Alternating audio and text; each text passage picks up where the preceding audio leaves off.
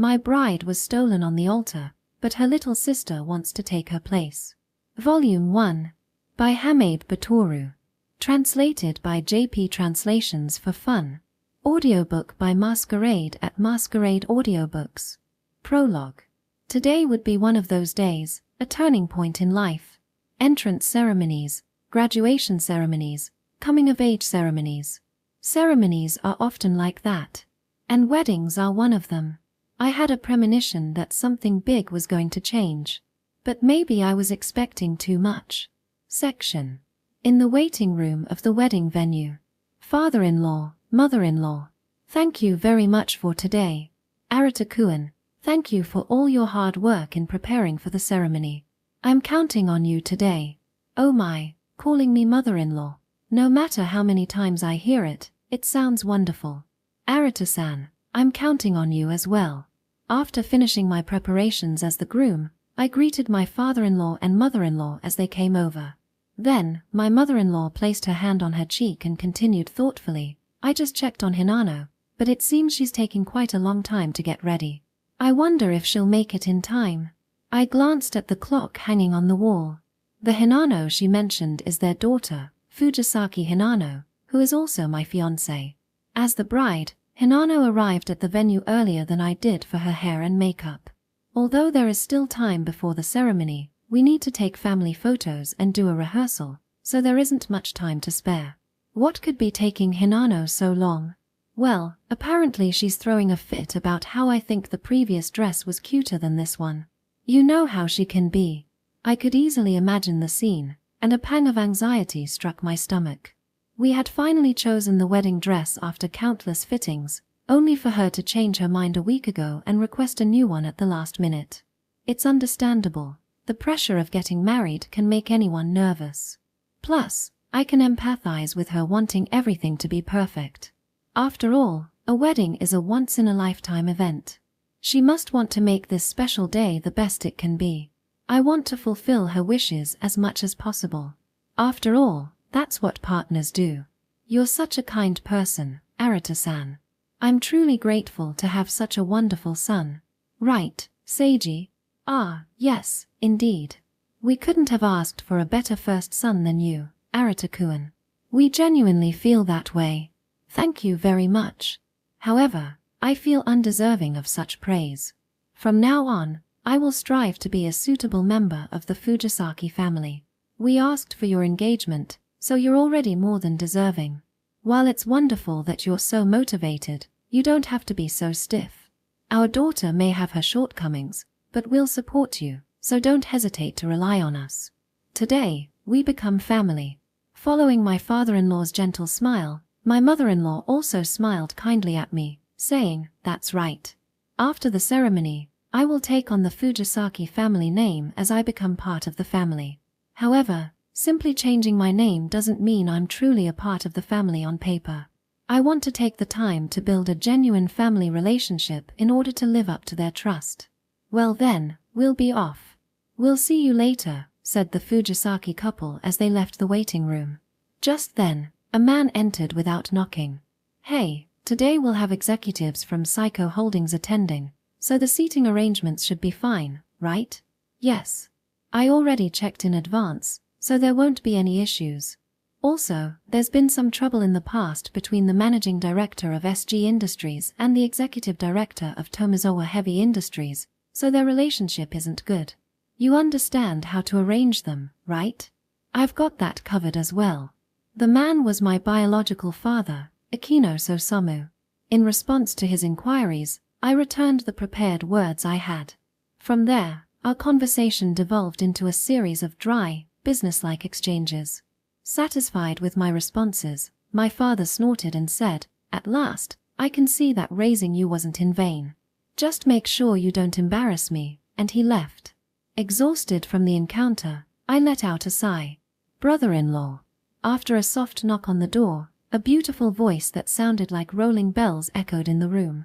There was only one person who would call me brother-in-law. Please, come in. Excuse me. With graceful movements, a lovely girl with black hair entered the room. At first glance, she appeared elegant, but her hair had a red inner color that peeked through her stylish black hair, giving her a three-dimensional expression. "Brother-in-law, you look great in that tuxedo. So handsome." She was polite and considerate, a truly wonderful girl. Even someone like me couldn't miss the social niceties. "Thank you. Nene-chan, that dress looks great on you too." "Really? Hihi, thank you." Gently placing her hand on her mouth, she displayed a refined smile reminiscent of our mother-in-law. "This girl is Fujisaki Nene, Hinano's younger sister, and my sister-in-law, a third-year high school student." Dressed in a deep crimson gown with a black satin choker around her neck, she radiated elegance and poise. Her eyes, adorned with red-colored contacts, had a small beauty mark that left a striking impression. "I never imagined a day like this would come after I met you on the bridge that day, brother-in-law. I didn't foresee it either. I believe I owe my current situation to you, Nene-chan. My engagement to Hinano began 3 years ago when I met Nene-chan. From there, her parents grew fond of me, and they expressed their desire for me to become Hinano's fiancé. Who would have thought that meeting her would lead us this far? Congratulations on your wedding, brother-in-law. I hope you find happiness." While Nene-chan smiled and offered her congratulations, I couldn't help but sense a hint of sadness in her expression. She must have felt something about her sister, Hinano, getting married. Afterward, Nene-chan bowed respectfully and left the room. I then waited for Hinano while reconfirming the progress of the ceremony. Section. And now, the entrance of the bride. "Everyone, please rise." At the priest's call, the attendees stood up, and I turned to look back at the altar. As the doors opened, there stood Hinano in a pure white wedding dress, alongside her father, Seiji. Although they were cutting it close, I was relieved they made it just in time. The two of them walked down the aisle with a measured, heartfelt pace, savoring each step. As I watched them, I reflected on the events that had brought us here. Seiji is the president of the Fujisaki Group, one of the largest companies in Japan. The Fujisaki Group operates under a hereditary system, with males traditionally succeeding the family business. However, they had struggled without a male heir. That's when I was chosen. It seemed that our fathers were acquaintances, and the conversation progressed swiftly. I remember it was then that I first received words of praise from my father. Since that day, he has consistently checked in on how well Hinano and I were getting along. Hinano, dressed in her wedding gown, looked incredibly beautiful, perfectly embodying the essence of a bride. In that moment, I felt grateful that we had taken the time to select the wedding dress carefully.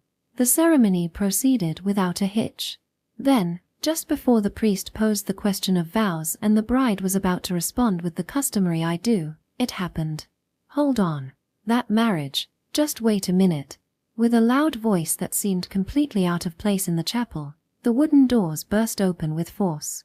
It was a perfectly timed interruption. Suddenly, everyone in attendance turned their gaze toward the young man at the center of the commotion. What on earth is this? Is it some kind of tacky performance mimicking a bride abduction, like something out of a fiction? If I were just sitting in the audience watching, I might have found it somewhat entertaining. But here I am, standing at the altar as the groom. Even if it were a joke, being on the receiving end is unbearable. It simply makes me feel sick. This stunt doesn't seem to be the work of any of my few friends. I don't know anyone who would indulge in such bad taste. That leaves me to wonder if it's one of Hinano's friends. I glance at her out of the corner of my eye. Hinano, covering her mouth with both hands, looked stunned as she whispered, "Minato-kun, why?" Her voice trembled, and tears glistened in her eyes. Could it be that this isn't just a performance? As I was thinking this, the young man dashed up the red carpet. He seemed to trample the very path that Hinano had just walked with her father in a solemn manner. Whether they thought it was some sort of act or was simply taken aback, no one made any move to stop him. "What's the matter with you? This is a wedding." I stepped forward, blocking his path. If this were a story, I would be completely cast as the villain or the antagonist. Even though I was merely acting as any fiancé would, I couldn't shake the feeling that those thoughts crossed my mind. "Sorry, but I need to talk to Hinano." "Get out of my way. If you need to speak to Hinano, can it wait?" "No, it has to be now." His unwillingness to listen and his complete disregard for the occasion brought something to mind. He was the one who had interrupted a dinner I had with Hinano before, declaring, "You're not worthy of Hinano." If I remember correctly, his name was Yumino Minato. Apparently, he was a friend Hinano met in college, and they still hang out in a group. I had a hard time dealing with him back then, but this is a wedding. What on earth is he thinking? "Minato-kun, why did you come here?" That seemed like a perfectly valid question, but just then, a strong impact jolted through my waist. Wait, was I pushed aside by Hinano? Why do you think? I came to take Hinano home, of course. But Minato-kun, weren't you supposed to be on a date with Mizuki-chan? Well, you see, I had this gloomy look on my face for a while. When I told Mizuki that Hinano's wedding was today, she got mad and said, "What are you doing? Hurry up and go pick her up." He scratched his cheek sheepishly with a chuckle. This guy actually ditched his date to come here? It's one thing to come here, but it's another to be the one left behind. That sounds just like Mizuki-chan. Right. She really helps me out a lot. So as I was running here without a care in the world, all I could think about was Hinano. That's when I realized, this is true love. True love. What is this guy talking about? Hearing such cringeworthy lines, I could only imagine how Hinano must have felt. Minato-kun. She's not pulling back. Her cheeks are flushed, and she seems genuinely happy. What is happening? I can't process the situation. I love you, Hinano. Will you marry me? The young man produced a toy ring. Is that? I finally remembered. You're the girl I made a vow with that day. That day, the ring I gave you. You've kept it all this time? Of course. There's no way I could forget. He just said he only remembered recently. What am I being forced to witness here? Enough already. Today is a special day for me and her, our wedding. I could no longer contain myself and calmly stated this. However, the response I received was unexpectedly pointed. You're always so calm, aren't you, Arata-san? Even when it seems like the bride is about to be taken away, you don't raise your voice. I can't feel the love. Why am I being blamed for this? Just as Hinano said, you're such a robot, I can't tell what you're thinking. What did you say? His words, which I couldn't just let go, caused me to almost choke on my reply. So Hinano has been saying things like that about me? At first, I thought you were cool, Arata-san, but you have such a blank expression and don't show much emotion. Plus, you're tall and intimidating, which makes you kind of scary. Compared to that, Minato-kun is charming and expressive. Honestly, he's much more fun to be around than someone like you. I'm well aware that I have a somewhat intimidating aura. I'm tall and have sharp features. I try to soften my image by wearing glasses, but does it even help? During my school days, I often overheard whispers and rumors about me from a distance. In contrast, Yumino has bright, friendly eyes and a warm face. His height is just right. There's no way he's intimidating. He probably gets asked for directions a lot. Personally, I've never been asked for directions. Though I have been asked and then immediately left behind. Still, it's harsh to hear all this. I just struggle to express my emotions. That doesn't mean I don't have any. It's starting to make me feel sad. On the other hand, the one being praised seems quite pleased with himself. So, Hinano, what do you think? Will you accept this ring? Yes, I'd be happy to. Upon hearing her response, Yumino slipped the ring onto Hinano's left ring finger. As she gazed at the ring with rapture, Hinano whispered, "It's beautiful. You're even more beautiful, Hinano. Minato-kun, you're such a tease." While I'm left in shock, the two of them step into their own little world. Well then, let's go. Wait a moment, Minato-kun. Just as Yumino was about to lead her away, Hinano stopped and turned back to face me. Lastly, Arata-san, I'll return this to you. She handed me the engagement ring I had given her before. This is a precious ring that was passed down from my mother. Returning it means she's serious about this. Was she really just pretending to be happy back then? I felt something inside me shatter, and I hereby break off our engagement. I should probably argue back, but no words came out. So it's true, I haven't been chosen again. I'm an unnecessary person. Hey, that's the guy. We found him. A few security guards emerged through the open door. The realization that this isn't a prank finally hit the attendees, causing a commotion in the chapel. Let's get out of here quickly. Yes, I'll go anywhere with you. Yumino grabbed Hinano's hand and sprinted toward the exit, pushing past the security guards as they continued to flee. Right now, they were probably hearing fast-paced music like the ending of a TV drama playing in their heads. Left miserably alone at the altar, I could only watch their backs as they walked away. Chapter 1. Well then, I'm going to take a shower, said the beautiful girl in her school uniform, quietly disappearing into the bathroom. Soon after, the sound of her clothes rustling could be heard from the changing room. A sweet scent, unique to girls, wafted through the room. Perhaps that was why I felt oddly tense. As for how things had come to this, the story goes back just a bit. Section. The morning after the bride was taken away.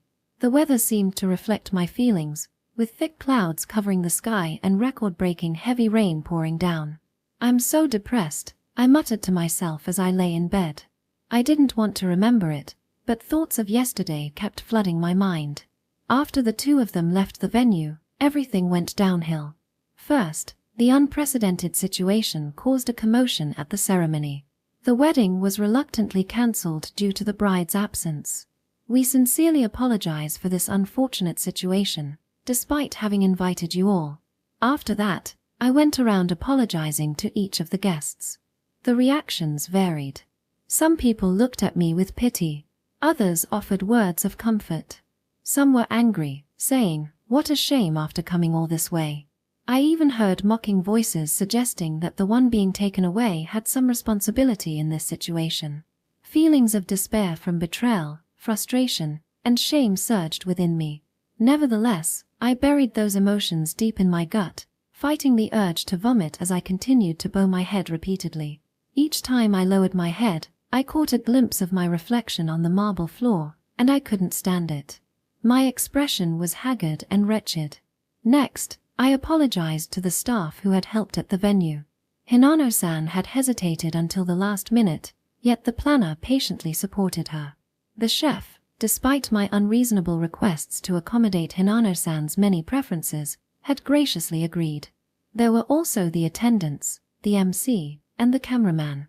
It struck me once again how many people had been involved in making this day happen. When I returned to the waiting room, my father stormed in, shouting, "You embarrassed us in front of so many people. What are you going to do about it? You were utterly useless until the end." He then disowned me, saying, "You are no longer a member of the Aquinos family."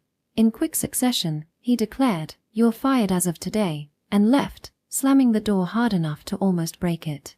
As I sat there in shock, the Fujisaki couple entered to offer their apologies. "We are truly sorry for what our daughter has done," they said, bowing deeply in unison.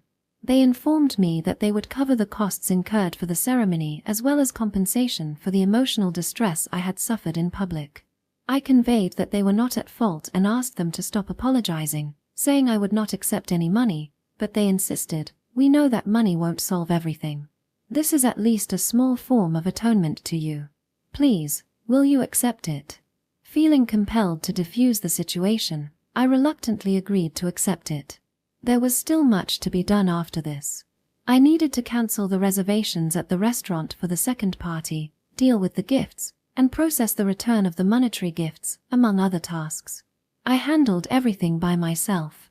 I wanted to escape reality by immersing myself in work. I must have looked quite ridiculous, apologizing in a tuxedo. By the time I finished all the tasks and returned home, the date had long since changed. Despite being utterly exhausted, I just couldn't fall asleep, and here I was, facing the morning. What am I supposed to do to keep living from now on?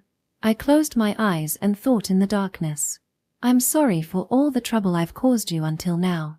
From now on, you should do what you love, however you like. So, please be happy.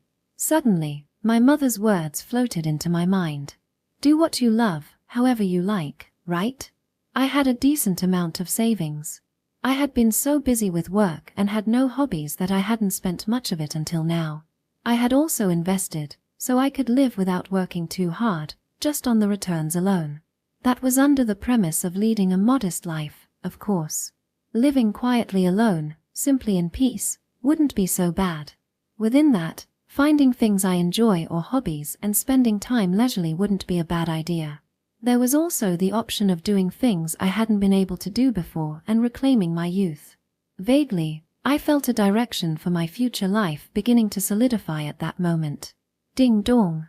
The sound of the intercom echoed through the house. Who could it be this early in the morning? I got out of bed and checked the doorphone's video, revealing a beautiful girl in a uniform with long black hair. Red inner color peeked out here and there, and unlike yesterday, her ears were adorned with numerous silver piercings, while a black leather choker graced her neck. "Good morning, brother-in-law." Even through the speaker, her clear voice was like the sound of rolling bells. There was only one person who called me brother-in-law. "Good morning, Nene-chan. What brings you here so early?" "Well, Mom asked me to bring you a bento before I go to school, so I brought it." "What? My mother-in-law? She's gentle and very kind, so she must have been worried about me and made me lunch." I felt a bit guilty that she was acting out of concern. But I was already an outsider to the Fujisaki family. It would be better to avoid further involvement. I had already received an apology from her parents. It seemed healthier not to accept anything more. So, I should decline. "Sorry, I appreciate it, but... Hey, can I borrow your shower?" "The shower?" "Yeah, I got soaked in the rain while bringing the bento. Please." Looking closely, I noticed her uniform shirt clinging to her body through the doorphone's video. "But, I mean, that's... Nene might catch a cold." As I hesitated, I heard a cute little sneeze. It was sad to think that Nene-chan had come all this way to deliver lunch to an old guy's house at her mother's request, only to risk getting sick in this downpour. Reluctantly, I decided to let her in. I couldn't disregard my mother-in-law's kindness, considering she had come all this way and I didn't want Nene to catch a cold in the rain. "Excuse me. Look, brother-in-law, I'm completely soaked." As soon as she entered the entrance hall, Nene-chan spread her arms wide, as if to emphasize just how wet she was. When I noticed that her uniform shirt clung to her curves, making her black bra visible, I instinctively looked away. "Okay, I get it. Hurry up and take a shower so you can go to school." Was she really not embarrassed to be seen like this? No, perhaps she didn't see me as a man at all, given that I was 27 and she was only 18. See, even my socks are soaking wet. Before I knew it, she had taken off her socks, revealing her slender, beautiful legs extending from her short skirt. "Why did you take off your socks?" "Well, I can't come inside with my feet still wet, right?" That was true. She hadn't done anything wrong. Nene-chan sat on the threshold, took a handkerchief from her bag, and wiped her feet before stepping inside. "The bathroom is over there. There are towels, so feel free to use them. I'll lend you this to change into while your uniform dries." I had prepared a change of clothes for Nene-chan before she came inside, as I needed to avoid an accidental encounter with her naked in the changing room. Nene-chan stared at the sweatpants I offered, looking frozen. "I know it's my loungewear, so you might not want to wear it, but please bear with it for a little while until your uniform dries." "Okay, I'll manage. Thank you." She nodded and cautiously reached out to take them. It must be uncomfortable for a girl her age to wear clothes that an older man had used. Well, it couldn't be helped, but I felt a bit shocked by her reaction. "Oh, here's the bento." Nene-chan suddenly seemed to snap back to reality as she pulled out a cute two-tiered bento decorated with adorable characters from her school bag. Does my mother-in-law have a young taste? Well, she did look young enough to pass for someone in her 20s. I hadn't expected her sense of style to be so youthful, too. "Thank you. Okay, I'm going to take a shower now." And that brings us to the present. Left behind, I placed the bento on the table and sat down, crossing my arms. Today, I would graciously accept this, but I should have Nene-chan tell my mother-in-law that it wouldn't be necessary in the future. Yes, that sounds good. Besides, I need to return this bento box. I could wash it and return it after tomorrow, but I should avoid prolonging this relationship unnecessarily. Then I guess that means I should eat it now. I hadn't eaten anything since yesterday, and I was just starting to feel hungry. Then, itadakimasu. As I opened the bento, I found meat and potato stew, salted salmon, and dashimaki tamago with green onions in the first tier. The second tier held rice sprinkled with red shiso, filled with all my favorite things. I immediately brought my favorite, the meat and potato stew, to my mouth. Delicious. I had thought it was delicious when Hinano-san had made it for our first date, but this surpassed even that experience. I see. That flavor must have been inherited from my mother-in-law. Everything else I tried was delicate and delicious, clearly made with great care. The warm, gentle flavors made it impossible to stop eating. Just as I was finishing the bento, Nene-chan came out of the bathroom, having showered and changed into my loungewear. "Thank you for the shower, brother-in-law." What's wrong?" she exclaimed loudly, a tone I hadn't heard from her before. "What's wrong?" I was just about to finish my bento. "That's obvious. What I want to know is why you're crying." "What?" It was only when she pointed it out that I realized tears were streaming down my face. "I'm sorry. Was it not tasty? Did something strange get mixed in?" "No, it's not that. In fact, it's just too good." I wiped my face and continued. "It might just be that I haven't eaten a meal that felt so warm and personal in a long time." I laughed and apologized for showing her something so strange. I tried to lighten the mood, but Nene-chan gazed at me and said, "You don't have to force a smile." Her face looked painfully concerned. Oh no, I had made the younger girl worry about me, and I felt pathetic. "Right. About your uniform, we can dry it in the bathroom dryer. Or I could put it in a plastic bag and use the hairdryer on it. We need to dry it quickly, or you'll be late for school." Just as I stood up, trying to change the subject to distract myself, my vision suddenly warped.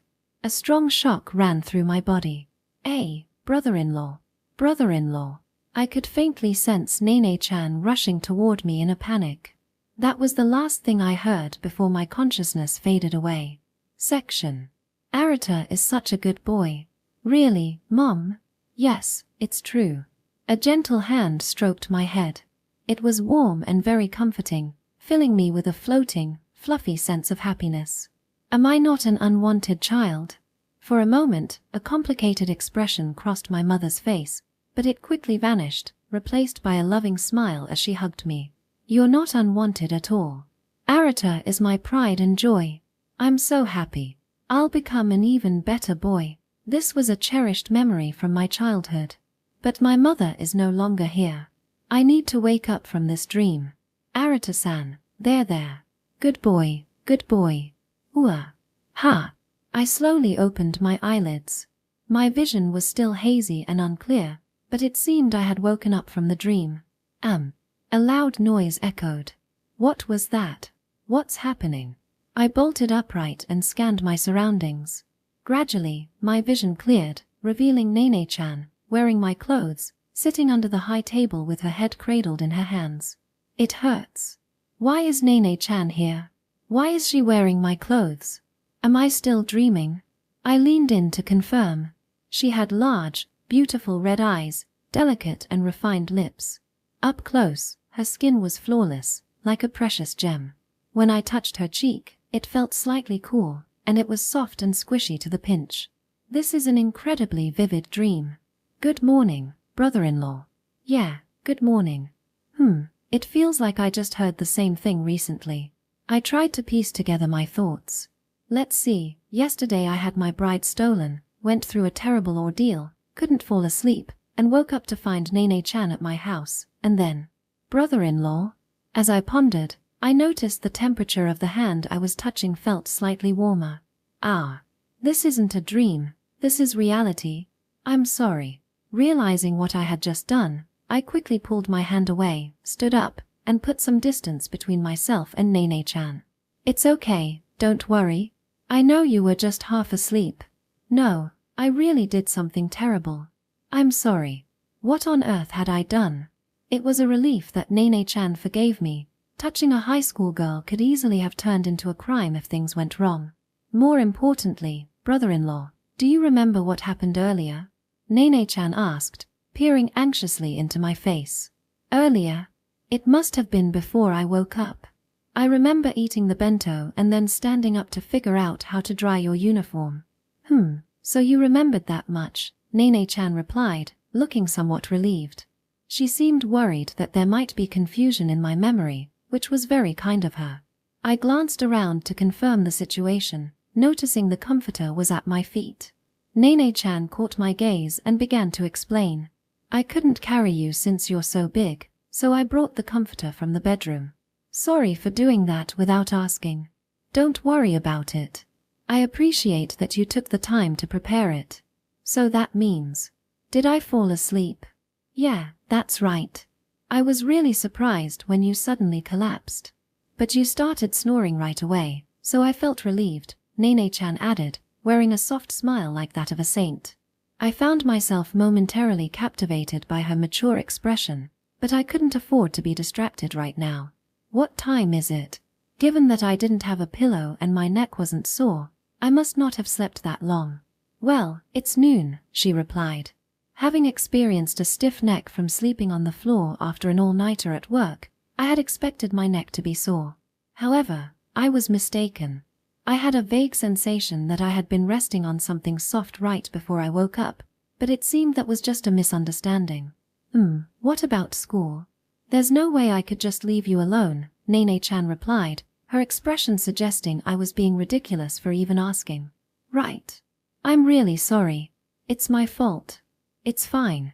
Nene's a bad girl. If I skip school, no one will say anything, she said, seemingly unfazed. I couldn't help but think, how is that okay? It didn't seem like much of a consolation. However, her previous statement raised a question in my mind. No, Nene-chan isn't a bad girl. You came all the way here to run an errand for your mom and took care of me until I woke up. You're a good girl. Nene-chan pressed her lips together and stared at me intently. Her brow furrowed, and she looked a bit displeased. Did I accidentally make her mad? It might have been a mistake to call a high school girl a good girl. She could easily interpret it as being treated like a child. I'm sorry for saying something weird all of a sudden. Why are you apologizing? I thought I might have upset you by treating you like a kid. You're overthinking it. And honestly, you've been apologizing a lot since earlier. With a giggle, Nene-chan playfully placed her hand to her mouth. I wondered if I had said something strange, but I couldn't figure it out. Teenage girls were complicated.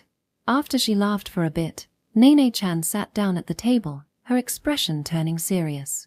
She tapped the space across from her, prompting me to take a seat. Wait, wasn't I the one being treated like a child? Was I imagining things? Before I could dwell on it further, Nene-chan spoke up. Did you not sleep at all since then? Well, considering what happened, it's understandable. I'm sorry. Please lift your head. There's no reason for you to apologize. No, it's natural for family to apologize if someone in the household does something wrong. I see. Unfortunately, I'm not well acquainted with the concept of family, so I don't quite understand that feeling. In my household, everything I did was my own responsibility. But why did you suddenly fall asleep like that?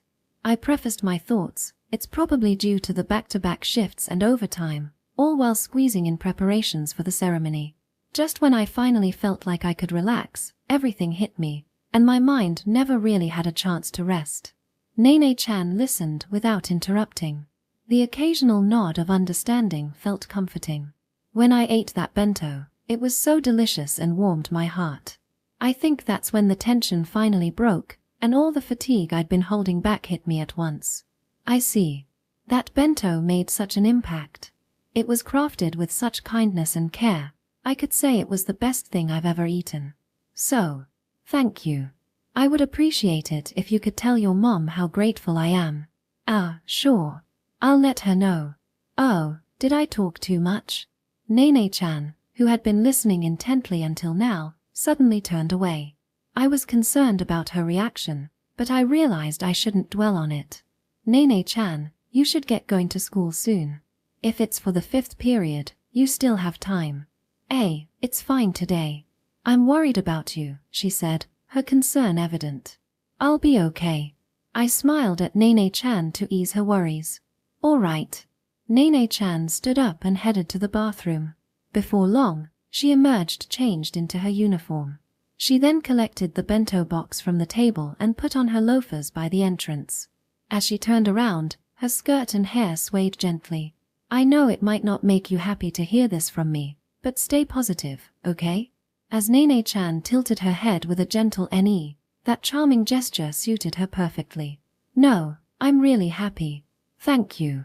I'm glad to hear that. Well, see you tomorrow. Yeah, see you tomorrow. I watched her slender back as she stepped out the door, feeling a bright sense of happiness. Wait, did she just say tomorrow? I hope I didn't mishear her. It felt so natural the way she said it that I responded without thinking. Well, that was just a casual greeting. It was probably nothing deeper than that. As I returned to my room and glanced out the window, I noticed the rain had stopped, and a beam of light was breaking through the thick clouds. Intermission 1. Nene sighed. Amagamine High School. A prestigious public school known for its top-level academic performance, it boasts a free-spirited atmosphere that values student autonomy, making it highly popular among students. During lunch break, the school was bustling with students. Some sat on benches chatting with friends and classmates, while others played soccer on the field, enjoying their time in various ways. However, as soon as a particular female student entered through the gate, the atmosphere shifted, and all eyes were drawn to her. Wow, it's Fujisaka-senpai. She looks stunning today. No matter how many times I see her, I can't believe how small her face is. As a fellow girl, I can't help but feel insecure. Her hair is always so shiny. Does she have some secret? That's just natural beauty. From a distance, she looks incredibly elegant, but that red inner color in her hair is irresistible. I get that. It's like a clean, sophisticated gal vibe. The gap between her refined features and all those earrings she wears is just too admirable. It's like a wake-up call. With black hair accentuated by a subtle red inner color that quietly asserted itself with every step, she possessed a taller-than-average height, a small face, and a delicate figure. She embodied the ideals of many girls. This captivating figure, who instantly became the center of attention, was the school's famous Fujisaki Nene. The boys playing soccer stumbled and fell, mesmerized by Nene's beauty, but that was of no concern to her. Being the center of attention was a daily occurrence for Nene, so she paid it no mind. When Nene arrived at the classroom, all the students' gazes turned toward her. Among them, one girl opened her mouth. Nene, good morning. Good morning, Himari. The cheerful greeting echoed throughout the classroom, coming from a girl with beautifully curled blonde hair that complemented her strikingly attractive features. Her short skirt daringly exposed her legs, and with 3 buttons undone, her ample cleavage was nearly visible, bordering on inappropriate. This girl was Nakamura Himari, truly the embodiment of a gal. Nene's blood pressure returned to low, but she was waving her hands a little, showing that they were getting along well. You're late, Nene. I was so worried about you. The one who ran up to Nene and hugged her was Yokoyama Mayu, a landmine-type gal with pink hair and twin tails, big, cute face with eyes that looked like they were about to pop out of her head, dazzling thighs peeking out from between her black knee-high socks and skirt, black painted nails, and platform shoes. I'm sorry for worrying you, Mayu, but it's hot, so let go. Nene gently pushed Mayu's head away to detach herself. Wow, Nene is giving me the cold shoulder, Mayu exclaimed, though she seemed to enjoy it. This was just the usual banter between the two. This group of gals, comprising the 3 of them, was known as the 3 great beauties of their senior year in high school. When the 3 of you gather, it's an impressive sight, one boy commented. Getting hugged by Mayu must feel so soft, another added. I want to be treated coldly by Fujisaka-san. That piercing gaze is irresistible. No way, it's got to be Nakamura-san. Rumor has it she likes anime despite her appearance. I just want to watch these 3 from afar. Among the healthy high school boys, discussions about them were never-ending. Each girl had her fan club, leading to factional rivalries, though some remained neutral. By the way, it's the first time Nene's ever been late, right? Himari asked. Nene tilted her head in response. Is that so? That's right. Nene, What happened to you? Mayu exclaimed, her eyes widening in surprise. I sent a message to everyone online, didn't I? Were you feeling unwell? No way, that's totally a lie. You always cook for yourself and manage your meals so well. You're always taking care of your health. There are days like that. What? You've been perfect with no tardis or absences. You could have aimed for perfect attendance. Well, at least she came to school healthy today, so that's good enough, right? Mayu continued to press the issue, but Himari interrupted her. This effectively drowned out Nene's mumbling that it wasn't her who was feeling unwell. By the way, the lunch break is almost over, right?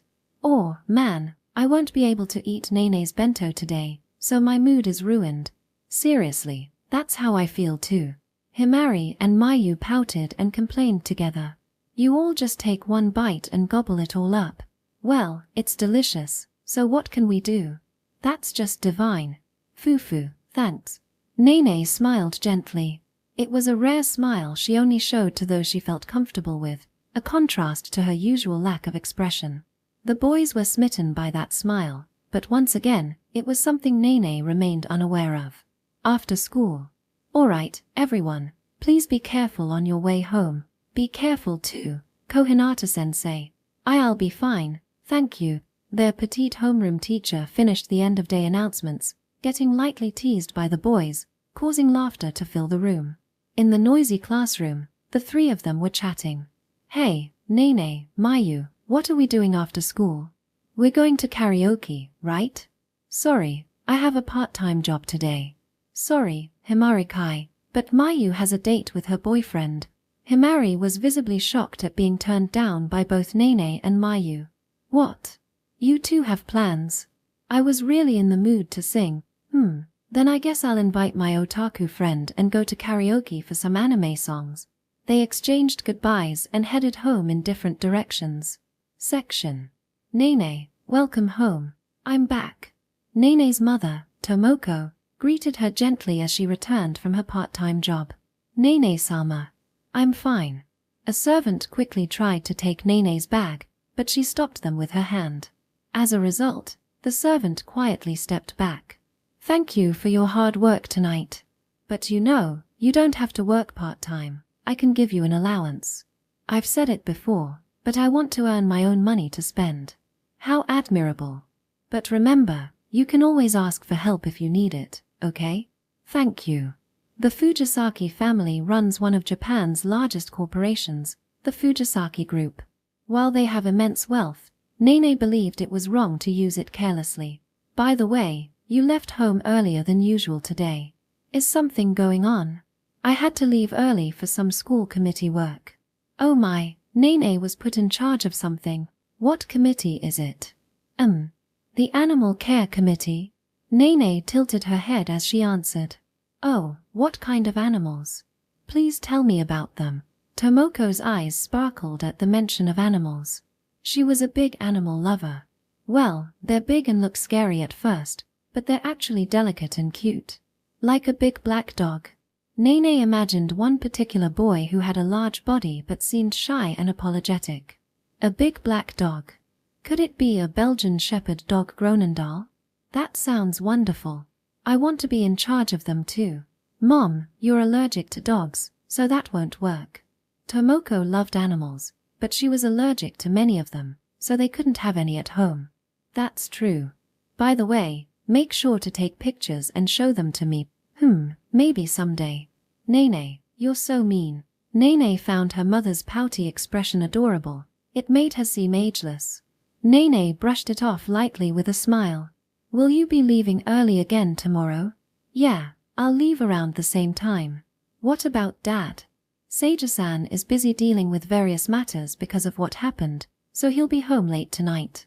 I see. And we still don't know where Hinano is. I suspect she's at the boy's house who most likely took her. Let's not talk about that person. Nene's words cut off Tomoko's sentence, filled with a strong sense of rejection. I will never forgive the person who did such terrible things to my brother-in-law. With that, Nene started to walk away. That person could hurt others without meaning to. She always wanted what others had and couldn't be satisfied unless she had the same thing themselves. In the past, my beloved stuffed animal had been taken away without my knowledge and returned to me in tatters. "I don't need this anymore, so here you go," she said, even though I had no memory of lending it out. And yet, she acted completely unbothered as she played with another toy. I couldn't stand that fickle, capricious person. Section. Nene, finished preparing for bed in her king-size canopy bed, buried her face in the clothes she had borrowed from Arata, which she had forgotten to return. She flailed her legs in excitement, thinking, it was so hard to hold back my joy when I received these clothes. In truth, she had wanted to bury her face in them the moment she got them. And, I hope he doesn't realize that I was resting his head on my lap and stroking his hair while he was asleep. I think the last thing he remembers is when he passed out, so it should be fine, right? Nene lifted her face and gently touched her flushed cheeks with her fingertips. It made her heart race when he pinched her cheeks while she was still half asleep. It was the first time she realized that a man's hands could be so big and sturdy. Though people often mistook him for cold and indifferent because of his tall stature and handsome features, he was actually quite a sensitive person who cared deeply. When he apologized to her as if he were worried about her feelings, he looked like a big dog who had been scolded, and it made her want to hug him. Still, is it really true that men's rooms are always so sparse? While it sounds nice to say they keep only the bare essentials, it felt incredibly lonely to her. It was as if he was prepared to leave at any moment. Nene shook her head to chase away those thoughts. Then, she hugged the sweatshirt she had borrowed from Arata tightly and whispered in a sweet voice, "Arata-san, Arata-san, Arata-san. This time it's my turn. I'll comfort you again tomorrow, okay?" Chapter 2. In the morning, I adjust my tie in front of the mirror. He said I was fired, but since I haven't received a dismissal notice, it's invalid, right? That he refers to my father.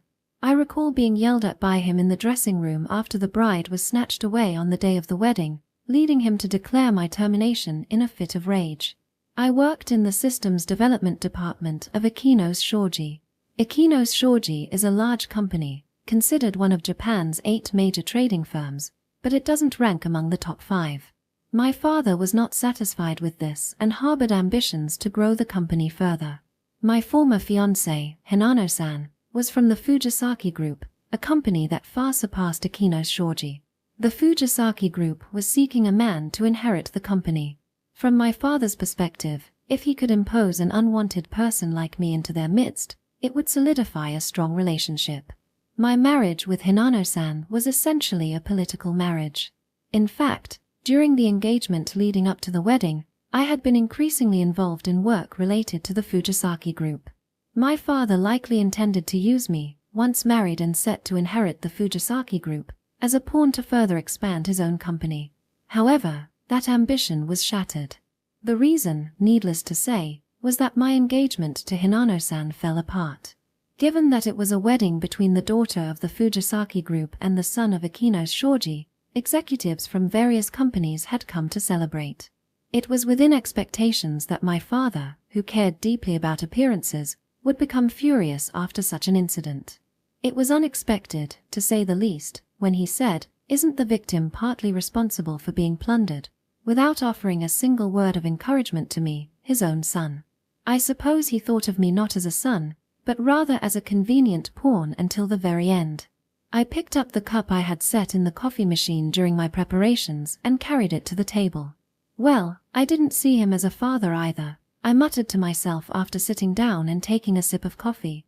Having grown accustomed to consecutive workdays, overtime, and working on holidays, I made it a daily ritual to drink coffee and consume caffeine to wake myself up. More importantly, there's work to do. I hope everyone is doing okay after a few days off. I had taken bereavement leave for the wedding. Fortunately, I had also taken the day off the day after the wedding, which helped. My father, being the sports-oriented type, believed that sales were everything and thought of us in the systems development department as mere machines that could produce results when directed. Given the top management's mindset and the fact that our department was newly established in recent years, the systems development department tended to be looked down upon within the company. Operating under unreasonable specifications, tight schedules, and limited personnel and budget, this department was always on the edge. In an effort to break that situation, we had finally begun work on a certain system development project that was close to completion and starting to gain traction. Then came my sudden announcement of termination. If I were to be truly fired, I at least had to ensure a proper handover. While I had no particular attachment to my father or his company, I had affection for everyone in the department and didn't want to cause them any trouble. Just as I was thinking this and about to take another sip of my coffee, ding dong, the sound of the intercom echoed through the house. Who could it be so early in the morning? I feel like I said those same words yesterday. Feeling a slight unease in my chest, I stood up from my chair and checked the video on the door phone. There, I saw a familiar beautiful girl. Today, the red inner color of her black hair stood out, and the loose black choker around her neck highlighted how slender and delicate she was. The only noticeable change from yesterday was the addition of a ribbon to her knit vest. "Good morning, brother-in-law." Nene-chan greeted me in the same calm manner as yesterday. "Nene-chan, what brings you here today?" "I brought a bento." Nene-chan held up a bento decorated with characters for the camera. "Wait, again today?" "Yeah, Mom was happy to hear you liked it, so she made another one." "I see, so my expression of gratitude backfired." Nene-chan must have been made to bring it again, and I felt bad for putting her in that position. "Thank you for going out of your way to bring it." I couldn't exactly refuse it, could I? However, it felt wrong to make Nene-chan come all this way just for that. "I'll come and get it, so just wait there." "Brother-in-law," Nene-chan interrupted, slightly impatiently. "No, it must be because of the lag on the door phone. There's no way Nene-chan would interrupt me like that." I came to return something, not just the bento."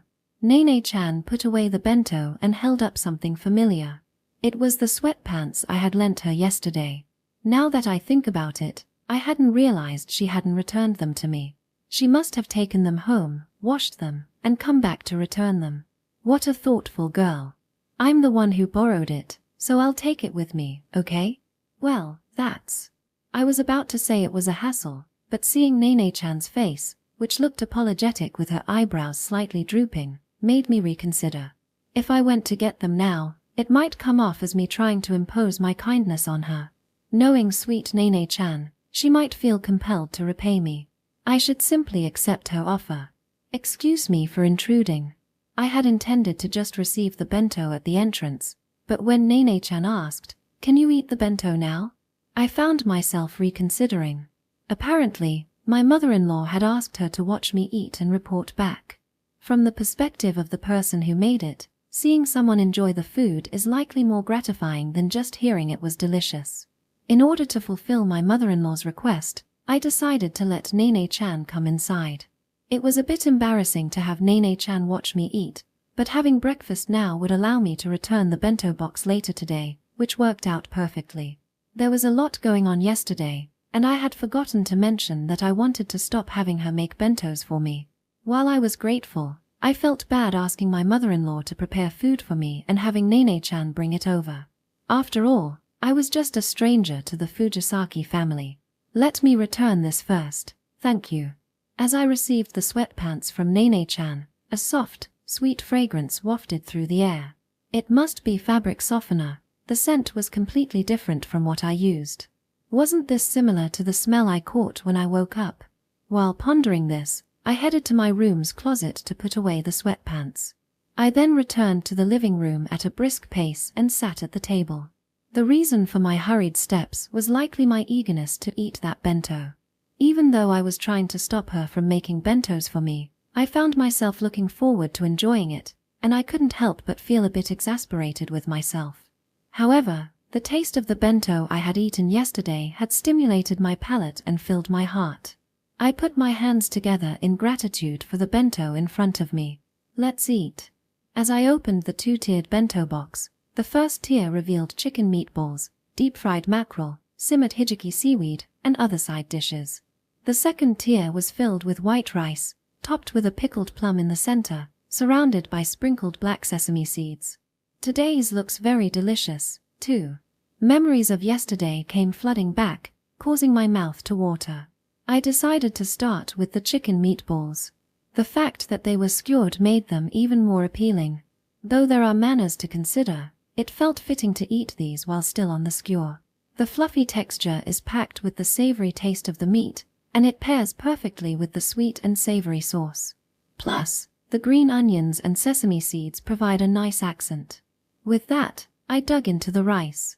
This seasoning really goes well with the rice. It's truly delicious. If you add an egg yolk, it'll taste even better. The combination of meatballs and egg yolk is the best. I imagined the glistening meatballs coated with egg yolk. The richness of the egg yolk combined with the sweet and savory sauce sounded delicious just to think about. Since it's a bento, it's tough to have the egg yolk on the side. That's a shame. Due to being overwhelmed with preparations for the wedding and work, my fridge was even lacking eggs, so unfortunately, that wouldn't be possible. Well then, you should come over to eat at my place. What? That would be a bit too presumptuous. I'm already satisfied just getting a bento made for me. Is that so? After that, Nene-chan silently stared at me. It felt a bit awkward, but I collected myself and moved on to the next dish, the deep-fried mackerel. The crispy coating and the fluffy mackerel have a great flavor. It's delicious. This dish also paired well with rice. Drizzling it with grated daikon and ponzu is also tasty. That sounds good too. Eating it fresh with grated daikon and ponzu would definitely be delicious. While I liked the crispy coating, I also appreciated when it became soft and tender. Though it's tough to add toppings to a bento. That's true. It was frustrating to think of ideas but be unable to implement them. Well then, you should come over to eat, right? The idea of meatballs coated in egg yolk or deep-fried mackerel with grated daikon and ponzu was incredibly tempting. However, who in the world would go to their former fiancé's house asking for that? No, that would be too rude, so I'll pass. Is that so? Again, Nene-chan fell silent and continued to watch me intently. After a while, her expression lit up as if she had thought of something. Brother-in-law, can I take a picture? What? A picture? Yeah, Mom asked me to take some pictures of you eating. It was already embarrassing enough to have Nene-chan watching me eat, and now she wanted to take pictures? No, that's... Nene might get scolded. It's fine to take a picture. I was about to decline, but my resolve quickly wavered. Is there a man who could refuse a beautiful girl looking so downcast? If a photo or two could brighten her face, it seemed like a small price to pay. By the way, Nene-chan, what's this about? Ha! I'm trying to take a picture, you know? Is it really necessary to be this close? What are you talking about? It's a selfie, so of course it's natural. Nene-chan and I were so close that our shoulders almost touched. The sweet, gentle scent from the sweatshirt she returned wafted over, and her beautiful black and red hair brushed lightly against my shoulder. I had assumed she was just going to take a candid photo of me eating, but it seemed we were taking a two-shot together instead. Well then, I'm going to take it now. Ah, okay. The photo was taken so naturally that I didn't even have time to resist. I wasn't used to having my picture taken, so I had no idea what kind of face I was making. There was no need to worry about my face having any value, but I still asked just to be sure. I'm not making a weird face, am I? Weird. Nene-chan muttered quietly while looking at her phone. I figured as much. Then let's delete it and take another. No, I won't delete it. Why not? Maybe it was just too much trouble to retake the picture because my face looked odd. Regardless, I finished eating my bento. Thank you for the meal. It was a simple affair. Nene-chan wore a satisfied expression. She probably thinks I finally finished eating. After all, it was her mother's request that she had to watch this old man eat. How was it today, brother-in-law? Of course, it was delicious. Plus, after I fell asleep again last night, I didn't eat anything until this morning, so it really helped. You didn't eat anything after that? Nene-chan's eyes widened in disbelief. But it's okay. It's not uncommon for me to go a day without eating when work gets busy. That's not okay at all. Nene-chan frowned with a slight pout. She must think I'm a working adult who can't even manage my meals. I couldn't argue with that, so I stayed silent. By the way, could you ask your mom to stop making me bento? I'd really appreciate it. Why? Was it a bother? It's not so much a bother as it is that I feel bad about having your mom make my lunch. I see.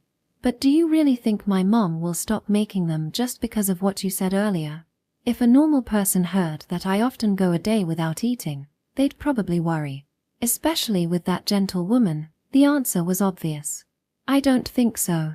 So I'd appreciate it if you could keep quiet about it. No way. Nene has to report on how brother-in-law is doing. Nene-chan pursed her lips and answered as if she had made a decision about something. I've done it now. Also about how you are planning to get by on just coffee without eating for a day. Coffee is like gasoline for a working adult. It's great for waking me up. Really? Can Nene have some too? Maybe she was curious about the wake-up effect. Perhaps Nene-chan came over early in the morning to bring me the bento, so she might be a bit sleepy herself. I figured I might be blamed for various things if I didn't go along with the conversation, so I decided to play along. Sure, I can prepare some now. I'm fine with just a cup. I can't even finish that. What she pointed to was the coffee that had long since cooled down, the same one I had been drinking until a moment ago. Isn't this the one I was drinking earlier? Is that really okay? What's wrong with it? When asked what was wrong, I thought about whether it was suitable for a girl of her age to use a cup that had been used by an old man. However, seeing her look of confusion made me realize that being overly conscious about it felt a bit strange. Well, if Nene-chan is okay with it, then it's no problem. Thanks. Then Nene-chan took out a tissue from her bag and put it to her lips. Sorry, I know it's not polite to show this, but maybe she was trying to keep the color of her lip product from transferring to the cup. I felt a jolt at the sight of a gesture I don't often get to see from a girl. After that, Nene-chan took a sip from the cup. It really does wake you up. After saying that, she stuck out her tongue slightly and made a bitter expression. It was a childish and endearing sight. It's not that the bitterness wakes her up. For a kid, black coffee probably isn't very tasty. Well, I have to go now. Her voice made me glance at the clock, realizing it was about that time. I have to as well. After standing up, I washed the bento box and the cup, then put on my jacket and grabbed my bag before heading out. On the way, Nene-chan offered to wash the dishes, but I politely declined. We stood together just outside the entrance of the apartment building. Thank you again today, Nene-chan. Please also thank your mom for me. Okay, I will. Alright, I'll head this way then. Just as I was about to go in the direction opposite to Nene-chan's brother-in-law. Take care. The morning sun illuminated Nene-chan, her smile sparkling brightly. It felt like I had witnessed something special. I never thought I'd come to appreciate the sun that I had always found so annoying. Yeah, I'll be back. The brightness of her smile made me look away, but then I was called back. Brother-in-law. I forgot to say, you look good in that suit. Thank you. I wanted to say something in return, but I thought your uniform looks good on you would be too perverted. Have fun, Nene-chan. I could only reply with something as ordinary as this. I'm off now. Even as she said that, Nene-chan didn't leave her spot. Not wanting to linger any longer, I began to walk away. As I turned the corner, I glanced back and saw that Nene-chan was still there, watching me. Upon noticing that I had looked back, she smiled shyly and waved her hand a little. It left a strong impression on me. I never thought it would turn out like that. The next morning, I was lazing around on the sofa in my sweatpants. Normally, this would be the time I'd prepare to go to work, but starting today, that's no longer necessary. In fact, that change had already occurred yesterday. After saying goodbye to Nene-chan yesterday, I tried to head to the office, but as soon as I entered, the receptionist stopped me. I'm sorry, Ikino-san. I can't allow you to pass. The familiar receptionist wore a look of sorrow as she delivered the news. According to her, I had been terminated, and it was against company policy for outsiders to enter. The necessary procedures had already been completed, and they planned to send the paperwork to my home. She mentioned that the documents were still in her possession, so I accepted them. As I stared blankly at the papers, I couldn't help but think that even if I filed a complaint, it would likely be suppressed. Surely, they had prepared for this, as that person always does. I could only marvel at how quickly he moved when it came to matters like this. Then I thought, why then, back then? I fought to suppress the sinking feeling that threatened to engulf me.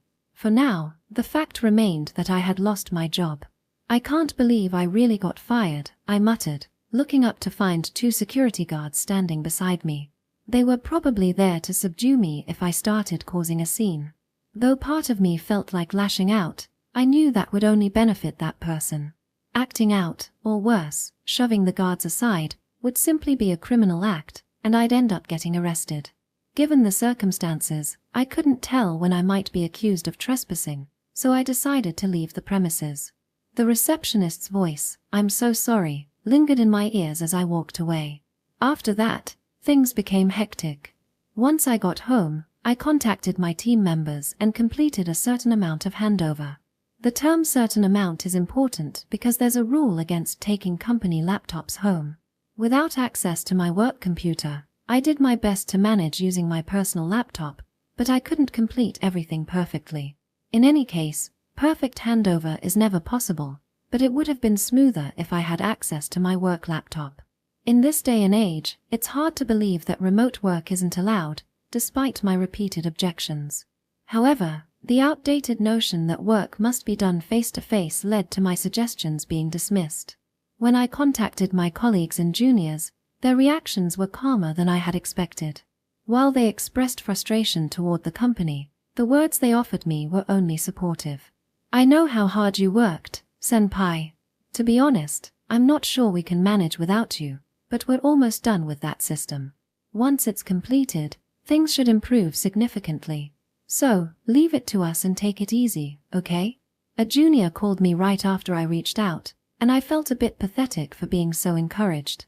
They must have sensed some of the circumstances since they attended the ceremony. I expressed my gratitude and invited them, saying, "Once things settle down, let's go grab a meal." "What? Just the 2 of us, senpai?"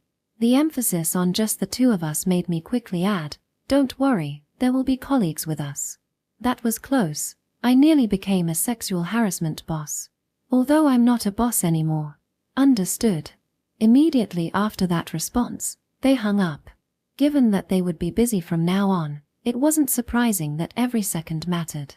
Even though I'd been let go, it seemed I would still receive severance pay.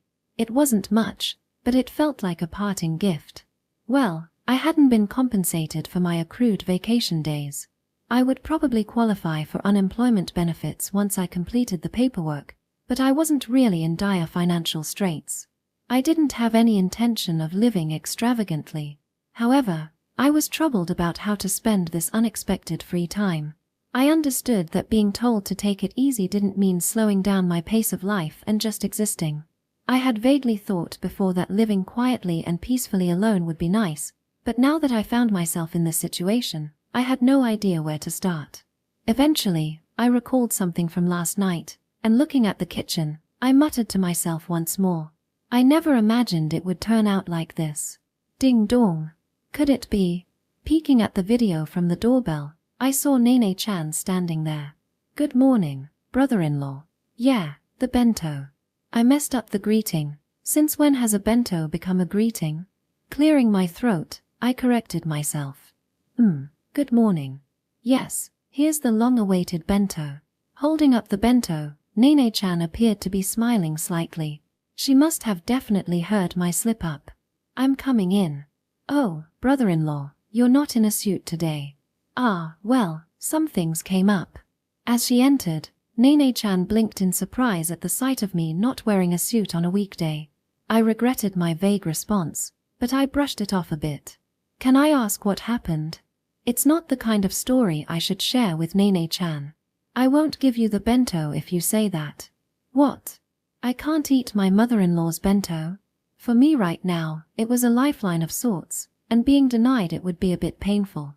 However, I also thought that this might be a good opportunity to stop having my mother-in-law make bentos for me and sever ties with the Fujisaki family. While I was mulling this over, Nene-chan muttered softly, Yeah, the bento. Ha! Remembering my earlier slip, my face flushed with embarrassment. Yeah, you said bento, brother-in-law. Please stop, it's embarrassing. You were looking forward to the bento so much that it just slipped out, right? Well, that's true. It'll be easier if you just admit it. Nene-chan smiled knowingly, swaying the wrapped bento back and forth. It feels like an interrogation. I feel like a suspect being coaxed into confessing when asked if I want a katsudon. However, I refuse to give in to the temptation. You got fired, didn't you? How do you know that? I was about to say something but gasped, realizing it was too late. I was thrown off by the unexpected question. I'm sorry. I overheard you talking to your father that day. Nene-chan lowered her gaze, looking dejected. Then it clicked. She must have heard about that incident in the waiting room. No, it's not your fault at all, Nene-chan. That guy's yelling carries pretty well, so it's no surprise you heard. Nene-chan seemed about to say something, but I continued without waiting for her response. Yeah, embarrassingly enough, I got fired. It's not that it doesn't hurt, but I'm trying to switch my mindset. Now I have a lot more freedom. I was curious about how my colleagues were doing, but I wanted to lift Nene-chan's spirits. Since I have some free time now, I thought I'd try cooking, so yesterday I attempted to make nikujaga, but it was more difficult than I expected. I ended up overcooking it and burning the bottom of the pot. So, I've left it soaking in the kitchen, but it might be beyond saving now. I never thought it would turn out like that. I feel bad about throwing the food away, so it's just sitting there, but it turned out to be a terrible mess. Yes, I had tried cooking yesterday but had failed miserably. I didn't want to admit it because it was embarrassing, but I figured it might help lighten the mood. Brother-in-law's nikujaga. Nene-chan murmured softly that she wanted to eat it. Wait, you want to eat it? I had intended to turn my self-deprecation into a joke, but the conversation took an unexpected turn. Yeah, it's not going to taste good, you know? Even so, it's fine. It wouldn't be good to turn her down now after successfully lightening the atmosphere. Got it. I'll heat it up, so just wait a moment. Unable to back down, I took the nikujaga out of the refrigerator, heated it in the microwave, and set it on the table. In the meantime, Nene-chan diligently opened her bento box. In front of me was her bento, and in front of Nene-chan was the nikujaga I had made. We both put our hands together and said in unison, "Itadakimasu." Then, we reached for our chopsticks, Nene-chan bringing the nikujaga to her mouth while I took a bite of her bento. Delicious. After just one bite, we echoed each other again. As always, the food made by Nene-chan's mother had a gentle taste and was delicious. But my overcooked and burnt nikujaga? When I glanced at Nene-chan, she wore a pained expression and said, "Not really." I was momentarily surprised, but it was what I expected. Right. So, you don't have to force yourself to eat it. No, I'm going to eat it all. With that, Nene-chan steadily continued to eat, albeit slowly. From my experience trying to cook yesterday, I realized two things. Cooking is difficult, and Nene-chan's bento is way too delicious. Thank you for the meal. I had a 2-tier bento while Nene-chan had just a small bowl, yet we both finished at the same time. I'm sorry for making you eat something weird. It's okay. I asked for it, so you don't have to worry, brother-in-law. I see. Even so, it didn't change the fact that I felt bad about it. After lightly dabbing her mouth with a handkerchief, Nene-chan asked me, "Brother-in-law, you've been living alone for a while, but you don't cook much, do you?" I don't really cook. I mainly eat things that don't require cooking. But not instant food. I try to stick to less processed foods like natto, tofu, and fish cakes. As I was speaking, I sensed Nene-chan's gaze sharpen, prompting me to instinctively ramble on with excuses. During my school days, I was busy with studying and part-time jobs, and once I entered the workforce, I was consumed by my job. I felt it was a waste to spend time on cooking. Amidst that, I found natto to be a convenient option, quick to eat, cheap, and delicious. Deciding to cook for yourself is a good mindset to have. Well, that's what brought me to this point. I thought of the nikujaga I made yesterday, grimacing even though I hadn't eaten it. Suddenly, Nene-chan made an unexpected suggestion. Then, how about I teach you how to cook? Ha! I couldn't help but repeat what she said. I'll teach you how to cook, brother-in-law. Well, I'll just ask my mom for the recipe and we'll make it together. It seemed I hadn't misheard her after all. Teaching someone to cook is probably more work than actually cooking. More importantly, there was no reason for Nene-chan to spend her time on me. She was already here at this house, which she probably didn't want to visit, and adding extra effort on top of that didn't make sense. But if I learned how to cook, it might ease my mother-in-law's worries, and I wouldn't have to rely on her for bento anymore. That would also free Nene-chan from her mother's requests, I realized. Would it be okay if I asked you to do that? I decided to accept her proposal and ask for her help. From there, we began to set a schedule. Since I had free time and was the one being taught, I would adjust to Nene-chan's availability. Given that Nene-chan had school and a part-time job, we decided that she would teach me to cook the following Saturday. In the meantime, Nene-chan continued to visit my house every morning with a bento. I thought it was just on weekdays, but she also brought one on weekends, always before hanging out with friends or heading to work. She always came in the morning. Apparently, she was busy during lunch and dinner. Being a blossoming high school girl, that made sense. Having one well-prepared meal each day was a tremendous help for me, but I couldn't shake the worry that I might be putting a burden on her. Additionally, Nene-chan occasionally took pictures of me, saying, "I need to show my mom how you're doing." For some reason, it was always a selfie of the two of us together. I found myself getting used to being photographed. While I appreciated it, I also felt somewhat troubled by it, and so those days continued. Section. I was seated at a 4-person table in a small, privately owned restaurant that had a calm atmosphere. Well then, let's raise a toast to our long-awaited reunion. The man across from me, looking rather superficial, lifted his mug with a flourish. To our toast. I clinked my glass against his. Drinking in a restaurant after so long is something special. Come on, Arata, you should drink more. Please stop, Otorai-san. Senpai isn't good with alcohol, a woman sitting next to me interjected, halting the man's teasing. It's fine, Kitagawa. A little won't hurt. Really?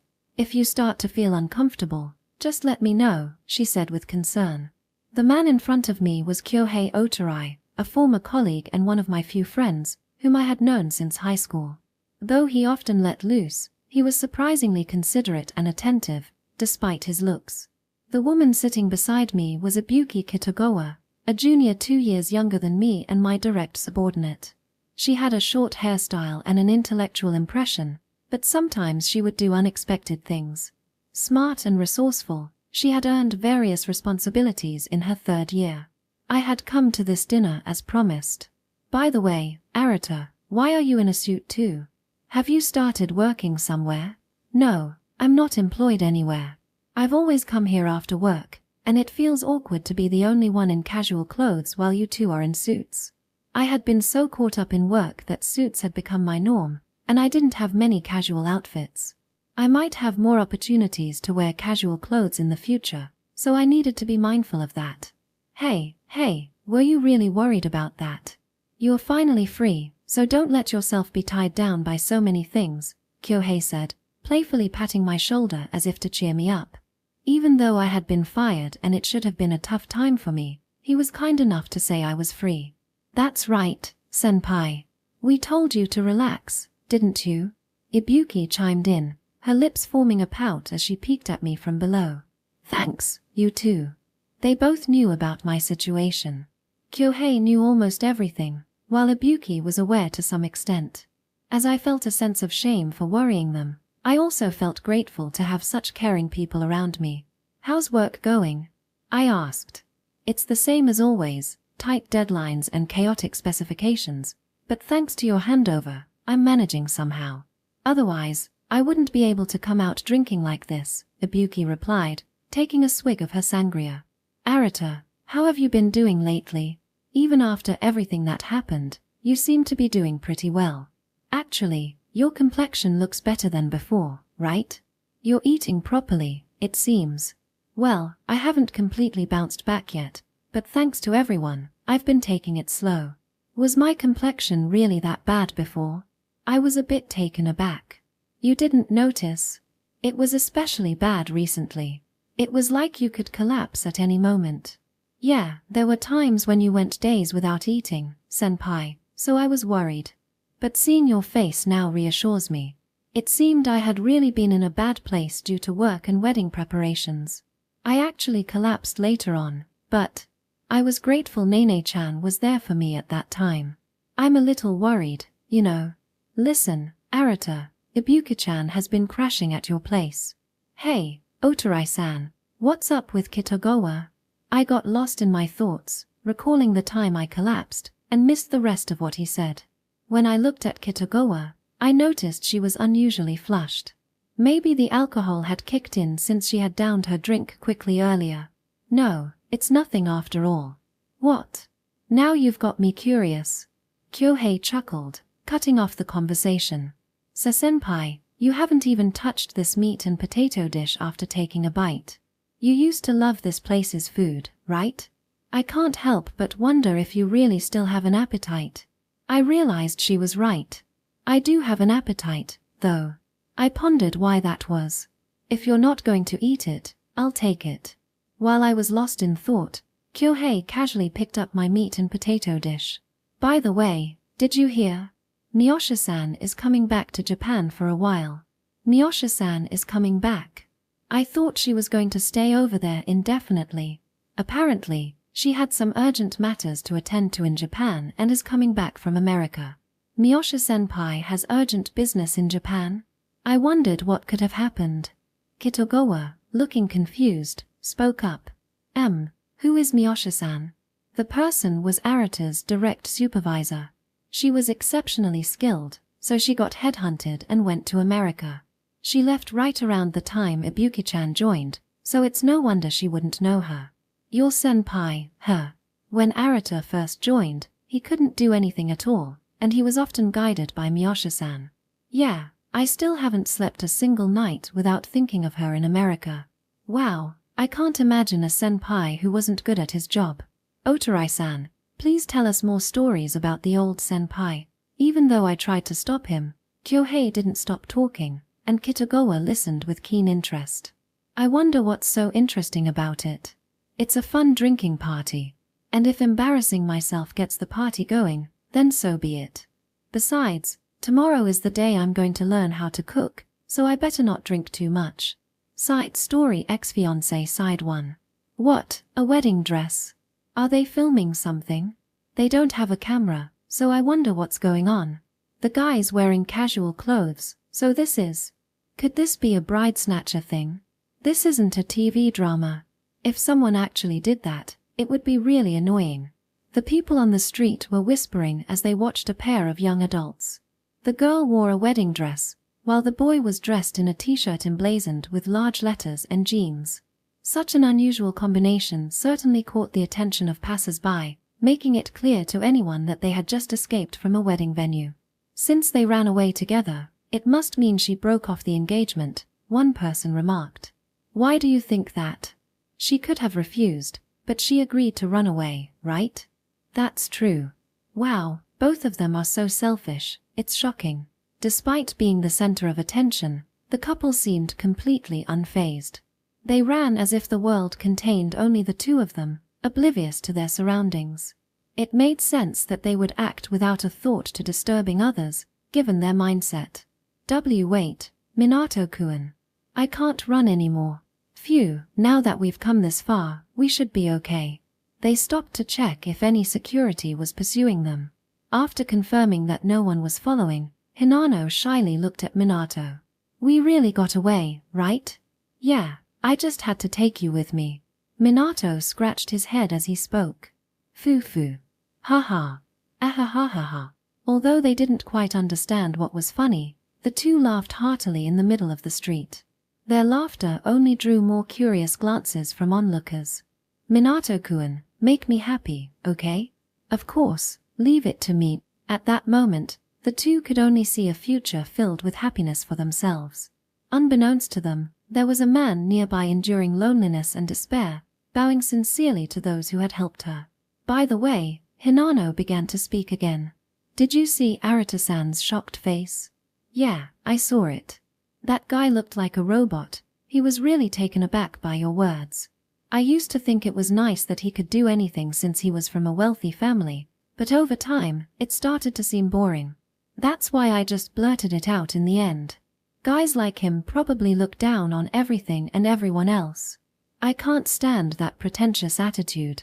It felt good to see you confront him. In contrast, you teach me about a world I don't know, Minato-kun, and it's exciting. Really?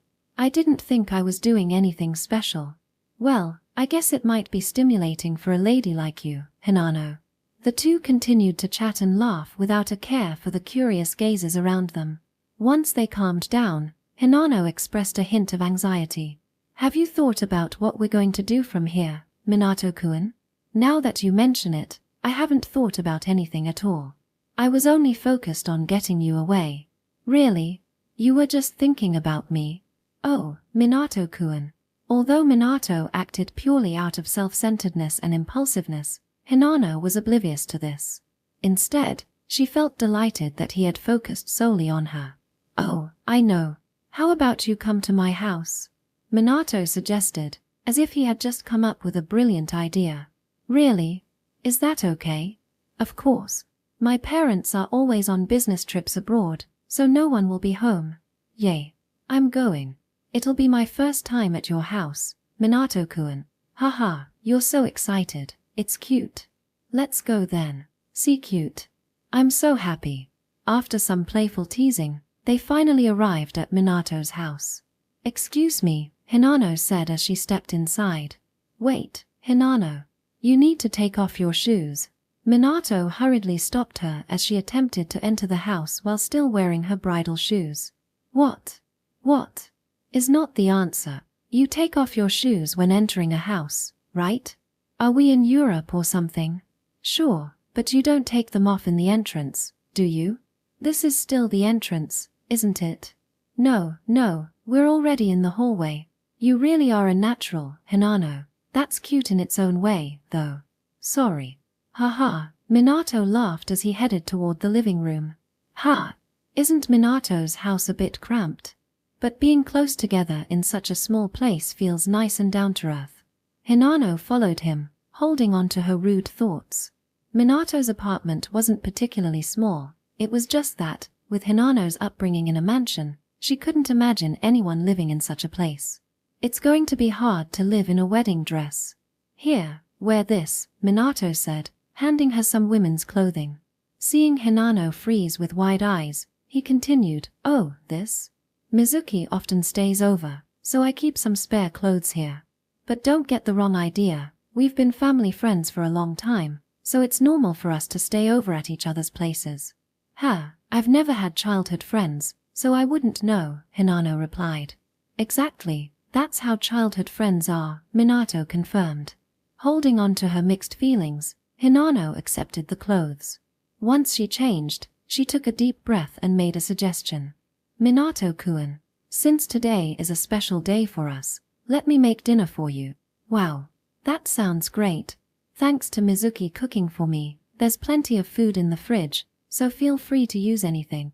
Okay, I'll take you up on that. Mizuki's name came up again. Minato-kun is supposed to be marrying me. But, it's fine. Minato said he found true love with me. A little while later. Thanks for waiting. Dinner is ready, Hinano announced. Whoa. What is this? Minato was left speechless. What lay before him on the table was a pitch-black substance. I'm sorry, I got a little flustered since I didn't know my way around the kitchen and ended up burning it a bit. A bit doesn't even begin to cover it. Never mind. Let's dig in. Now that I think about it, there was that time we all went on a training camp together and had to cook. Hinano made a pitch-black substance and some gooey, mysterious liquid back then too. Despite recalling that unpleasant memory, Minato cautiously brought the inedible-looking food to his mouth. This is bad. There's no way I can eat this. He barely managed to suppress the urge to spit it out, forcing it down with a gulp of water. Unaware of his struggle, Hinano asked with a confident smile, "How is it? Is it delicious?" "It's delicious." "Thanks," he replied. "I'm so happy. I might have made a bit too much, but since it's your beloved fiancé's home-cooked meal, you'll eat it, right?" Glancing at the kitchen, he saw a mountain of unrecognizable substances that could hardly be called food. "Will you eat it?" "Why, yeah. Leave it to me." Wait. I thought that was a joke back then, but this is serious. Is this what every day will be like after we get married?" It was clear that a relationship based solely on passion and excitement would not sustain a marriage. As the two began to gradually realize this, it was already too late. Thick black clouds spread across the sky, threatening to unleash rain at any moment. Intermission. Nene sighed too. On the slope leading to Amagamine High School, the trees were lush and green. Nene, who had seen Arata off in his suit, was heading to school. Foo. I got to hear Arata-san say, "Take care." I'm so happy. It seems that I, the one who went to offer comfort, ended up receiving some myself. Fujisaki-senpai is smiling. No way. That's super rare. The way she's covering her mouth with both hands is so elegant. The whispers of the boys around her barely registered in Nene's ears. Oblivious to their chatter, Nene pulled out her smartphone and gazed at the display. What a funny face. There was a selfie taken this morning with Arata. Arata, with his lunch and chopsticks, was making a grumpy face, while Nene was tightly pressing her lips together. Seriously, I look so silly. Her expression seemed to be holding back a grin. To anyone else, it might have been an unbearably cute face, but she didn't seem to like it. But it can't be helped. I mean, if Arata-san is standing right next to me, this is how I'd end up. I had never seen him in a suit before, but he looked so sharp in it, exuding the aura of a capable and perfect boss. He was just too cool. I was trying not to grin and staring at him, but I wonder if that seemed weird. Reflecting on this morning, Nene worried about how she came across. I considered deleting the photo and taking another, but there was no way I could erase Arata-san from it, and I resigned myself to the fact that I would likely make another silly face if I tried again. I have to work harder to take a good photo next time. Clenching her fist tightly, Nene made a silent vow. Then she sighed as she returned her gaze to the screen. Sigh. No matter how many times I look at it, he's just too handsome, Nene thought to herself. Suddenly, someone patted her shoulder from behind. Good morning, Nene. What's with the sigh? Are you feeling sick after your recovery? Good morning, Himari. Ha! I'm fine. Nene let out a sigh of admiration while looking at the photo with Arata, which concerned Himari. Although Nene was internally flustered, she quickly tucked her smartphone away to avoid showing it. Really? Are you sure you're okay? Yeah, I'm fine. Himari leaned in closer to Nene's face and after a moment, spoke up. From the look on your face, you seem really energetic. Actually, you seem more energetic than usual. Is that so? I think I'm the same as always. No way. I see you every day, so I can tell. Did something good happen to you, Nene? Nene, with her usual low blood pressure and translucent white skin, typically had a rather expressionless face, but today her cheeks were slightly flushed. To an ordinary person, this small change would go unnoticed. However, Himari was quick to catch it. It was a testament to their close friendship. I might have had something good happen.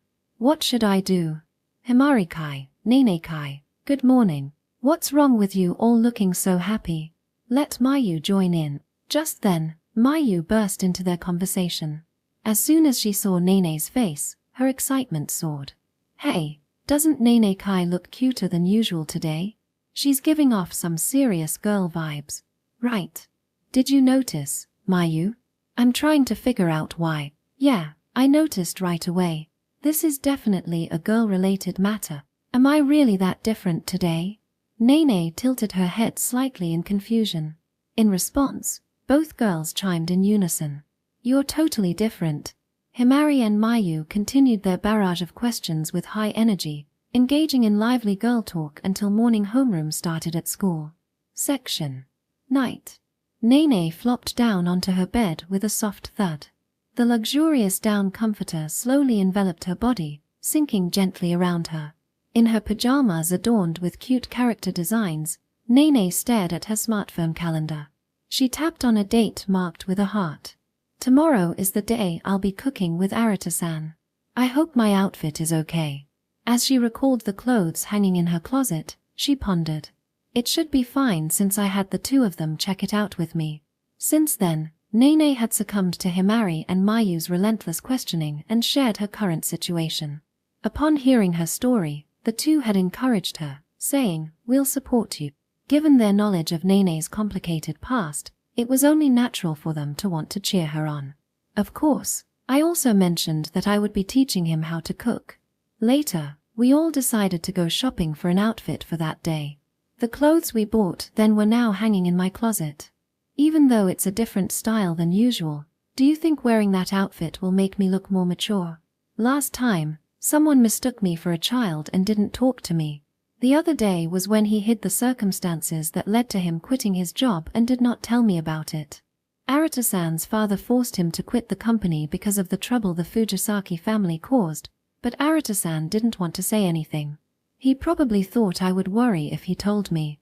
While I appreciate Arata-san's thoughtfulness, I couldn't help but feel a little sad that he treated me like a child. I really wanted him to talk to me. I wanted him to worry about me. I wanted him to depend on me.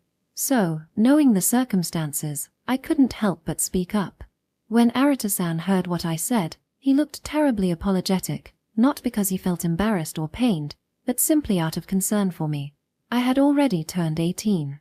I didn't want to indulge in thinking of myself as an adult, but I was now legally considered one. With the change in the law, even a high school student who is 18 can get married, and since I'm no longer a minor, I wouldn't trouble Arata-san with that. But I must still be unreliable. After all, I'm not the good girl Arata-san says I am. I'm actually a bad girl at heart. With those anxieties tucked away, Nene stared at her smartphone, looking at the folder where she had compiled her selfies with Arata. Do we look like lovers? She was surprised by the small thought that slipped from her lips. It was only natural that her body would heat up, and she would squirm restlessly on the bed. As she tried to collect her breath and calm herself, her eyes caught the wrapping paper she had placed on her desk. Imagining what was to come the next day, she couldn't help but feel a rush of excitement. I can't wait, Chapter 3. It was the day I was to learn how to cook from Nene-chan. We were at the nearby supermarket together, shopping for ingredients. With a shopping basket in hand, I followed Nene-chan, trying to raise my gaze higher than usual as she walked ahead of me. In my lower line of sight, her black hair, reminiscent of ebony, swayed alongside the red strands peeking from within. It felt strange to be in a place I usually visited alone, now accompanied by Nene-chan. When we reached the onions, Nene-chan stopped. I caught a glimpse of her holding one in each hand, comparing them.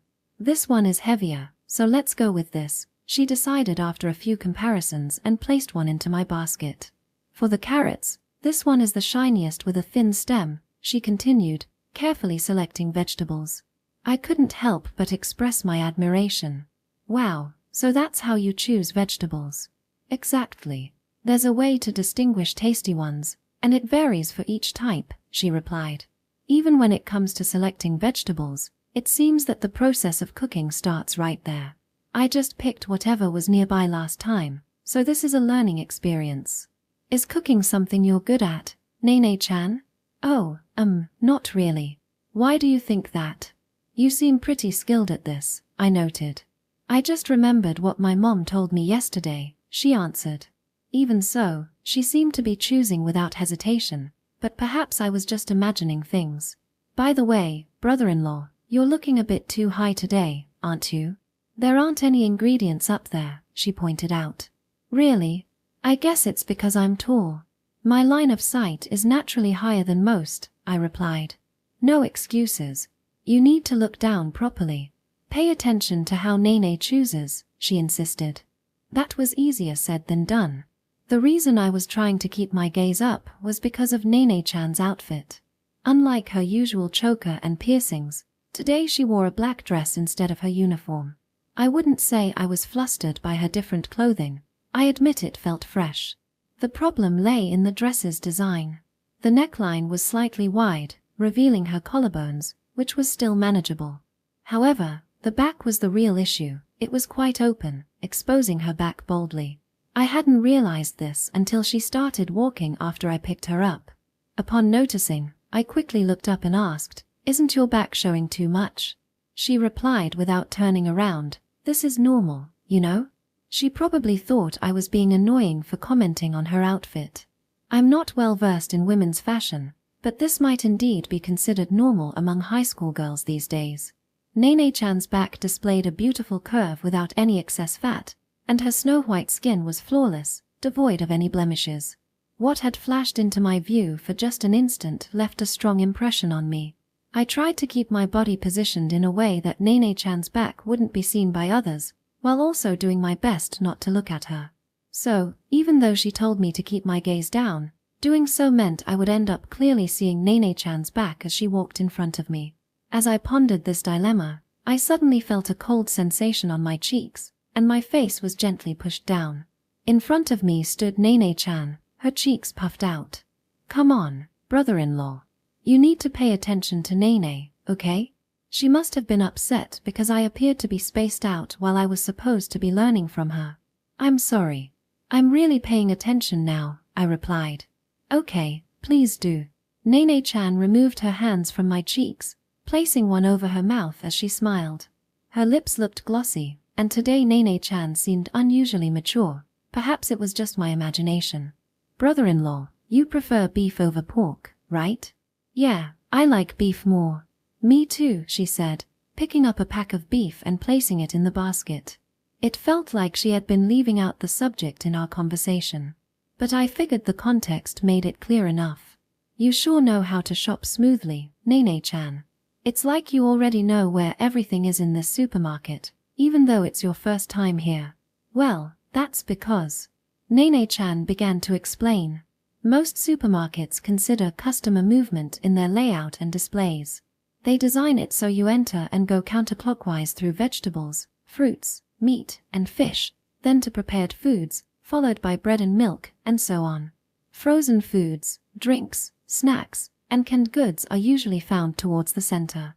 So that's how she could shop without hesitation." "I see. By arranging it this way, they stimulate purchasing desire while you're browsing, right?" "Exactly, brother-in-law. You got it." It was impressive how smoothly she shopped, but it was even more remarkable that she didn't pick up unnecessary items. You'd think a high school girl would be tempted to grab snacks or drinks on a whim.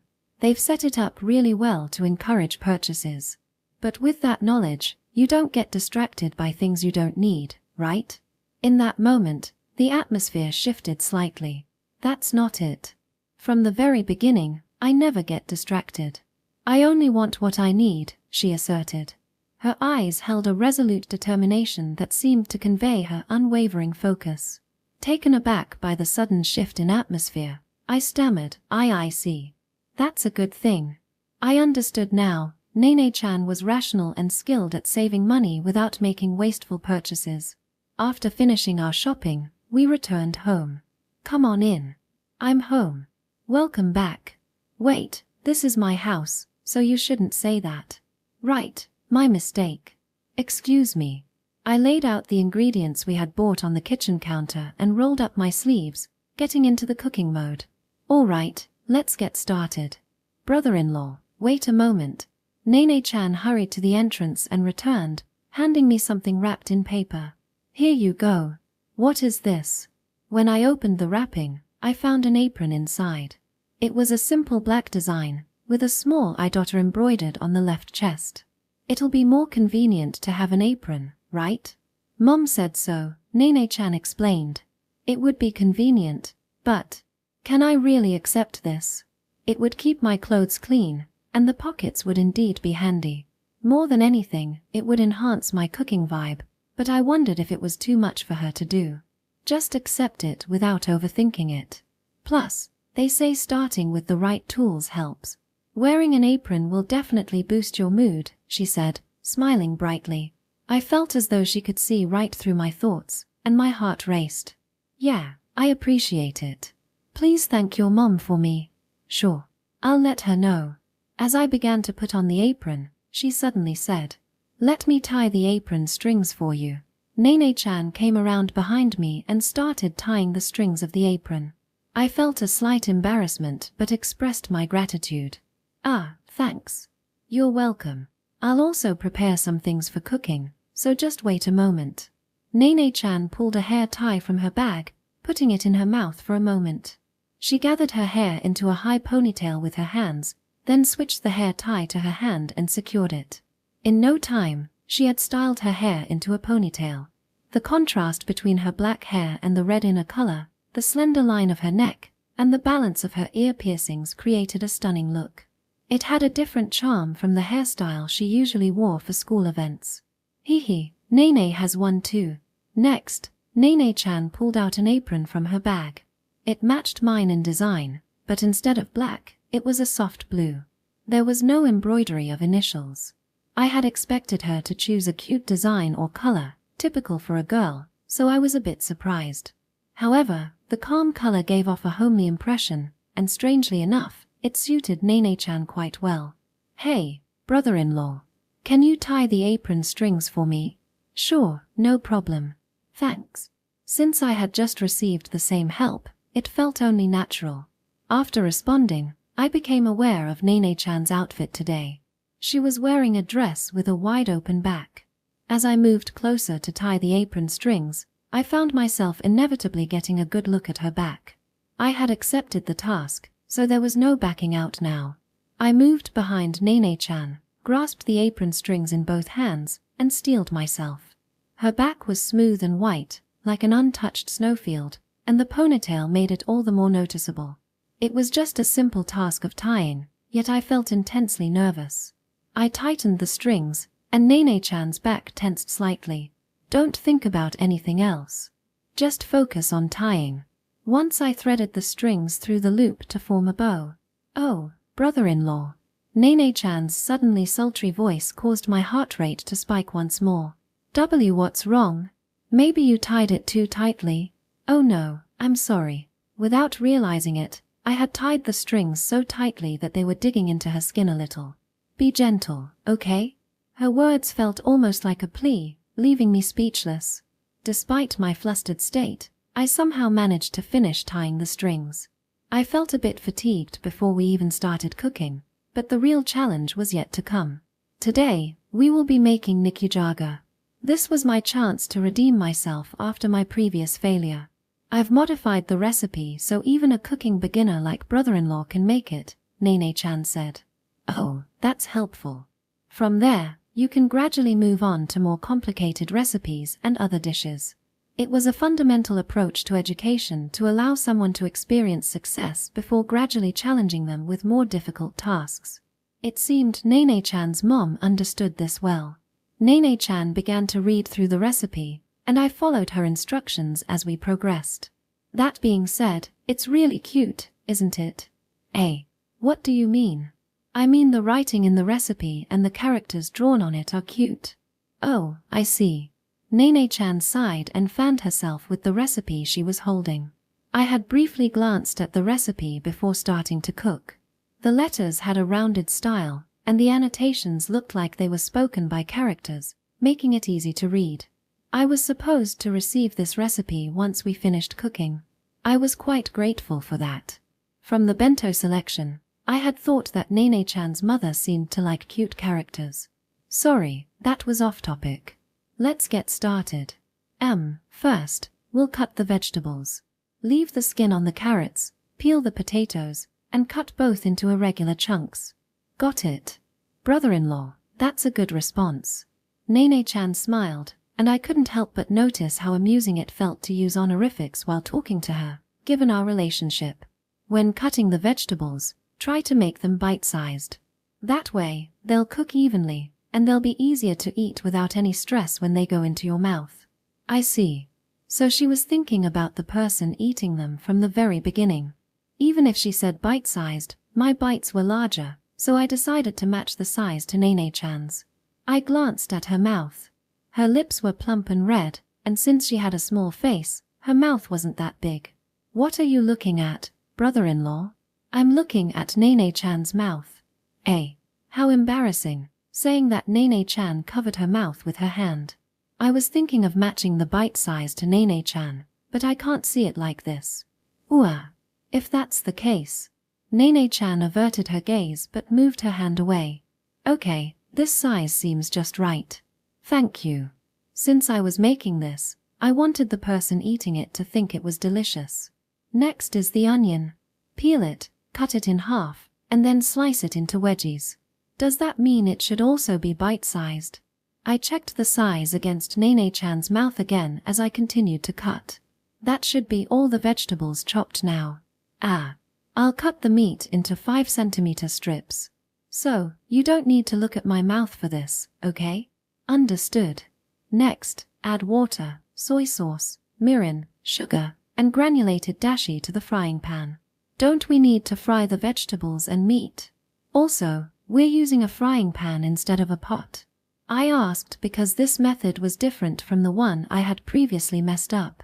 This time, it's a delicious recipe that can be made with just a frying pan without baking. I didn't know such recipes existed. Less hassle while still being delicious is certainly a good thing. If we can use granular dashi, that makes it even easier. Making dashi from scratch can be quite a task. Granular dashi is good enough, and since cooking is something we do every day, it's important to choose methods we can keep up with. Note: granular dashi refers to a powdered or granulated form of dashi, which is a traditional Japanese soup stock. Dashi is typically made from ingredients like kombu, dried kelp, and katsubushi, dried bonito flakes. The granular version allows for easy and quick preparation, as it can be dissolved in hot water to create a flavorful broth without the need for simmering the traditional ingredients. It's commonly used in Japanese cooking for soups, stews, and sauces, providing a umami-rich flavor. I completely agreed. First, I needed to build the habit of cooking. It would be a waste to set the bar too high and stop cooking altogether. Once you add the ingredients, turn the heat to medium and let them meld with the dashi. This way the meat won't clump together and will spread out easily. Last time when I fried it, it cooked quickly and turned into small clumps. Nene-chan nodded, as if she understood my thoughts. Next, we'll use a drop lid. This prevents the ingredients from breaking apart and keeps the moisture in the broth. Last time, the broth reduced too much and burned. I see, I should have done that. But I had a regular lid, but I didn't have a lid that was slightly smaller than the frying pan. Don't worry, kitchen paper works just fine. Plus, it absorbs the scum as well. To think it can serve as both a drop lid and scum remover, how convenient. Exactly. It's amazing. Then we simmer it for 25 to 30 minutes. After that, it's almost done. Once the simmering was complete, I removed the kitchen paper, revealing a perfectly made nikujaga where the vegetables retained their shape, the meat wasn't clumped together, and everything looked just right. Now, we just turn off the heat and let it sit until the broth is infused throughout. Then it's complete. Oh, I'm so moved. Fufu. You're being overly dramatic. It's not over-dramatic. I was pretty shocked by my previous failure. I'm just happy to have redeemed myself. I'm glad to hear that. I'm happy too. Nene-chan beamed with a bright smile. Let's eat. In front of me were white rice, nikujaga, tamagoyaki, and miso soup. You made the tamagoyaki really well, right? While the nikujaga was infusing its flavor, I had prepared one more dish. It was the only dish I was confident I could make. Just making nikujaga felt a bit lonely, and I wanted to show off a little, so I decided to make it. The miso soup was instant, but having it around made the meal feel more complete. Yeah, the tamagoyaki is delicious. I'm glad. It's my first time cooking for someone, so I was a little nervous. Wait, I ate your first dish. I guess it would be that way. I had some confidence in my cooking, but I had never had the chance to serve it to anyone before. Can I eat all of your first dish? Of course. Nene-chan's eyes sparkled as she eagerly took bites of the tamagoyaki. She must really have liked it, or maybe she just really loved tamagoyaki. I had no problem with just eating the nikujaga. As for today's main dish, nikujaga. Oh, it's delicious. I can't believe I made this. It was worlds apart from what I had made before. What I had made previously was truly burnt to a crisp, resembling mud. This one's delicious too. You did well, brother-in-law. A gentle pat on my head brought back a faint memory of a similar sensation somewhere. Nene-chan? Oh, I'm sorry. I know you don't like being treated this way by someone younger. Nene-chan looked at me with tear-filled eyes, pressing me on the issue. It's not that I hate it. It's just a little embarrassing. Really. So just relax. As an adult, the opportunities to be praised decrease year by year. It becomes the norm to meet expectations, and when one fails to do so, they are reprimanded. So rather than feeling upset, I was actually quite happy. Still, I decided to keep that thought to myself as a matter of pride for someone older. Thank you for the meal. I had fun cooking. I expressed my honest feelings. Doing something with someone else was enjoyable. Yeah, let's cook together like this again, okay? What? Because you've only learned one dish so far, right? I can also make tamagoyaki. It would be tough to keep rotating between just those two. Plus, I'm worried about nutritional balance. That's something Mom would probably say. I thought that showcasing my ability to make other dishes would solve the issue, but it didn't quite work out that way. Being able to make nikujaga and tamagoyaki wasn't enough yet. Next, let's make miso-simmered mackerel. You like that, right, brother-in-law? Oh, I love it. Miso-simmered mackerel was one of my favorite dishes, second only to nikujaga. The thought of it made me a bit excited. Nene-chan, is something wrong? I called out to Nene-chan, who seemed to freeze for some reason. And nothing. Aha. When I'm free, how about this day? Sounds good. I'm flexible, so I'll match your schedule. With that, my cooking lesson came to a successful end, and we had already set the date for our next session. Side story ex-fiancé side 2. Yeah, instant noodles are so good. Yeah, they are delicious. On a certain afternoon, Minato and Hinano were having lunch at home. What's wrong, Hinano?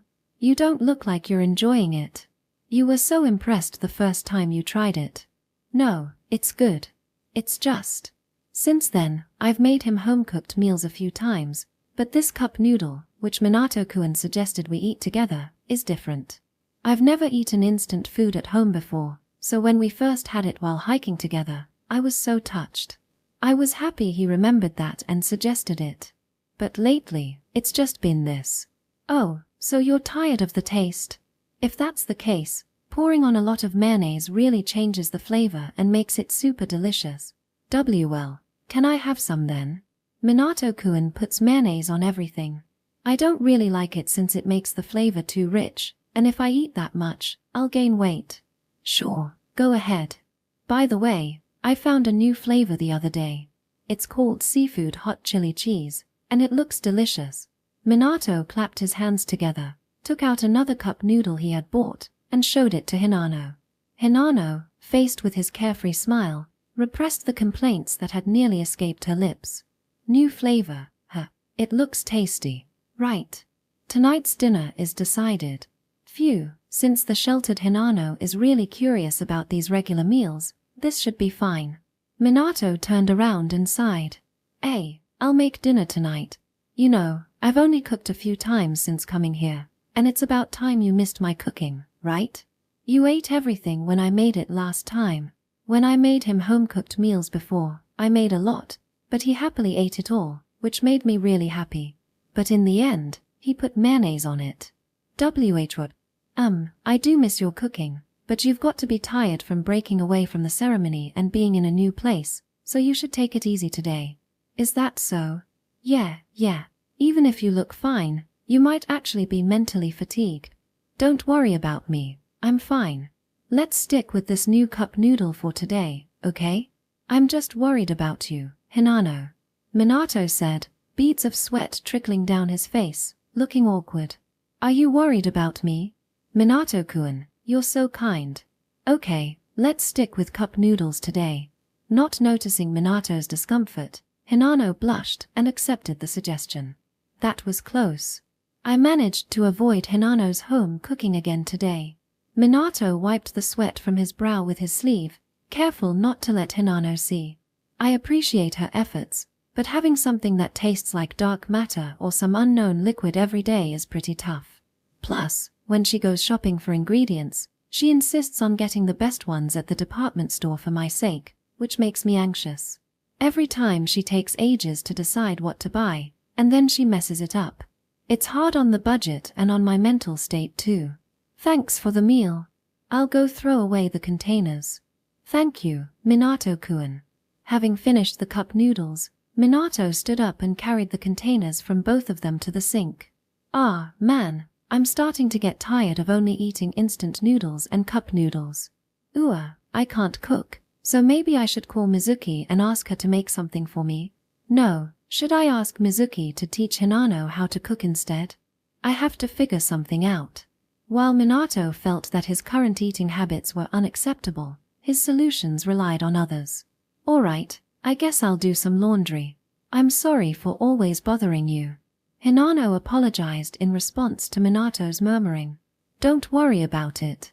I've been living alone for a long time, so I'm used to it. If I leave the laundry to Hinano, it'll end up like before. I can't let that happen. Behind his smile, Minato was cursing inwardly. It reminded him of the first time Hinano came to his house. When he asked her to wash some clothes, she responded, "Should I take them to the dry cleaner?" People don't typically take regular clothes to the dry cleaner. That's usually reserved for nice clothes, suits, or coats. If you did that every day, it would cost a fortune. When he asked her how she usually handled it, she said, "I have a maid do it." Minato found it amusing that she seemed like a rich girl raised in a box, but considering the future, he could only feel exasperated. When she asked him how it was usually done, he explained, "You use a washing machine to wash clothes." She seemed intrigued by the washing machine and said she wanted to try it herself. After teaching her the basics of how to operate it, he left it in her hands, which turned out to be a mistake. When Minato rushed over after hearing Hinano's scream, the room was filled with bubbles. It seemed that she had used up an entire bottle of detergent in one go. Hinano had thought that using more would make the clothes cleaner. After that, it was a huge hassle with cleaning and redoing the laundry. No matter how much he taught her, there was no progress, so laundry duty fell to Minato. Housework is an everyday task, and it's tough not being able to share the burden. Ignoring Minato's inner thoughts, Hinano made a certain proposal. "Hey, Minato-kun, I've been thinking I'd like to meet your parents soon. When will they be back?" "Meet them? Well, we're getting married, right? We need to greet them." Hinano showed Minato the toy ring she wore on her left hand's ring finger. "Right, I'll ask about that again." "Yeah, please. Also, I'd like you to meet my parents too." Hinano looked down, seemingly reluctant to say it. Minato frowned at the thought of having to greet her parents, finding it stiff and troublesome. "Wait a minute. Hinano's family is wealthy, so if we live together, I might get a maid to do the housework for us, right? Even if we don't live together, having them send a maid to my house could work." Smirking inwardly, he changed his expression completely. Yeah. I've been thinking I need to go meet them and apologize too." "Really? I'm glad you're considering it. But I'm worried they might be angry." "Well, they might be upset, but we've found true love. If we talk things over properly, they'll understand." "That's right. This is true love, after all. They'll get it, right?" The two of them decided to go apologize to Hinano's parents. True love. They both naively believed that by saying this, her parents would understand their situation. On top of that, one of them harbored a rather audacious desire. They had no idea what would happen to them. Chapter 4. I enjoyed the delicious lunch that Nene-chan brought me from my mother-in-law this morning. After that, I spent the day at home, but I couldn't just stay cooped up inside all day. Around noon, I decided to go for a walk to get some exercise. It's a good thing to have more days where I can enjoy tasty meals after leaving my stressful job, but I can't ignore the fact that I'm putting on some extra weight. I'm not saying I'm old yet, but it's undeniable that I'm not the same as I was in my teens. Oh, this road connects to that one. Still, it feels nice to walk without a purpose. I'm making new discoveries. Until now, I've only focused on taking the shortest route to my destination, without taking detours or paying attention to the scenery. Kitagoa just told me to take it easy, after all. Chem, what's that nice smell? As I walked, the fragrant aroma of freshly baked bread tickled my nose. Naturally, my eyes were drawn to the source of the scent, where I found a bakery that looked like it belonged in a foreign country. I had no idea such a stylish place was nearby. Come to think of it, I haven't had bread in a while. This is a great opportunity. Let's check it out. To notice other things, I need a little extra time. I wonder how many things I've overlooked while I was so focused. As I entered, I was welcomed by an even stronger aroma and an array of visually appealing breads. I picked up a tray and tongs and started to ponder over what to choose. This moment was enjoyable, like a small hands-on experience. Having time to deliberate is a luxury in itself. Alright, I've decided. I'll go with the croissant. It seems to be the shop's specialty. That's what it said on the sign. As I reached for the tongs, I inadvertently clashed with someone else reaching for the same item from my right. Excuse me, wait, is that you, Kitagoa? When I turned my gaze, I found a familiar face. Dressed in an office casual style, she wore a blouse with a tie pattern, a knee-length form-fitting skirt, and heels, along with a backpack, my former junior, Ibuki Kitagoa. Senpai, you finally recognized me. Section. Since it must be fate that we met here, we decided to enjoy our food together at a nearby park. We both sat on a bench, taking in the lively scenery of the weekend as we revealed our treasures. Oh, this is delicious. The layers of the croissant crackled as I bit into it, and the rich aroma of butter wafted through my nostrils. The combination of wheat and butter burst in my mouth, filling it with flavor. It must be the texture and fragrant taste that comes from being freshly baked. This bakery really is delicious, isn't it? Have you been here before, Kitagoa? Yes, I've been here 3 or 4 times. I enjoy visiting bakeries, and while the croissant is good, my favorite here is the pain au chocolate. As Kitagoa took a bite of the pain au chocolate, she exclaimed, it's so good, with a nod of joy. Her expression clearly conveyed her love for bread. I had to come in for a few hours this morning because I had an unmissable appointment today, but I was working hard just to have this bread. And then, when I got here, I was surprised to see you, senpai. But you didn't notice me at all. Sorry, I got so caught up in choosing the bread. Senpai, when you concentrate, you don't notice anything else, do you? Watching you seriously pick out bread was adorable, like a child, Kitagoa said with a mischievous grin. There's no way I could be called adorable. If you're talking about adorable, that's you, Kitagoa. You looked like a carefree child in front of your treasures. What are you saying? Don't tease me. Kitagoa's face turned bright red, and her cat-like eyes sharpened. Well, I think you started teasing me first. However, calling a woman cute, even in a light-hearted moment, might not have been the best move. I'm sorry, that was harassment. I'll make sure not to say it again. Wait, you're not going to say it anymore? She stared at me with a confused expression, leaving me at a loss for words. Just kidding. But because it's me, I'll let it slide, okay?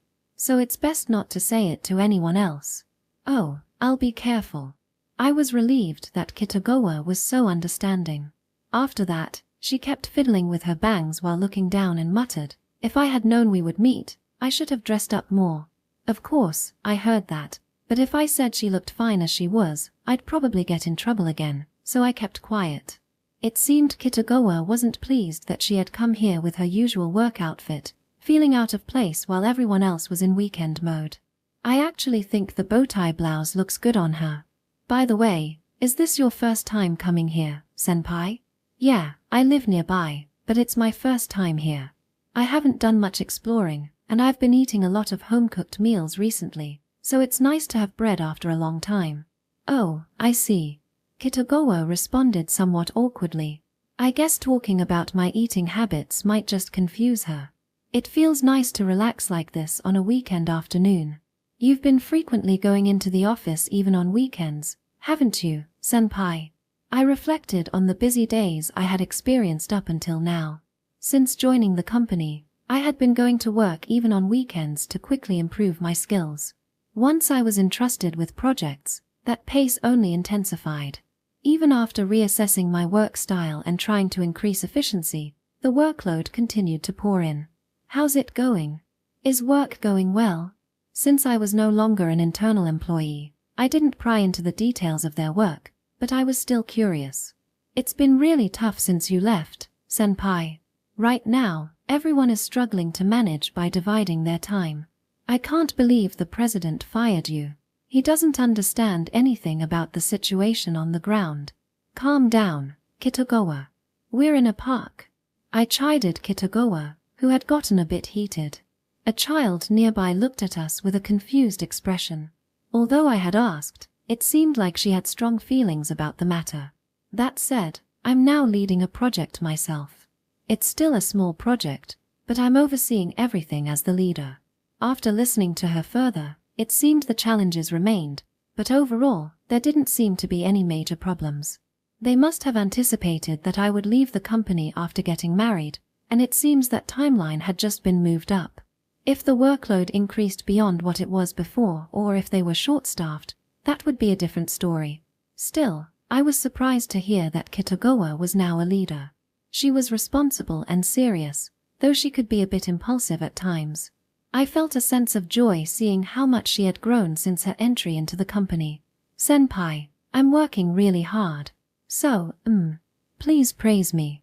I was taken aback by her sudden request, but I managed to respond. Kitagawa, you're doing an amazing job.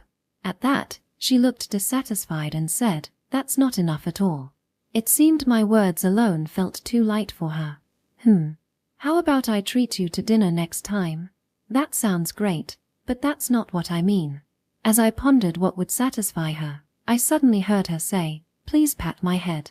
What? I mean, I want you to pat my head. She must have felt embarrassed. Her voice trembled slightly. After hesitating, I remembered how happy I had felt when Nene-chan patted my head recently, and I decided to agree. I had just thought that adults have few opportunities to be praised. So, I placed my hand gently on her short, flowing hair and gently patted her head. Senpai, are you thinking about someone else while you're patting me? I'm not thinking about anything like that. Well, I wondered. The image of Nene-chan, who had gently patted my head, floated to my mind. Please think only of me and pat my head affectionately. Okay, I got it. Kitagawa has worked hard.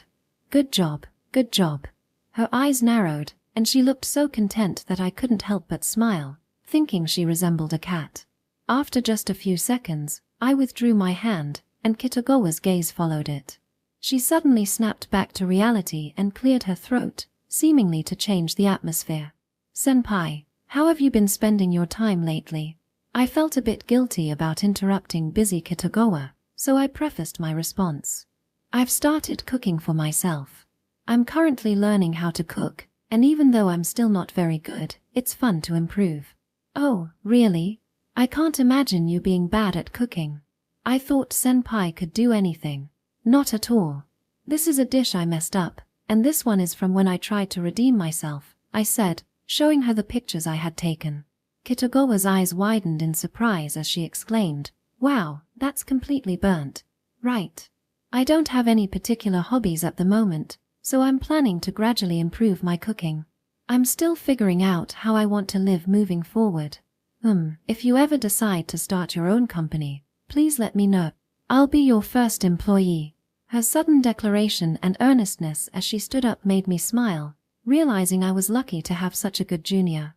As we finished eating the bread, Kitagawa hesitantly spoke up. Senpai, do you have any plans or appointments after this? No, I don't have anything planned. I'm just taking it easy like you told me to. If you're okay with it, would you like to go around some more bakeries together today? I felt a bit surprised by her suggestion but realized I had the time and wanted to discover new places, so I readily accepted her invitation. After that, as we hopped from one bakery recommended by Kitagawa to another, The sun was about to dip below the horizon. Thank you for accompanying me on such short notice today. Kitagawa bent her small frame deeply in gratitude, making her appear even smaller. No, is Kitagawa's size actually average? I should be the one thanking you. I appreciate you spending time with me. Thanks to you, I learned a lot about various things. Kitagawa was genuinely knowledgeable about bread, and since she was talking about something she loved, she was quite animated and engaging, making it enjoyable to listen to her. I'm glad to hear you enjoyed it. Plus, when there are two of us, we can share and try a lot more varieties, which is wonderful. If you're up for it, would you like to go around again sometime? There are still so many places I want to visit. But I can't eat that much alone.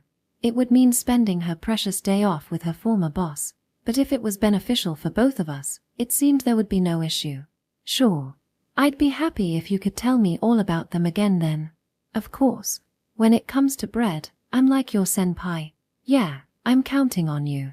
Since I said it so seriously, Kitagawa broke into a smile. I found myself enjoying the moment, and a smile crept onto my face too. Alright then, I'm off. I'm free for now, so feel free to contact me anytime. Okay. If I have any questions about work or if I discover a recommended bakery, I'll reach out. Oh, and here. Kitagawa pulled out a small jar wrapped with a green ribbon from her backpack. What's that? Senpai, I noticed you mentioned that apricot jam looked delicious at one of the shops we visited, so I secretly bought it for you. It's a thank you for spending time with me. You really didn't have to give me a gift. But thank you. I'll definitely try it for lunch tomorrow. After that, Kitagawa cheerfully said, well then, I'll take my leave, and walked away. The jar she handed me had a color that seemed to dissolve into the sunset, and I felt my daily life gradually becoming more colorful. Section. One morning, while I was eating my lunch, Nene-chan was studying next to me. Brother-in-law, can I ask you something? What's up, Nene-chan? It's rare for her to rely on me like this. Let's see. I should still remember enough for college entrance exam level questions. I'm stuck on evaluating this inequality. Then, an unexpected question came up. Well, you might want to consider approximating it with a continuous function. That way, you can evaluate the values around a point based on that single value. I see. That does sound like it could work. She seemed satisfied with my answer, and the tension around her eyes relaxed. However, Nene-chan's questions didn't stop there. I was also wondering if it's really okay to approximate it with a continuous function. Is that generally guaranteed? Oh, about that. I added further explanation. I'm glad I thought of that. Thanks. I'm just happy to be of help. I felt good to have assisted Nene-chan, who always brings me lunch and takes care of me. I have confidence in my academic knowledge, so I need to put it to use in moments like this. But isn't the problem Nene-chan is studying a bit too difficult? It seems more like something you would cover at the university level. Brother-in-law, you're really good at teaching. Is that so? I do have a teaching license, at least. Wait, you do? Nene-chan looked surprised, her eyes widening. Brother-in-law went to the same Amagami high school as I did, right? That means you came to do your teaching practice at our school? Yeah. It's been 5 years since then, though. I was surprised to realize just how long ago that was. It feels a bit nostalgic.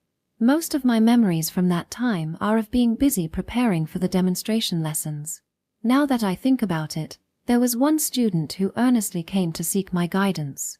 I think. Wait, so you were a teacher, brother-in-law? Nene-chan's voice pulled me back to the present. I wouldn't say I was a teacher. It was only for 2 weeks. Still, a teacher is a teacher. While Nene-chan insists on this, I don't intend to act like a teacher in front of the professionals. However, I can understand why it might seem impressive from a student's perspective. After all, the student teachers I saw back in high school appeared quite mature. Hey, Akino-sensei. I hear a whisper close to my ear. Her breath brushes against my skin, sending a shiver down my spine. Nene wants you to teach her lots of things. Sometimes, Nene-chan omits the object in her sentences, which leads me to misunderstand her meaning a little. I shake off that thought and say, hey now, You shouldn't tease adults like that. Hehe, I got scolded. You really sound like a teacher. With a mischievous smile, Nene-chan looks at me playfully. Well, you know. Then, sensei, can you teach me this next? This one is. I feel happy to be relied upon, so I let her little pranks slide easily. Section. The next morning. Hey, brother-in-law. How far have you watched that anime? It was or no Imuto, right? I've finished it all. Wow, that was quick. There are 2 seasons. It was so interesting that I binge-watched it. Besides, I have plenty of time. Cooking was becoming a hobby, but that alone couldn't fill the long hours of the day. It's a luxury to have such a concern. When I asked Nene-chan for a hobby recommendation, she suggested anime.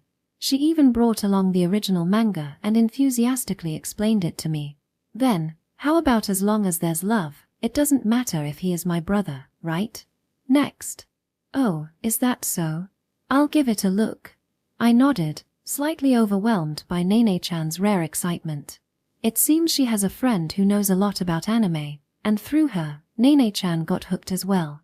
I may be prejudiced, but I was surprised to see that even modern kids have started watching anime. I wonder if calling them modern is already outdated.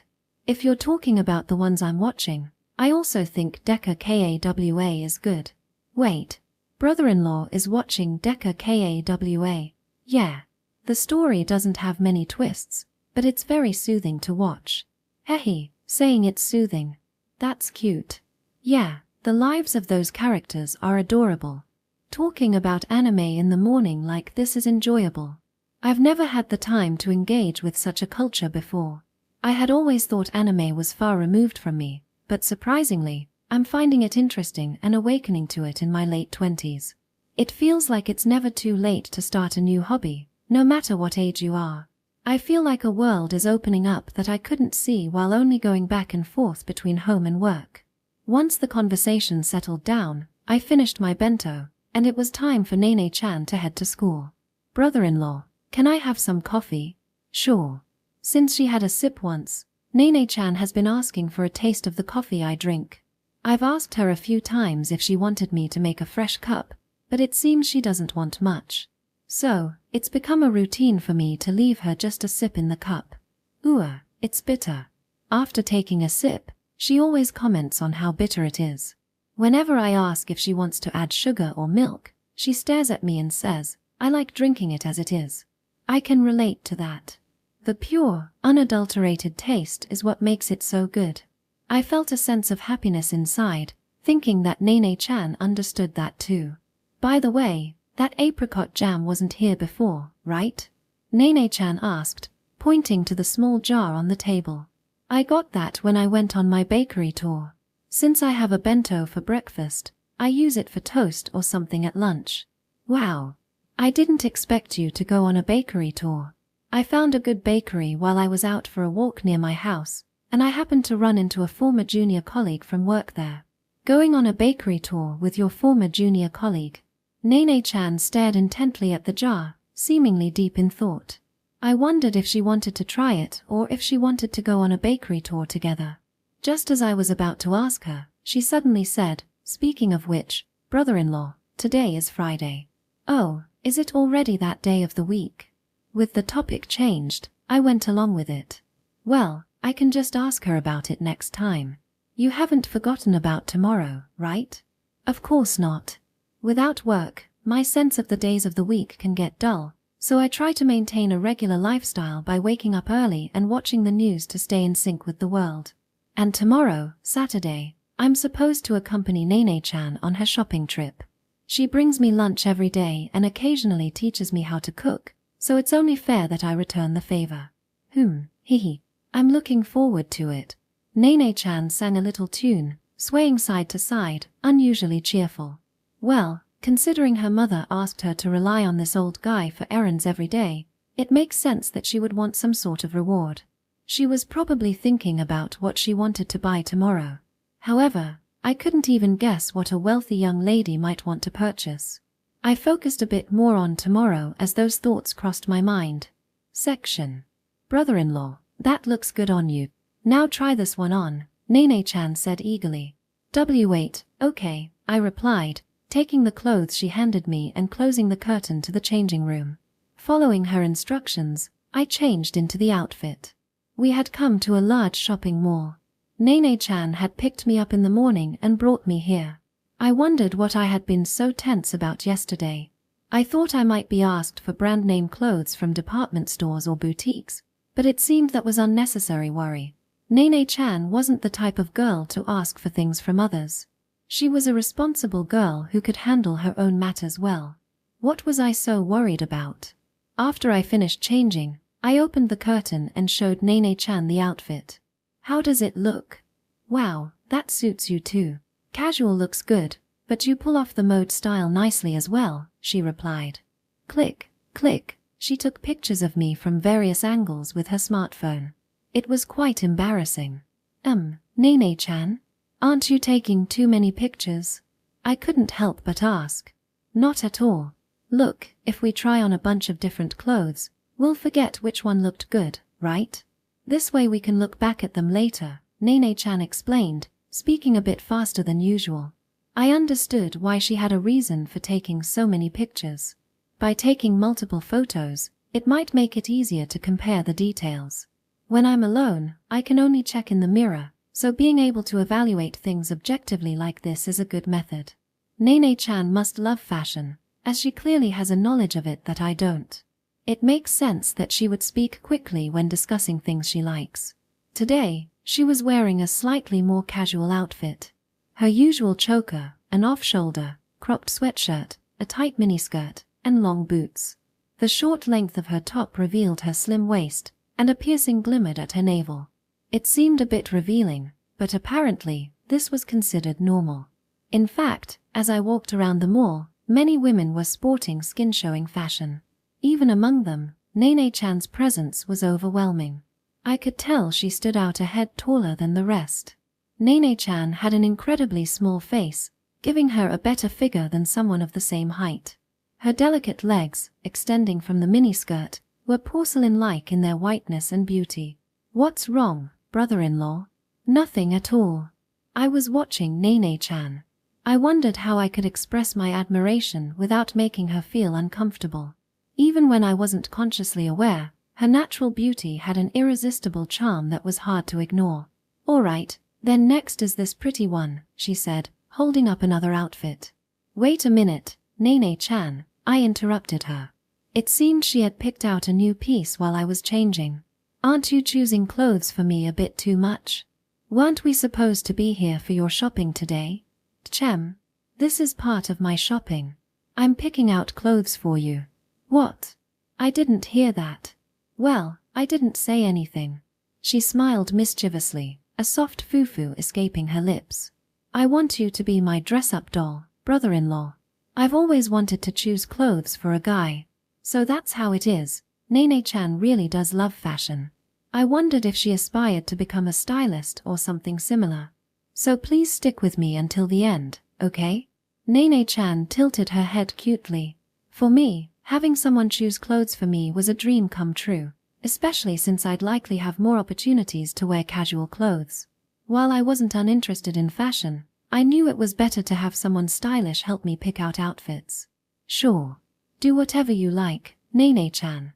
From then on, I became Nene-chan's dress-up doll as we entered several shops together.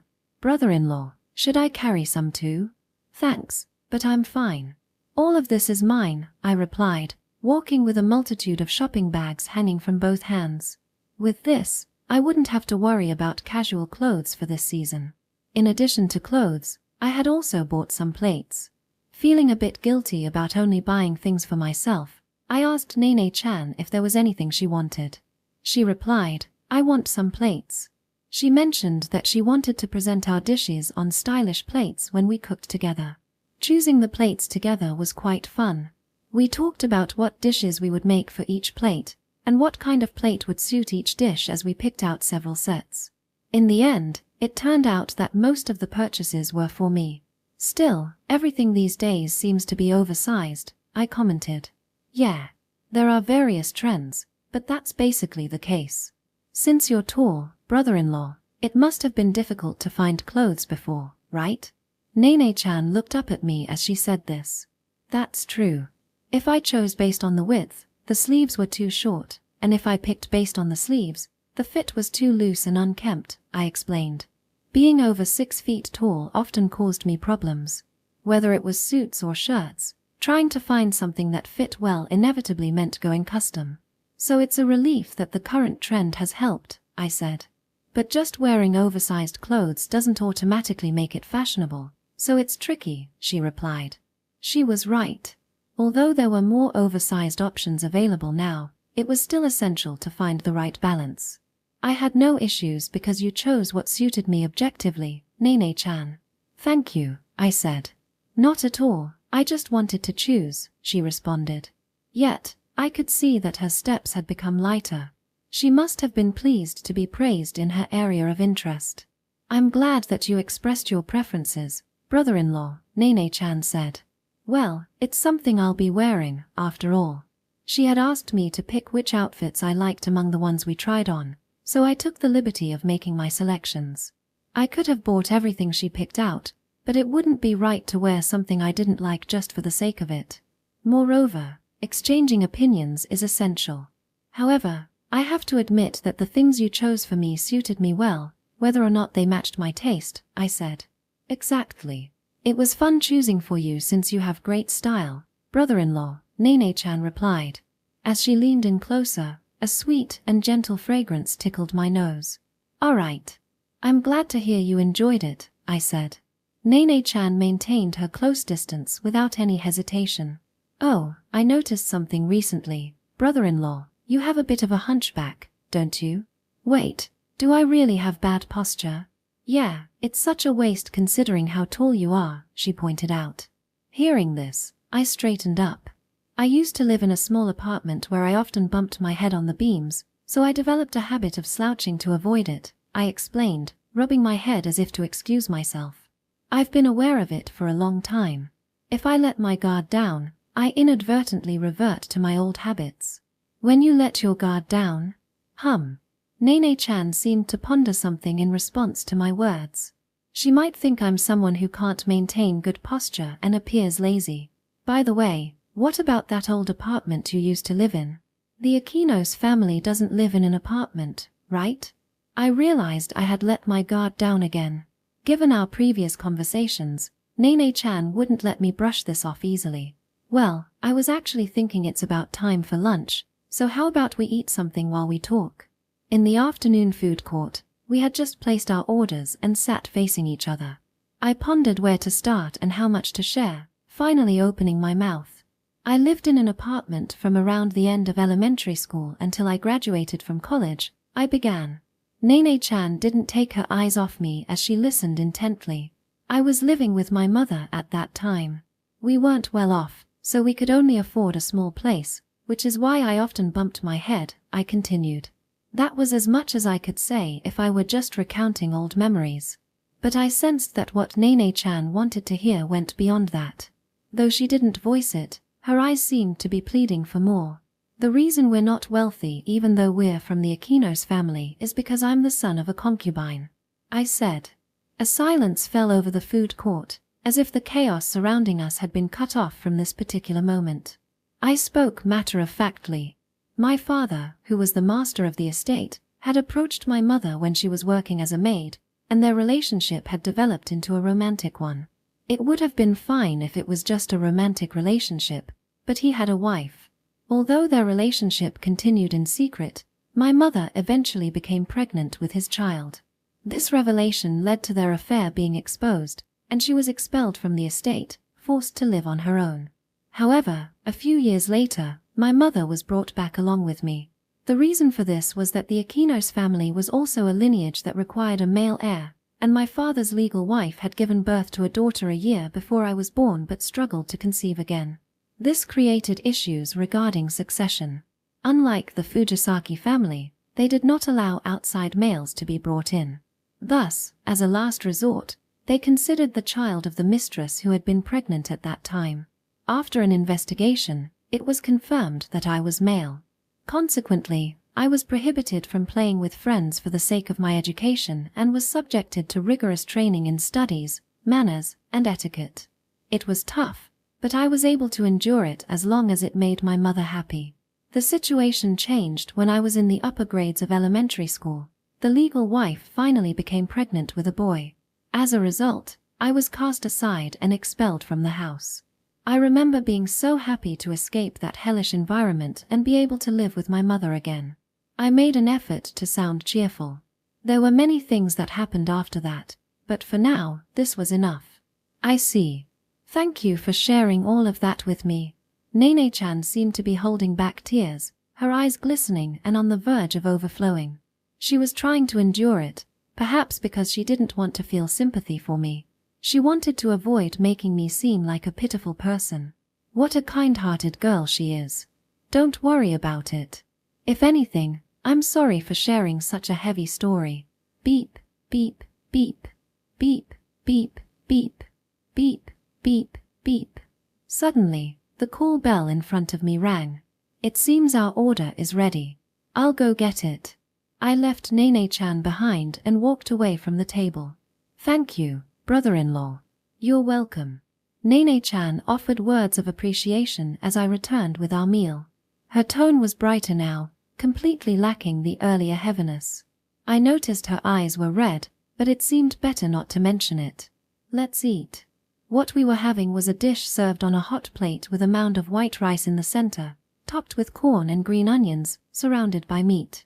It had been quite a while since I first tried it when Kyohei took me here in high school. Taking a bite, I was surprised by how strong the salt and pepper flavor was.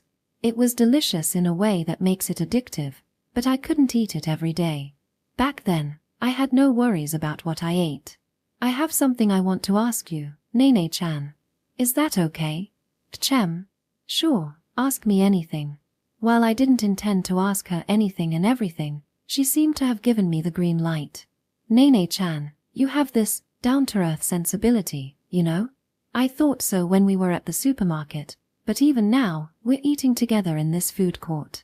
The Fujisaki family is wealthier than the Akinos family, and unlike me, Nene-chan was raised properly there. Still, I was curious about how her perspective seemed so aligned with the general public. Oh, is that all? I was surprised. It seemed my question caught her off guard, and she appeared a bit relieved. What did she think I was going to ask? I didn't used to come to places like this either. I was living the kind of life that everyone imagines a rich person would have. But that changed when I enrolled in a Magamine high school. I had heard that Nene-chan attended a prestigious girls' school until middle school. A Magamine high school is known for its high academic standards and attracts a variety of students, but as a public school, it primarily serves children from ordinary families. Perhaps she made friends there and gradually learned more about common social norms. You mentioned you're working part-time, Nene-chan. It's great that you're working so hard. And no, it's really normal. Everyone does it. She waved her hand towards me as if to say, don't compliment me on that. It was tough at first when I started my part-time job, but now I think it was a good decision. I learned how much money I can make in an hour, which gave me a better understanding of prices, and I realized that having such a life isn't just a given because my dad is an amazing person.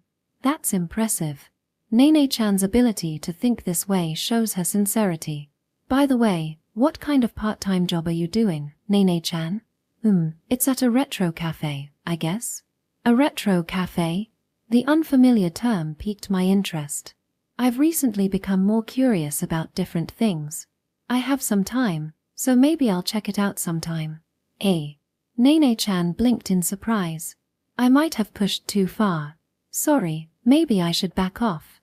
And no, I was just a little surprised. It's totally fine if you come. In fact, I'd like you to. Really? Then can you tell me the name of the cafe? Sure. It's called Shogen no Tsuki. From there, we continued to chat about her part-time job, her friends at school, and shared stories from my high school days, having a great time together. Section. After we finished exploring the mall, we were getting ready to head home. That was so much fun. Thank you for today. I was the one who accompanied you on your shopping, so it's you who should be thanking me. Though, to be honest, most of the shopping was for me. But there's one thing I regret. Oh, that. I recalled a moment at the arcade. While we were walking around, we passed by a crane game, and there it was. I really wanted to take home that Dekakawa. What a shame. Nene-chan looked down, pouting her lips in disappointment. We tried so many times, but we just couldn't get it. Nene-chan had been there before but had only watched her friends play, and I was in a similar situation. As two beginners, we really gave it our all, but the plush toy didn't budge an inch. The face of the adorable Dekakawa seemed annoyingly out of reach. Seeing us struggle, a store employee even offered to adjust its position, but we both quickly agreed that it wasn't the right move. In the end, we had to give up without winning anything. Maybe next time. Wait, there's going to be a next time? Nene-chan's face lit up instantly. Yeah, next time, I'll make sure to get it. Yay. She must really want that Dekakawa plush. Nene-chan pumped her fist in excitement. Ikino-sensei. Suddenly, my name was called. Sensei? I thought Nene-chan was jokingly calling me, but the voice was different. I looked around but couldn't see anyone who seemed to have called me. Ikino-sensei. Down here. When I looked down, a small child was jumping up and down. She looked like she was in middle school, or maybe even elementary school. Perhaps she mistook me for a teacher. If you're looking for the Lost Child Center, it's over that way. Do you want me to take you there? No, I'm not lost. It's me, remember? Kohinata Yuki. With her small animal-like features and a name that matched her sunny disposition, I started to remember. You're Kohinata-san from the class I taught during my teaching practice, right? Yes. I'm so glad you remember me. Oh, I'm sorry for suddenly interrupting you. Is the person next to you your girlfriend? Or perhaps your wife? I am his wife. Nene-chan said this with a serious expression. Hey, don't joke like that. She's neither my girlfriend nor my wife. I'm not dating anyone and I'm not married either. I firmly denied it. Recently, it felt like Nene-chan was being too playful. Hey, brother-in-law. Ah, so you're the younger sister. Kohinata-san sighed in relief. Then she stared at Nene-chan's face, her eyes widening in surprise. Wait, isn't that Fujisaki-san? With a loud squeal, Kohinata-san raised her hands in shock. She really was as lively as ever. Do you know Nene-chan? I don't know her. Nene-chan shook her head. You can't say you don't know me. I'm your homeroom teacher, Fujisaki-san. What? Kohinata-san is Nene-chan's homeroom teacher? What a small world. But Fujisaki-san and Ikino-sensei have different last names. And Ikino-sensei isn't married. Is she your younger sister? Well, it's a bit complicated. I'm so sorry for prying. Kohinata-san bowed her head repeatedly, noticing my awkward expression.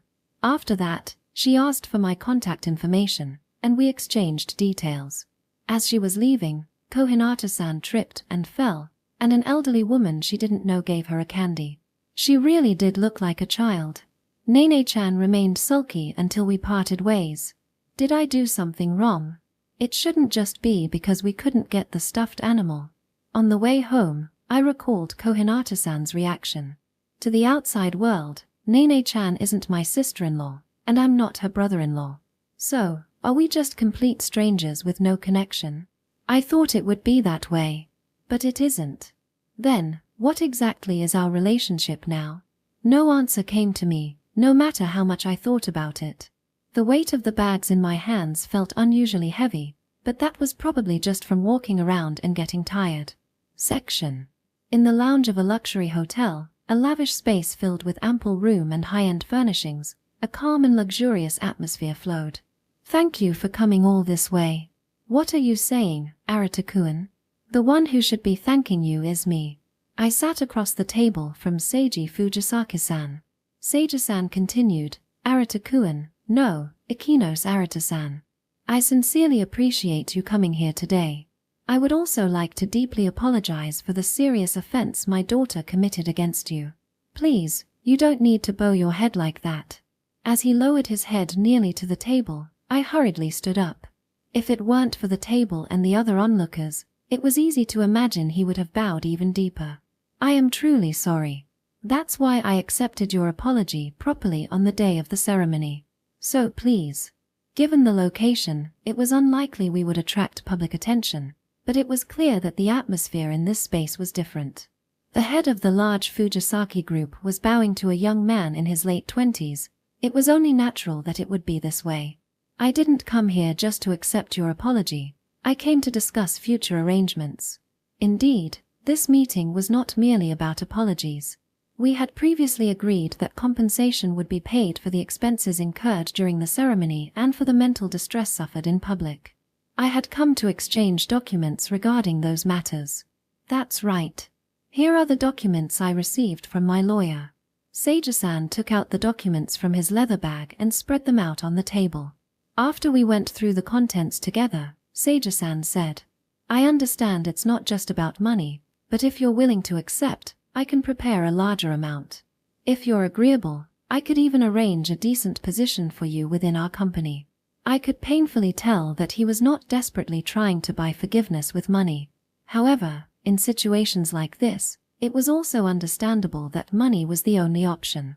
As I mentioned before, I cannot accept an amount exceeding what is legally stipulated. The sum presented was not insignificant. I hesitated over whether to accept even this amount, but this was an adult setting, and saying yes, that's fine wouldn't work here. Making the decision to accept it would serve as a rite of passage for both of us. I see. Let me ask you, are you really okay with not suing Hinano? Those words must have been difficult for Seiji-san, as a father, to utter. Defamation is a crime that requires a formal complaint to be prosecuted. So, my acceptance would be limited to the costs incurred up to the ceremony. It would merely bring my losses back to zero, and that was fine by me. The original cause of this was my inability to keep Hinano-san by my side. No, that's not true. Seiji-san, who always empathizes with others, was denying my words on my behalf, but I audaciously continued. Unfortunately, that's the reality. I still don't understand what true love is, as she spoke about at that time. Although my engagement with Hinano-san was strategic, there might have been a future where love could have blossomed as we lived together. But I was not the one she chose. I was unnecessary in her life. That is the truth and the reality.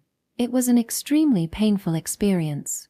However, now I feel as if a heavy burden has been lifted, and I have a light and positive outlook. It feels like I'm stepping into a second life. That's the mindset I have. After saying that, I bowed my head and apologized for the lengthy discourse, at which point Seiji-san spoke gravely. I understand. That is your answer, then. A long silence dominated the room. With this, the formalities with the Fujisaki family were nearly complete.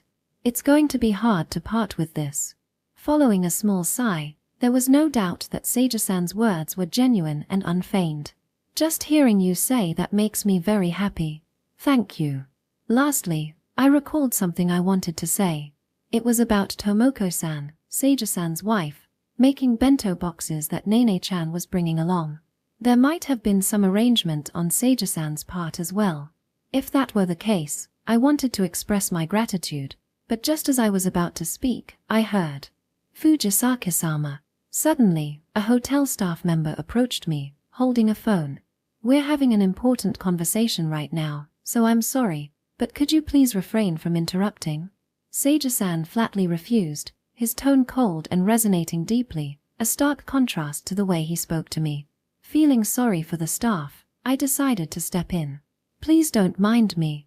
We've mostly settled things through the documents, so you can go ahead. Besides, Seiji-san is likely busy, and this could be an urgent matter. Even though it was a situation involving his daughter's apology, it was commendable that he had taken the time for me. Moreover, his schedule was probably packed down to the minute. I wasn't foolish enough not to understand that. I see, thank you. However, I believe I instructed my secretary not to contact me during this time. Seiji-san's expression was one of confusion. It seemed that he had dutifully turned off his smartphone when meeting with me, which prevented any contact. The fact that they sent a hotel staff member likely meant something significant had occurred. What's going on? What? Hinano is visiting my house with that man? Seiji-san's usually calm voice rose slightly. Though it didn't fill the lounge, it was loud enough for me to hear clearly. I conveyed with my eyes for him to go ahead. After a brief pause, Seiji-san took a deep breath. Understood. I'll head over now, so please keep them waiting in the reception room. He returned the phone to the staff member and stood up, saying, I'm truly sorry for this situation. I've caused you so much trouble. No, please don't worry about it. I really appreciate everything you've done for me. Thank you very much. I stood up and bowed in gratitude. For a brief moment, Seiji-san showed a complex expression, but he quickly reverted to his dignified demeanor as president and walked away. Side Story Ex-Fiancée Side 3. The reception room of the Fujisaki household. The head of the family, Seiji, sat deeply in his chair. We found true love. So please let us marry Hinano. I want to spend my whole life with Minato-kun. So please, Dad. Minato and Hinano desperately pleaded with their father, Seiji, who sat before them. However, all they did was repeatedly express how important their love was and how much they cared for each other. They had only offered a single apology since their encounter.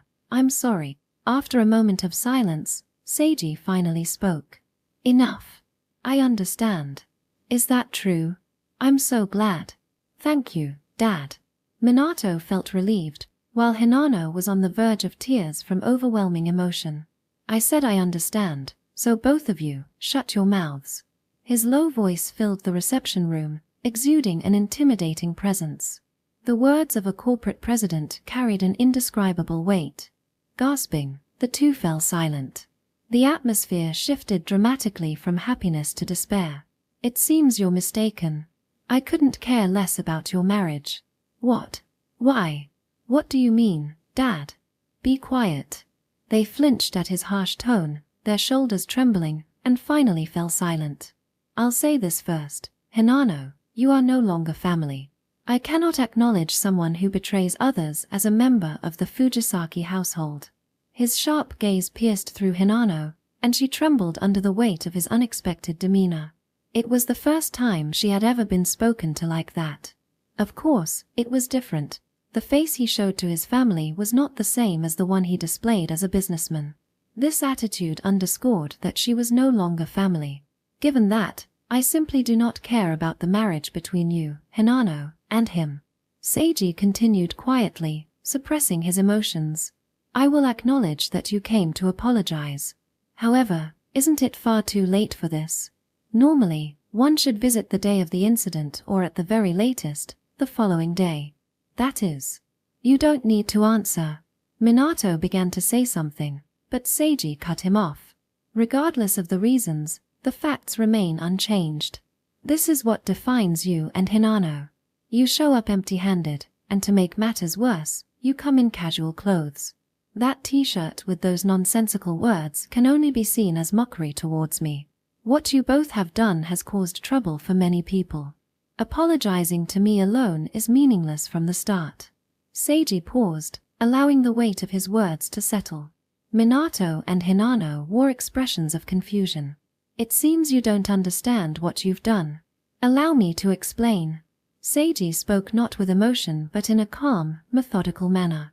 First, Hinano, you have broken off your engagement. Unilaterally cancelling an engagement without the other party's consent or a valid reason constitutes a breach of engagement. In such cases, you are required to pay compensation for the expenses incurred up to that point. This includes costs for the betrothal gifts and the wedding ceremony. What? A woman has to pay compensation too? Upon hearing compensation, Hinano couldn't help but shout. Seiji sighed, clearly exasperated. Compensation does not depend on gender. I thought I had raised you well, but it seems I misjudged your education. Now I feel grateful that I did not marry you off to Arata-kun.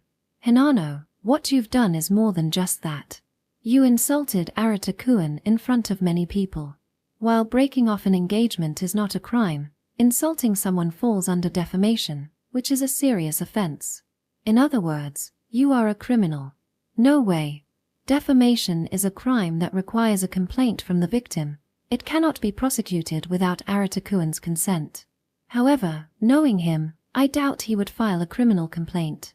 That's precisely why I cannot forgive you. I cannot recognize you as family. Faced with the label of criminal, Hinano stood there in shock. Next, about you. It's not just you. My name is Minato. There's no need to remember the name of someone I will never meet again. You also insulted Arata-kuan, didn't you? That's truly unforgivable. While Seiji appeared calm, his voice carried undeniable anger. Furthermore, from the wedding venue's perspective, you have committed trespassing, which is a crime of unlawful entry. Additionally, you have disrupted business operations, which constitutes obstruction of business. Breaking the door as you left amounts to property damage. There's more. You shoved a security guard who tried to restrain you. Do you know what happened to him? He fell awkwardly and reportedly fractured a bone. That means you are also guilty of assault. Cornered, Minato turned pale, his face drained of color. The initial bravado had vanished completely. There should be formal complaints filed by the wedding venue and the security guard. The police will be coming to see you soon. Police? Why are you surprised? You committed a crime. It's only natural. Seiji had already arranged for legal representation for the wedding venue and the security guard, tightening the noose around Minato. But all I wanted was to marry Hinano. So that's why you barged into the ceremony on the wedding day? That's beyond ridiculous. Why didn't you come to Hinano sooner and express your feelings? There were countless opportunities. Why choose the day of the wedding?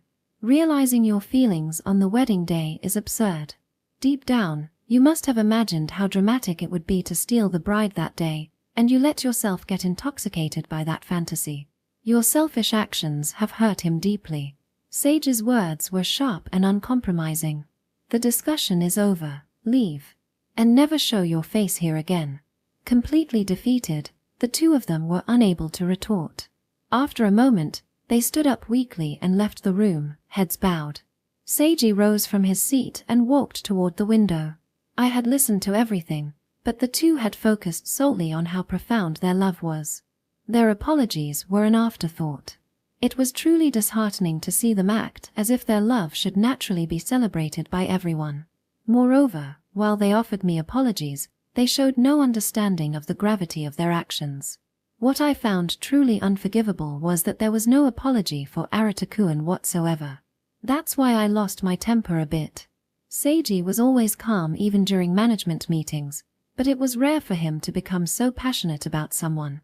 I too had rushed around after the ceremony to deal with the aftermath, but compared to what Arata-kuan had to endure, it was nothing. Seiji recalled how Arata had handled everything alone, shouldering the burden. He genuinely wished for Arata to be his successor. There were moments when the constraints of the Fujisaki family felt burdensome. That's right, if only Nene could be with him. No, I should discard that thought. He has his own happiness to pursue. Moreover, the man who came today was increasingly revealed to be a worthless individual upon further investigation. There had been a plan to pressure his workplace and get him fired, but the truth was that he hadn't even been employed since graduating from university. He was a complete freeloader. It seemed he had been going around claiming that he wanted to do something grand and didn't want to do anything ordinary. In the end, while he might have excelled during events like sports days and cultural festivals in school, those were merely fleeting glories of his student days. He likely walked through life without much effort, achieving a certain level of success. Yet, life as a working adult is much longer. There's no success for someone who misinterprets themselves as special and refuses to put in the effort. The matter had also been communicated to his parents. They should be returning from abroad soon. Now, I will leave the rest to the judicial system and his parents. Seiji couldn't help but smirk to himself. Still, he kept talking about true love. In my estimation, it's only a matter of time before that love fades. Promises made in childhood may seem noble at first glance, but in reality, they are nearly worthless. Promises must not only be exchanged, they require continuous effort to be fulfilled. When the facade of love disappears, will there be anything left for the two of them? Seiji murmured this as he looked down at the two of them, their backs hunched as they left the mansion. Intermission 3, Nene. Amagamine High School, Classroom 3A. Ahihi. During break time, Nene was staring at her smartphone. Naturally, she was looking at a selfie with Arata. She had sneakily taken the picture while he was simmering meat and potatoes beside her. Cooking together in matching aprons had been so much fun. She couldn't help but look back at that moment over and over again. Suddenly, a pair of pink twintails intruded between Nene and her phone. Ah. Nene Kai is grinning while looking at her photos. What? I'm not grinning. Despite Nene trying to put on her usual poker face at Mayu's comment, her mouth was twitching with a smile. Ahaha. Nene, you're totally not hiding it at all. Himari laughed loudly at the scene, her golden curls bouncing and her ample chest shaking with every chuckle. Both of you, keep your voices down. Nene Kai is so embarrassed, isn't she? Not at all. Nene puffed her cheeks in a cute display of annoyance. Hey, let us see the photos too. Yeah, I want to see. What should I do? Nene tilted her head in mock contemplation. Hey, we picked out clothes together, remember? That's right. That's true. Thanks for that time. Okay, I'll show you. Though Nene tried to build up the suspense, the desire to share photos, so common among high school girls, made her want to show them off. Wow, Nene, you're so cute. Your charm level is off the charts. Choosing that dress was definitely the right call. Even with the apron over it, your back was still showing, so all your appeal was right there. Yeah, I think it was pretty effective. Nene reflected on that day. Arata-san was looking slightly up and diverting his gaze. That means he was consciously aware of me, right? He had hidden his feelings so that others wouldn't see, and it made her really happy to feel his kindness. When she told him to look at her properly, he turned red, which was just too cute. Nene Kai, you're super adorable, and that cool guy next door is such a handsome guy. Compared to you, he's really tall and has an amazing figure. Yeah, he's cool, right? The suit looked great on him, but the apron gave off a charming, homey vibe that made him even better. Sigh, he's just too cool. Oh wow, Nene, you totally have the face of a girl in love right now. Himari shrugged dramatically while watching Nene daydream over the photo. By the way, doesn't this look like you two are already newlyweds? Mayu's comment snapped Nene back to reality, and she turned sharply to face Miwa. What? Newlyweds? Of course. I mean, you're both wearing matching aprons and cooking together. How can you not see that you look like newlyweds? Really? You think so? I totally think so. I agree. Himari chimed in to support Mayu. Is that so? Even while saying that, Nene couldn't help but sway a little, her face lit up with a smile. What is this cute creature? I want to take her home with me. Himari and Mayu were mesmerized by the love-struck Nene. They decided then and there that they would tease her later. Meanwhile, the boys in the classroom, seeing this scene, were engulfed in a panic, wondering if Fujisaka-san had gotten a boyfriend. But for Nene, it was all completely irrelevant. Section. That night after shopping with Arata, Nene lay on her canopy bed, lost in memories of the day. Choosing clothes for Arata-san had been so much fun. He was tall, so everything looked good on him. He's super handsome. She had taken a lot of pictures, but she wondered if it seemed weird to others. Her smartphone displayed various photos of Arata in different outfits. They were supposed to be for comparing clothes, yet there were a surprising number of close-ups of his face. He wore glasses because he was self-conscious about his intense gaze and how it might come off as intimidating, but without them, Arata-san's beautiful, elongated eyes would be visible, making him even more handsome. But if he took them off, would everyone else realize just how good-looking he was? That would be kind of a bummer. Imagining a scene where numerous girls surrounded Arata, praising his looks, made Nene feel a bit down. At home, he wore no glasses, revealing a special side meant only for her. Wasn't that okay for her to keep to herself? Nene decided that she wanted Arata to keep wearing his glasses. Today was the day I learned a secret about Arata-san. She had thought that the reason he didn't talk about his family was that they had a bad relationship, but it turned out to be a far more complicated reason. She understood a bit more about what his father had yelled that day. Seeing him act as if everything was normal tightened her chest. My parents probably knew about it too. There was no reason for him to tell her, and it was understandable, but it made her feel like she was being treated like a child again, which made her sulk a little. This was probably part of still being a child. However, this time Arata-san had talked to me properly. It felt like he was slowly starting to trust me. Was that really the case? That made her happy. There were still many things she didn't know, but she hoped to learn about them little by little. Remembering something while thinking about all the unknowns, Nene jumped up from her bed with sudden energy. I had just learned that Kohinata-sensei was Arata-san's former student even for a short time. I never heard anything about that. Nene couldn't help but raise her voice, quickly covering her mouth with both hands. Wait, so Kohinata-sensei has seen Arata-san teaching in front of the class? Nene imagined Arata in a suit, writing equations on the blackboard. After a moment of squealing in delight, a wave of jealousy surged within her. How nice. I'm so jealous. And Kohinata-sensei had even casually asked for his contact information. What was that about? Arata-san was just teaching like it was completely normal. Seriously. From the way Kohinata-sensei acted, it was clear she was interested in Arata-san. When they reunited after so long, her eyes sparkled with excitement. It was a woman's intuition. She could sense the feelings of someone who shared the same emotions. As Nene pondered what to do, a brilliant idea struck her. The next time she went to school, Nene resolved to take action.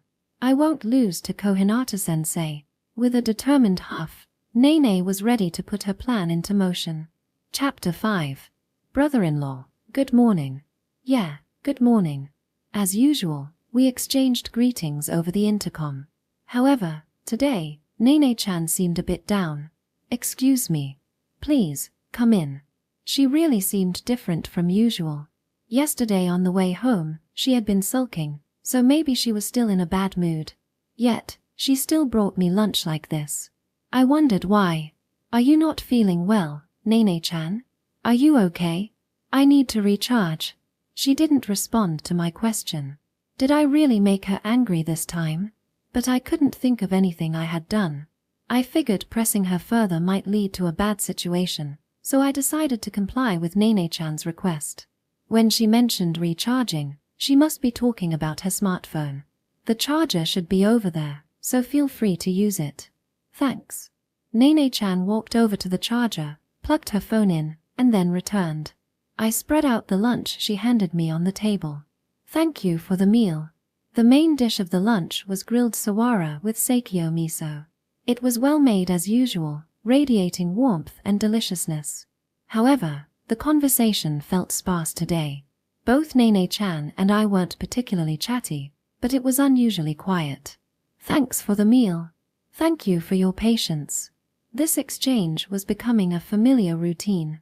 After a brief silence, Nene-chan finally spoke up. Brother-in-law, can I ask you something? Here it comes. I'd like to borrow a necktie. I braced myself, thinking I might get scolded, but her next words took me by surprise and left me a bit dumbfounded. A necktie?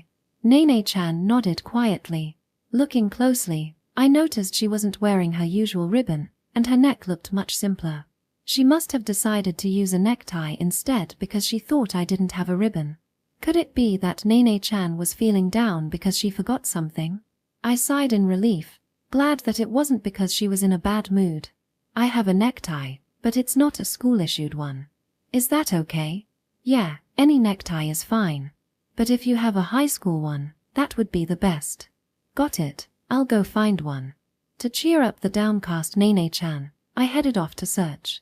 It should be hiding in a cardboard box at the back of the closet. Sorry to keep you waiting, Nene-chan. I found it, the Amagamine High School necktie. Really? You actually found one? Yeah, I've always kept my things well. I don't throw them away easily. That's really great. Thank you for finding it, brother-in-law. You're welcome. As I handed her the necktie, Nene-chan's face lit up with joy, and she exclaimed, "Yay." She then left her seat and stood in front of the mirror, trying to tie the necktie around her neck but struggling to do it properly. Ah, So she hadn't tied a necktie before since she always wore a ribbon. Let me help you with that. Seeing her struggle, I stepped closer to Nene-chan and borrowed the necktie from her. Then, bending down slightly, I got to nearly the same eye level as her. Since she was a high school student, a simple knot would be fine. I attempted to tie the necktie, but while I could manage to tie it, I wasn't satisfied with how it turned out. It's not going well from the front. Excuse me for a moment. Saying that, I moved behind Nene-chan and wrapped my hands around her neck. This way, I should be able to tie it just like she would do herself. It was a task I had done countless times before. While some people find neckties stiff and uncomfortable, I actually like them quite a bit. All done. I looked at the necktie in the mirror. Yeah, the dimple looked nice, and I was quite pleased with my work. How does it feel? Is it too tight? It's tight. Nene-chan turned her head just enough to look back at me, and her face was very red. Seeing this, I hurriedly loosened the necktie, and Nene-chan pressed her chest and took slow, deep breaths. That was strange. I didn't think I had tied it that tight. I'm sorry. It's fine. Don't worry about it. Thank you for tying it for me. After that, Nene-chan kept touching and adjusting the tied necktie while looking at herself in the mirror.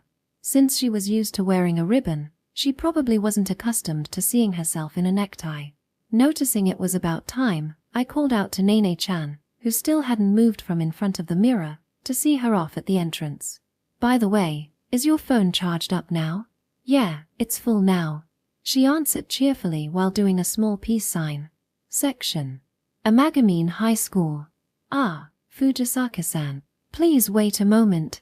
Nene was called out by her homeroom teacher, Kohinata Yuki, while on her way to a moving classroom. Is there something you need, Kohinata-sensei? No, it's nothing in particular. I just wanted to apologize for suddenly talking to you yesterday. Yuki gave a small bow of her head. There's no need to apologize. I'm not angry at all for interrupting my precious time. That definitely means you're angry, doesn't it? Although Nene had a low blood pressure expression, Yuki couldn't help but feel a sting in her words. Wow, Fujisaka-san and Kohinata-sensei are talking. Fujisaka-san looks older than her. No doubt about it. But even though Kohinata-sensei is short, she's totally developed. True. Is that what they call a lowly busty girl? I've never seen one in my life. A group of male students watched the scene from a distance, whispering lewd remarks.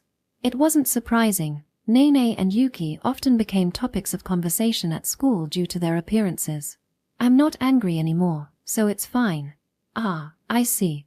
You were angry after all. I'm really sorry about that.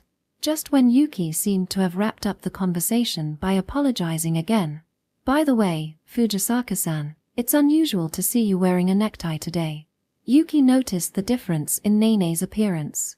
Although Yuki was still a rookie teacher, she was genuinely attentive to her students and a good teacher. Her appearance, character, and earnest attitude made her popular among both students and parents. Amagami High School had a standard uniform, but it was basically a free dress code. Even though students were allowed to wear their own clothes, very few did so. Most expressed their individuality through the standard uniform with ribbons, socks, and other accessories. Among them, Nene always wore the ribbon that matched her standard uniform. However, wearing a necktie today made her stand out a bit. Is that so? You usually wear a ribbon, right? Wait a minute. That's the necktie from the old Amagami High School uniform, isn't it? The relaxation of the dress code had been implemented in recent years. Therefore, graduates would likely recognize that pattern and have fond memories of it. Fujisaka-san, where did you get that? Well, where do you think? Nene smiled confidently. Could it be? Is it from Ikino-sensei? Kohinata-sensei, you're speaking too loudly. I am sorry. Yuki apologized repeatedly, her large chest bouncing each time. Well, what Kohinata-sensei said is correct. Besides, I had it tied for me this morning. Nene puffed out her chest, which, while not as large as Yuki's, was still nicely shaped, as if to say, isn't it great? This morning? I was wondering what your relationship with Ikino-sensei is. I have to head to my next class, so I'll take my leave now. Ah, wait a moment. Nene cut off the conversation and headed toward her next location. As Yuki watched her retreating figure, she pondered to herself. I'm curious. Could it be that the two of them have an unusual relationship? But yesterday, she called Akino-sensei big brother. What does that mean? The more I think about it, the more confused I become. Still, it's so enviable that she got her necktie tied for her. Nene's strategy was to provide minimal information to prompt the other person to draw their own conclusions. Yuki had been deep in thought, but the sound of the school bell brought her back to reality. Oh no, I have to get to my class too. And so, Nene's small counterattack came to a victorious close. Section. In the evening, I stood in front of a retro-style cafe. This is Shogen no Tsuki. I confirmed my arrival at the destination by comparing the sign with the map app on my phone. The dark brown, glossy wood and white walls were harmoniously balanced, perfectly capturing the essence of a cafe. At my feet, a light-up sign reading Shogen no Tsuki illuminated the nostalgic atmosphere even more. I didn't regularly visit cafes. In fact, this was my first time at a place like this. Standing in front of the door, I took a deep breath. Phew. I'm feeling kind of nervous. There was another reason for my nervousness. The truth is, this was Nene-chan's workplace. The reason I was here was that during a shopping trip with Nene-chan at the mall, I had promised to visit her at her part-time job. I can't even imagine what it would be like to see Nene-chan working. It wouldn't look good for a big guy like me to stand in front of a cafe forever, so I steeled myself and opened the door. The bell chimed as I stepped inside. Welcome. I was greeted by a clear voice that sounded like a rolling bell. This familiar voice belonged to Nene-chan. Brother-in-law, you actually came. I'm so happy. As Nene-chan walked over to me, I found myself unable to respond with words. No, it would be more accurate to say that I was captivated. Alright, let me show you to your seat, okay? Ha! What's wrong? You're frozen. On top of Nene-chan's elegantly styled black and red hair was a white frilly headpiece, and she wore a black knee-length dress layered with a white apron. The white tights she wore extended down to her feet, where she had on black strap shoes. In other words, it was a classic maid outfit. It was as if she had stepped out of a painting. The impact of her delicate beauty struck me like a punch to the head, leaving my thoughts in disarray. No way, she's too cute. What? I was taken aback by my own words that had escaped my lips. Nene-chan looked surprised, her serene eyes widening at my remark. I'm really sorry. I hope you can just forget what I said. Okay. My face felt hot. It was probably flushed with embarrassment. Nene-chan's face was also red, and she fanned herself with her hand. An awkward silence filled the air, but she guided me to a seat. Once I sat down, I decided to ask a question that had been on my mind. Nene-chan, I hope this isn't too rude, but is this place a maid cafe or something like that? No, it's not. People often misunderstand it because of the maid uniform, but it's just an ordinary cafe. I see. Although I had never been to a maid cafe, the atmosphere here felt more subdued and calming than I had imagined. Welcome back, master. Suddenly, I was captivated by Nene-chan's beautiful curtsy, accompanied by the classic phrase. A small cheer rose from the surrounding patrons. Isn't it supposed to be welcome instead of that? Why yeah, I guess so. This time, I managed to open my mouth without letting my thoughts freeze. I almost got caught off guard. The food and drinks here are all really high quality and delicious. Plus, the manager said we could have whatever we wanted today, so feel free to eat your favorite. Nene-chan's cheerful smile almost knocked me off my feet again. My heart had been racing ever since I entered. I heard this morning, but are you really sure it's okay? Yes. Getting to see Nene-chan like this and even being treated to her service felt like a slice of heaven. This is the menu. Call for me when you decide, okay? Thanks. With that, Nene-chan walked away from the table. While contemplating what to order, I couldn't help but glance at Nene-chan out of the corner of my eye. Her tall, slender figure complemented the maid outfit perfectly, making her look incredibly beautiful. When she interacted with other customers, I felt a sense of admiration watching her use proper honorifics, which was different from how she spoke to me. There were other employees dressed in maid outfits as well, but Nene-chan stood out above the rest. Her walking style, posture, mannerisms, and speech were all impeccably refined and graceful. I knew it wouldn't be good to sit and watch without ordering, so I raised my hand to call Nene-chan. Have you decided on your order? I'll have the omelette rice with beef stew and an original blend coffee.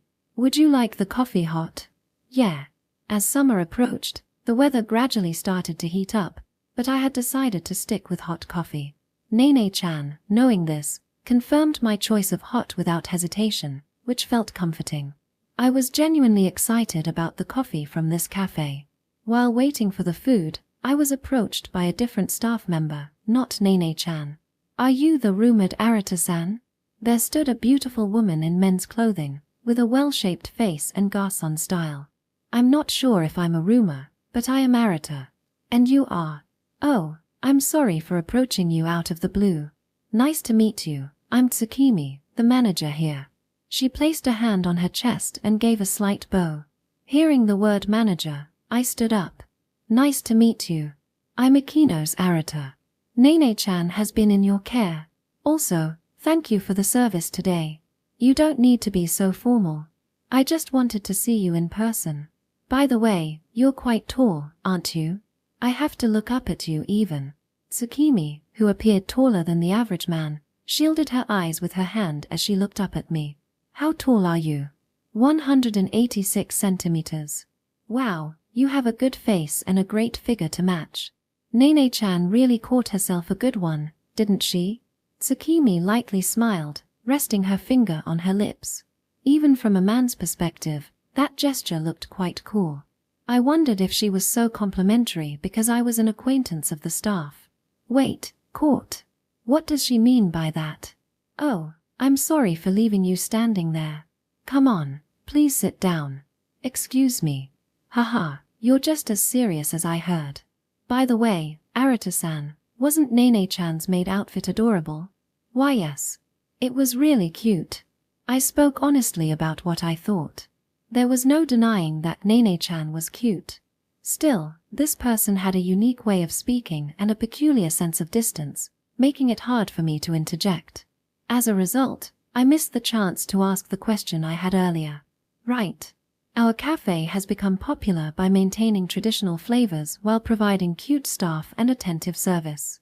Nene-chan plays a significant role in that popularity. We really rely on her.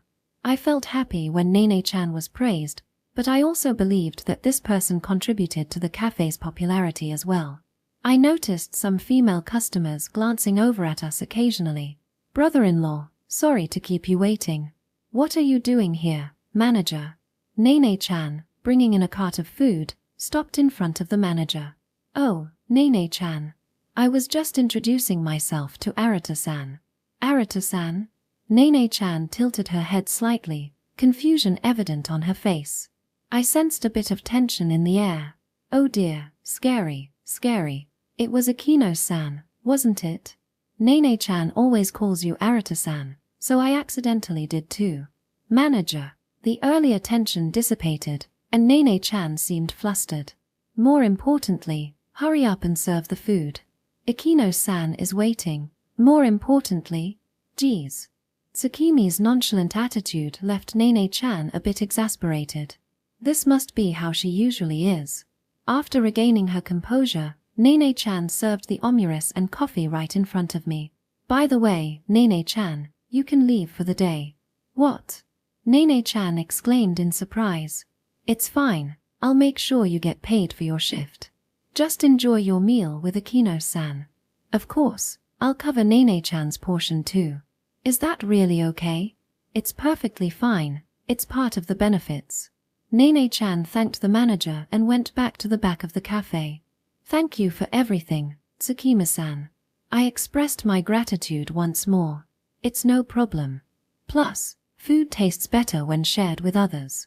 So please, take your time. With a refreshing wink, Tsukimi-san left. She was an unusual person, but a good one. I felt relieved knowing that Nene-chan was working in a good place.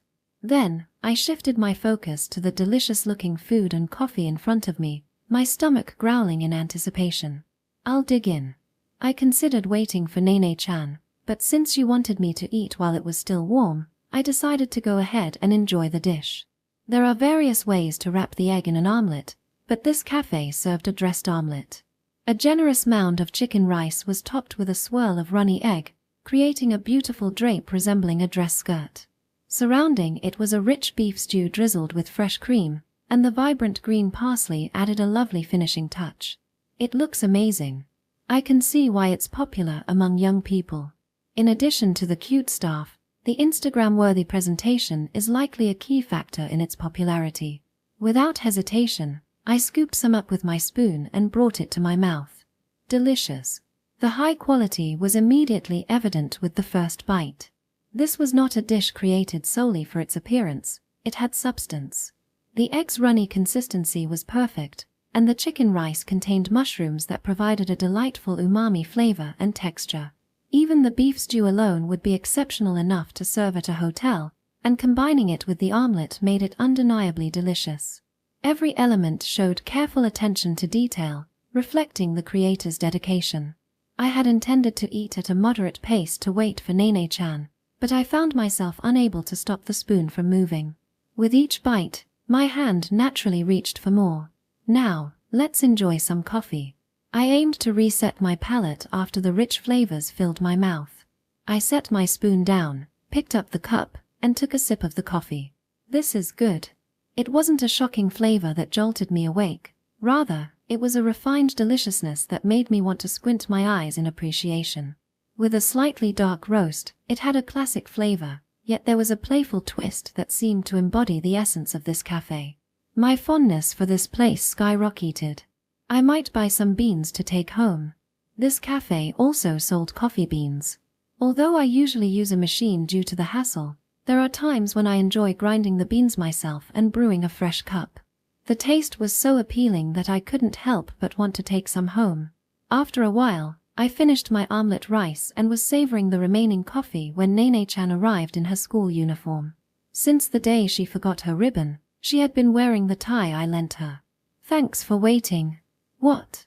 Brother-in-law, you already ate? You're fast. I was planning to take my time, but it was so delicious that I ended up finishing quickly. Feeling a bit embarrassed for being called out for eating quickly, as if I were a glutton, I rubbed my head and replied, I'm glad. It makes me happy to see you satisfied. Nene-chan sighed in relief. Oh, Nene-chan, that's great. You got praised by Akino-san for the omelette rice you made. Manager. Suddenly, Tsukima-san popped her head out from behind Nene-chan. Why are you hiding? If I made something myself, I'd be the first to brag about it. Tsukima-san tilted her head as she looked at Nene-chan, who was blushing and remained silent. Did you make this, Nene-chan? Why yeah. The recipe is from this cafe, though. That's amazing. The way you cooked the eggs looks like something I could never replicate. Even with a recipe, it all comes down to the cook's skill, and I found myself genuinely impressed. Right. Here, we teach those who want to be both waiters and chefs. I mean, it's a treat to have a cute girl cook for you. Recently, she said she wanted to learn how to brew coffee, but I think I understand why now. Manager.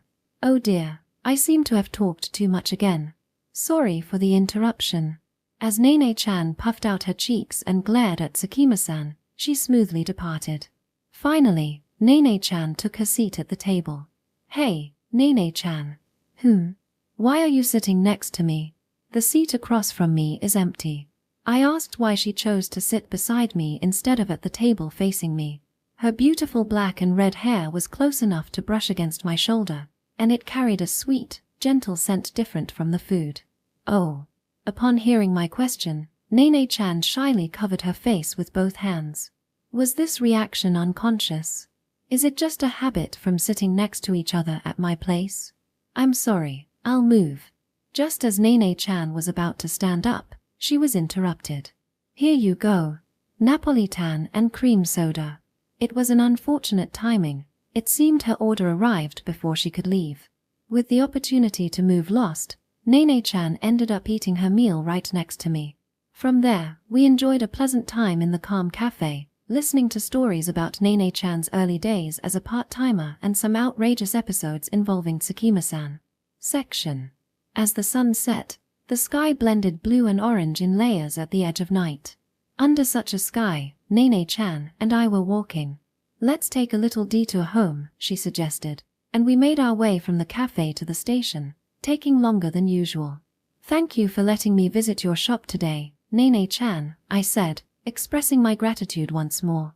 "Thank you for coming," she replied. "The food was delicious, and Tsukima-san has her quirks, but she's a good manager. It's a really nice cafe." "Yeah, it's my pride and joy," Nene-chan said, smiling with a hint of pride. It must be nice to hear compliments about her workplace. I was surprised that Tsukima-san treated us to 2 meals for free. When I thanked her again after she handled the bill, she replied, "You don't need to worry about it. We got to see something good today." She didn't make me feel indebted, which I appreciated. So, I bought extra coffee beans to contribute a bit to the cafe. "Brother-in-law, look," Nene-chan called out to me, pulling my attention upwards. Before I knew it, we were walking on a bridge over a river. The beautiful gradient of the sky spread out before us. "It's a lovely view," I commented. "Right. I like this view, so sometimes I take the trouble to come this way," Nene-chan said. "And you know," she continued after a brief pause, "this is where brother-in-law and I first met." The familiar scenery brought back memories of that day. However, it had been a deep night. It's been almost 3 years since we first met. Time flies, doesn't it? Yeah, it really does. It's hard to believe it's been almost 3 years since that day. Thanks to that day, I'm able to be here like this. I'm enjoying school and my part-time job, you know? "I can tell," I replied. During our breakfast conversations, Nene-chan always seemed to be surrounded by people and having a great time. She's no longer alone. "Thank you, brother-in-law." Nene-chan turned to me with a serious look in her eyes. "What's with the sudden gratitude?" "Nothing really, I just felt like saying it." A silence fell between us, and after a while, we resumed walking. We chatted about trivial things until we arrived at the station. "Oh, we're already at the station," Nene-chan said. It felt quick, even after taking a detour. "Yeah, it did," she replied with a smile. "Well then, Nene-chan, see you later." "See you, brother-in-law." Nene-chan waved as she disappeared into the ticket gate. For some reason, I felt an urge to chase after her as I watched her back. I reached out, but of course, my hand just swam through the air. Pulling back my awkward hand, I decided to head home as well. Section. Audiobook by Masquerade at Masquerade Audiobooks. Chapter 6. Wasn't I able to make it quite well? I had just finished preparing dinner.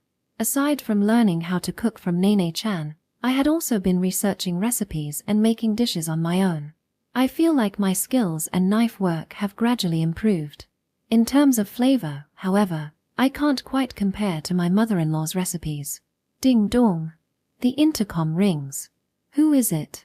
Since it's not morning, it can't be Nene-chan. Wiping my hands on my apron, I move to check the intercom's display. There, I see a flasher-looking young man. It's my friend and co-worker, Kyohei Otorai.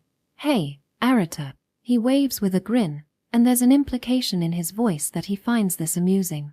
A sense of foreboding washes over me. Kyohei tends to have some odd ideas in situations like this. "What's up, Kyohei? It's rare for you to come to my house." "Right. I wanted to introduce you to someone." "Well, just do your best." "Someone he wants to introduce?" That question is quickly overshadowed by shock. "It's been a while, Ikinos-kun." Along with a calm, husky voice, a stunning woman with long, straight hair swept back appeared on the display, smiling seductively in place of Kyohei. "Miyoshi-senpai." It was Miyoshi Yui, my former direct superior who had been headhunted by an American company. So she was the source of my unease. "Ikinos-kun, have you been doing well?" I could only respond dryly to my former boss's sudden visit. "Excuse me for intruding. Please, come in." Since she had come all the way to my house, I decided to invite Miyoshi-senpai and her companions inside. Miyosha-senpai entered with a large carry-on suitcase and handbag, removing her pin heels at the entrance.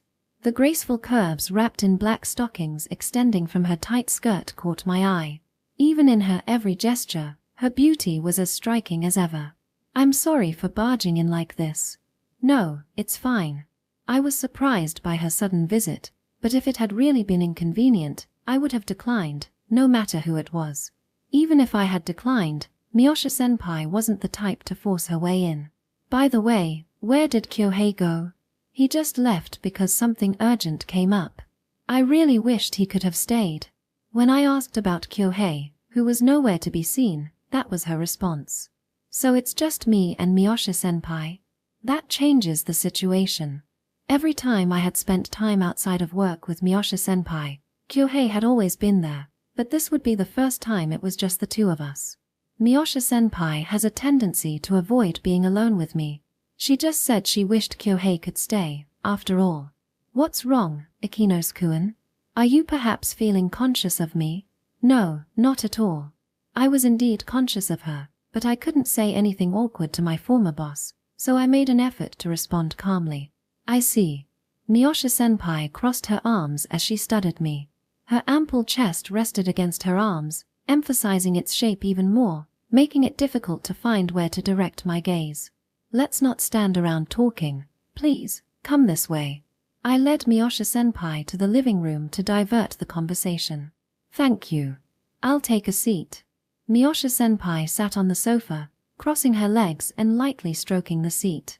There was an unusual allure in her languid movements and graceful fingertips. "By the way, Ikinos-kun, you're quite domestic, aren't you?" "What? Why do you say that?" "Well, you're wearing an apron, aren't you?" It was only then that I realized my current appearance.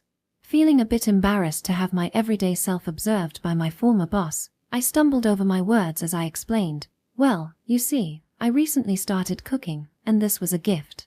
"Really? That's nice. It suits you well, you know?" "Thank you very much." Even though there wasn't much to say about how an apron suited me, I accepted the compliment and bowed my head slightly. When I looked up, her clearly defined double eyelids were fixated on one point. "Oh, the embroidery on your chest that says IA, the dots seem to be a bit irregular for dots, don't you think?" "Ah, really?" When I checked, it did seem a bit distorted for a dot. Squinting closely, I realized it was actually a very small heart. Now that I look closely, it's a heart. I hadn't noticed until now. "Senpai, you have a sharp eye." This was typical of her. She would suddenly point out minute details that no one else noticed. Her attention to detail was something else. "No, I just happened to notice it while looking." Miyosha-senpai replied curtly. I felt as though she had been staring, but that must have been my imagination. Now that I think about it, this embroidery has a warmth that feels more human than machine-like in its regularity. I wondered if my mother-in-law had sewn it for me. Still, it's playful of her to replace dots with hearts. But more importantly, I needed to ask Miyosha-senpai something. "Senpai, why did you return to Japan?"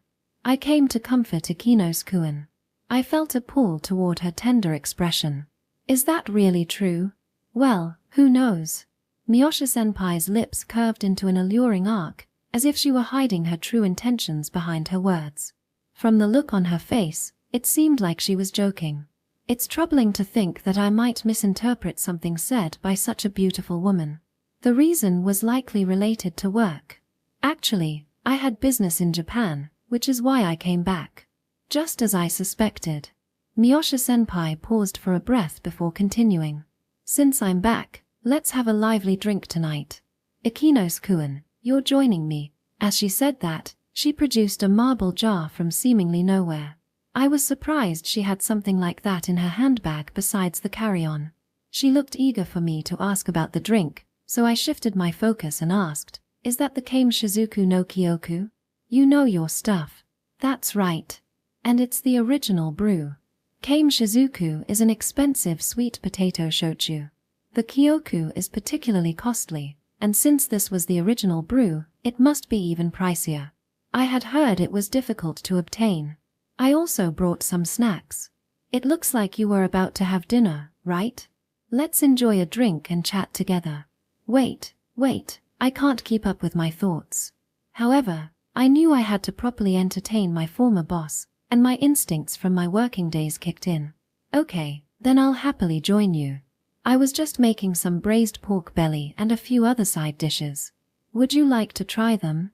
I think they'll pair well with sweet potato shochu. Wait, you made braised pork belly?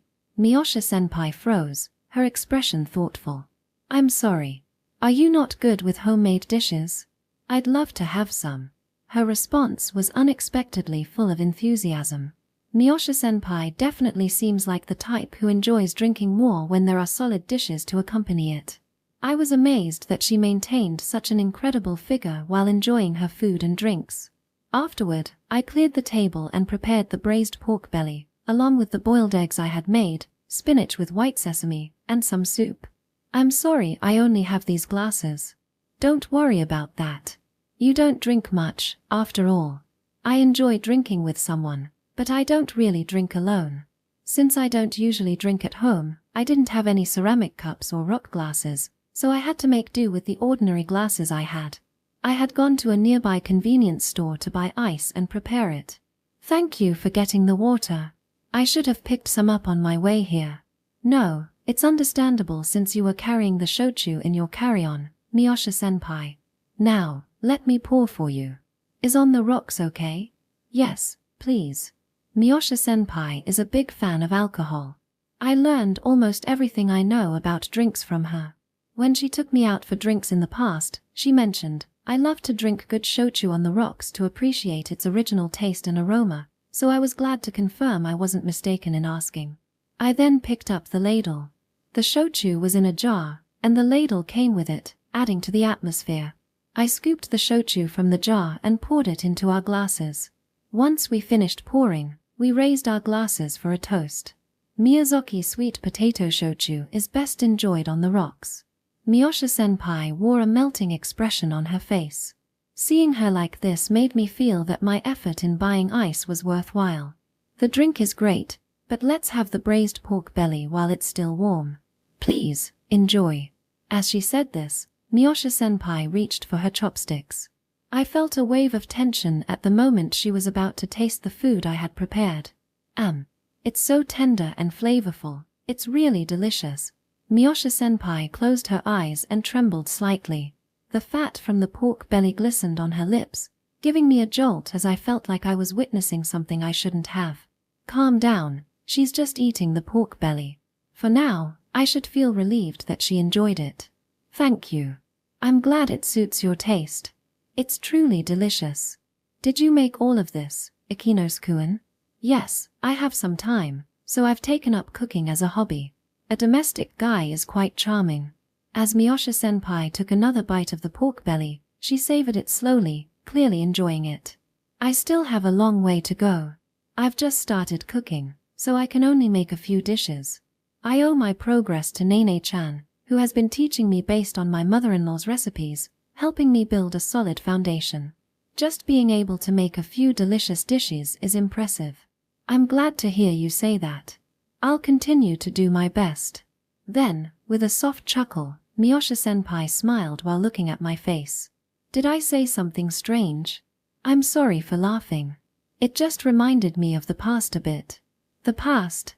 Yes, because you said something similar when you joined as a new employee. It made me nostalgic about how serious you were back then. Did I really say that? You did. You have a much more relaxed expression now, though. As she said this, Miyosha-senpai laughed again. Then, reminiscing about the past, she began to speak cheerfully. Do you remember the day when the application we released had issues in the production environment, and we had to pull an all-nighter together? That was rough.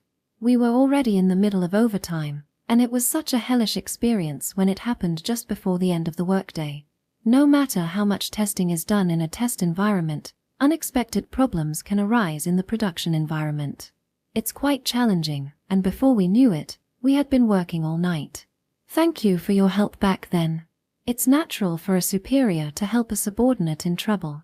Ideally, there wouldn't be any issues, but that's just an ideal. It's all about how to handle them once they occur. I helped out at that time, but if it weren't for you, I think we wouldn't have finished in just one night. Miyosha-senpai nodded slightly with her eyes closed. I felt genuinely happy that she thought so. You were still only 2 or 3 years in, but you were growing so fast. You must have been studying quite a bit at home, right? Yes, I was desperate back then. Since joining the company, I had been studying at home to be recognized quickly. I also made it a point to arrive at the office early. However, I wasn't the earliest person there. You always came in early, Miyosha-senpai. Even after you were headhunted and went to America, I could never catch up with you until the very end. That was because you always came in early. It wouldn't look good if I arrived later than my subordinates, you know? It was quite a struggle. Miyosha-senpai, with a slight blush from the alcohol, shot me a reproachful glance. I hadn't realized that she adjusted her arrival time to match mine. I'm sorry. Don't apologize. By the way, are you still studying? Yes. It's become a habit now. That's very much like you, Ikinos-kun. Information and technology become outdated quickly, so even now, after being laid off, I continue to study programming without fail. It's frightening how habits can persist even when I don't know if I'll ever use what I'm learning. Miyosha-senpai took a sip of shochu and placed her glass on the table. A pleasant sound of ice clinking against the glass followed. Hey, Ikinos-kun, how about coming to America? Suddenly, an unexpected statement flew into my ears. When I looked at Miyosha-senpai, her strong gaze was locked onto me. What do you mean? I heard your engagement fell through, and you were let go from the company. Hearing those words, everything clicked into place. Miyosha-senpai went to America after my engagement to Hinano-san was decided. That means she knows about my engagement. If she still has connections with people at the company, it's not surprising she would learn about my situation through the grapevine. There's nothing particularly shocking about that. What left me astounded was Miyosha-senpai's proposal. With your skills, it would be a waste to leave you as you are. I'd love for you to work with me. I think we could make a great partnership. Well, if it's at the company where Miyosha-senpai works, what I'm currently studying could be put to use. Moreover, working under someone who values my abilities would be a fortunate opportunity. I never considered leaving Japan, but I can't help but wonder if there's still a reason for me to cling to it. I pondered and fell silent. Don't worry, I'm not asking for an answer right away. It's not appropriate to talk about work more at a drinking occasion, so let's have a proper discussion on another occasion. For now, let's just drink. Miyosha-senpai downed her drink in one go, so I followed suit and tilted my glass back. You really drink well, Ikinos-kun. Today, I'll keep up with you. I poured more sake into our empty glasses with the ladle. We continued to eat and talk. It had been about 3 years since we last met, so we had no shortage of topics to discuss. I just can't believe it. To let go of someone who can work and is this handsome. Haha, I'm glad to hear you say that, Miyosha-senpai. Miyosha-senpai was more talkative than usual, perhaps due to the quicker pace of her drinking and the effects of alcohol. She was still considerate of me, lifting my spirits. At first, we talked about our work situations and her life in America. However, when the conversation shifted to my stolen bride and getting fired from my company, her drinking and excitement escalated. I found myself getting caught up in her enthusiasm. It wasn't that I was forced to drink, I genuinely felt like joining in. Not to mention the president. What he did to you after all the dedication you've shown, Ikinos-kun, is unforgivable. He's always been like that. He never cared about me from the beginning. Miyosha-senpai was angrier about my ex-fiancé and that man than I was. It was the second time I had seen her this furious. I don't often express my emotions openly. Seeing someone get angrier about my situation than I was made me feel fortunate to have such supportive people around me. Hey, Ikinos-kun. I really believe we could make a great partnership together, you know? She leaned forward from the table, bringing her face closer to mine. In her drunken state, she had unbuttoned her shirt 3 buttons down, revealing a vulnerable side that drew my gaze. I noticed a mole there, and a naughty thought crossed my mind. I needed to rein myself in. I was quite tipsy myself. I think so too. I believe we could be good partners. I remembered how well we worked together. I really felt that with her, we could have a solid working relationship. She had high capabilities and initially seemed strict, but she was also very caring. Wow, to hear you say would make a good partnership. Oh my. Miyosha-senpai placed a hand on her cheek and leaned back in delight. What kind of reaction is this? I'd never seen this side of her before. The sake was easy to drink, almost like water, so perhaps I hadn't realized just how much I had drunk. Senpai, you seem pretty drunk. It's getting late, so you should drink some water. I prepared a chaser in a different glass and offered it to her. Really? Thanks. Ah, this water is delicious. Ah, wait. In a surprising turn of events, instead of the glass I offered her, Miyosha-senpai picked up the one in front of me and downed it in one go. In other words, she drank the shochu on the rocks. Perhaps she mistook it for water since both glasses contained a clear liquid. My body feels hot. I'm also getting sleepy. Miyosha-senpai. As soon as she rubbed her eyes, Miyosha-senpai leaned against me. The softness and moderate weight resting against my body was noticeable. Was that her perfume? A sophisticated rose scent warmed by her body heat wafted strongly. I couldn't let her leave in this state. I resolved to have Miyosha-senpai stay the night. You can't sleep on the sofa. Let's go to the bed. The bed. I suggested this because I couldn't let my superior sleep on the sofa, but it seemed my words had led to a misunderstanding. Don't worry. I'll sleep on the sofa. I see. She looked somewhat dissatisfied but seemed to accept it. It was probably that she didn't want to sleep in my bed, which I understood. However, I had no choice but to ask her to endure it. There was a time when I had gotten drunk at her house and ended up staying over. I had caused quite a bit of trouble then. If I thought of this as a way to repay that debt, it would be a good thing. But unlike that time, Kyohei wasn't here today.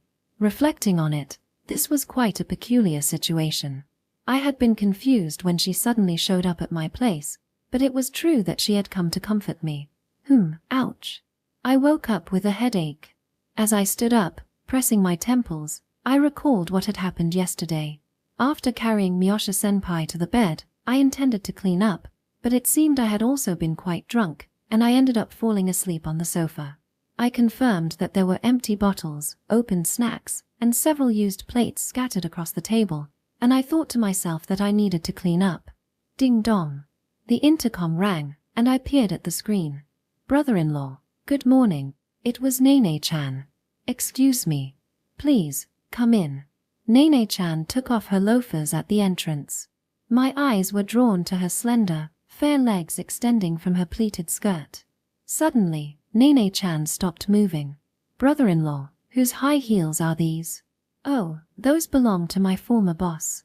She came over yesterday, and we drank together. I see. Her response came back in an icy tone I had never heard before. Even though the air conditioning wasn't on, I felt like the temperature in the room had dropped slightly. She's my boss, but it seems she got quite drunk last night, so she's lying down in the bedroom, so keep it quiet. In the bedroom? Yeah, it was quite the surprise when she suddenly showed up while I was cooking. By the way, I still have my apron on. I remembered that I still had my apron on from the sudden visitor. I had fallen asleep like that, so it was a bit wrinkled. I'd have to wash it and iron it later. Did you eat that dish together? Well, sort of. I see. Nene-chan's tone grew even more somber. There's still some left, so do you want to eat too, Nene-chan? Really? Is that okay? Yeah, of course. I actually made it for you. For me. Her voice brightened instantly. It must have just been that she had trouble speaking earlier because it was morning. Yeah, Nene-chan is my cooking teacher. I wanted you to judge if my skills have improved. Well then, I'll eat. I felt a bit guilty since I usually ate my lunch while Nene-chan just watched. Even though the dishes were different, it was more enjoyable to eat together. Let's eat. Nene-chan brought the pork kakuni to her small mouth. I anxiously watched her. It's soft and flavorful. It's delicious. Full marks for you. Nene-chan drew a circle on my palm with her finger, giving me a perfect score. I felt a ticklish sensation, but I was genuinely happy to receive her praise for my cooking. Thank you. I'll keep working hard. Hee. When I responded earnestly, like a true student, Nene-chan laughed. If you don't mind, would you eat the things I make like this from now on? Sure. Her answer was surprisingly quick. If I could prove that my cooking skills were sufficient for living a healthy life on my own, my mother-in-law wouldn't need to make lunch for me, and I wouldn't have to learn to cook from Nene-chan. Just then, I heard the sound of the door opening and turned around. Miyosha-senpai emerged from the bedroom, holding her head and walking unsteadily. I was relieved to see that her shirt buttons were all fastened. Oh, my head hurts. Good morning, Ikinos-kun. I'm sorry about yesterday.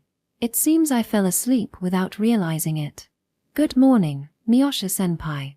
Are you all right? If you have a hangover, I can make some miso soup later. Oh really? That would help a lot. Miyosha-senpai, still a bit dazed, stopped in her tracks. By the way, Ikinos-kun, who is this girl? Her eyes widened as she asked me in a husky voice. Nice to meet you. I'm Nene Fujisaki. Your brother-in-law's former boss, right?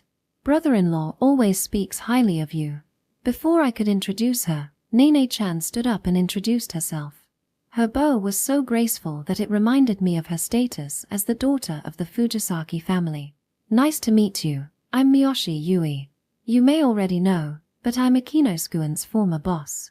Miyosha-senpai tossed her hair back, and Nene-chan smiled.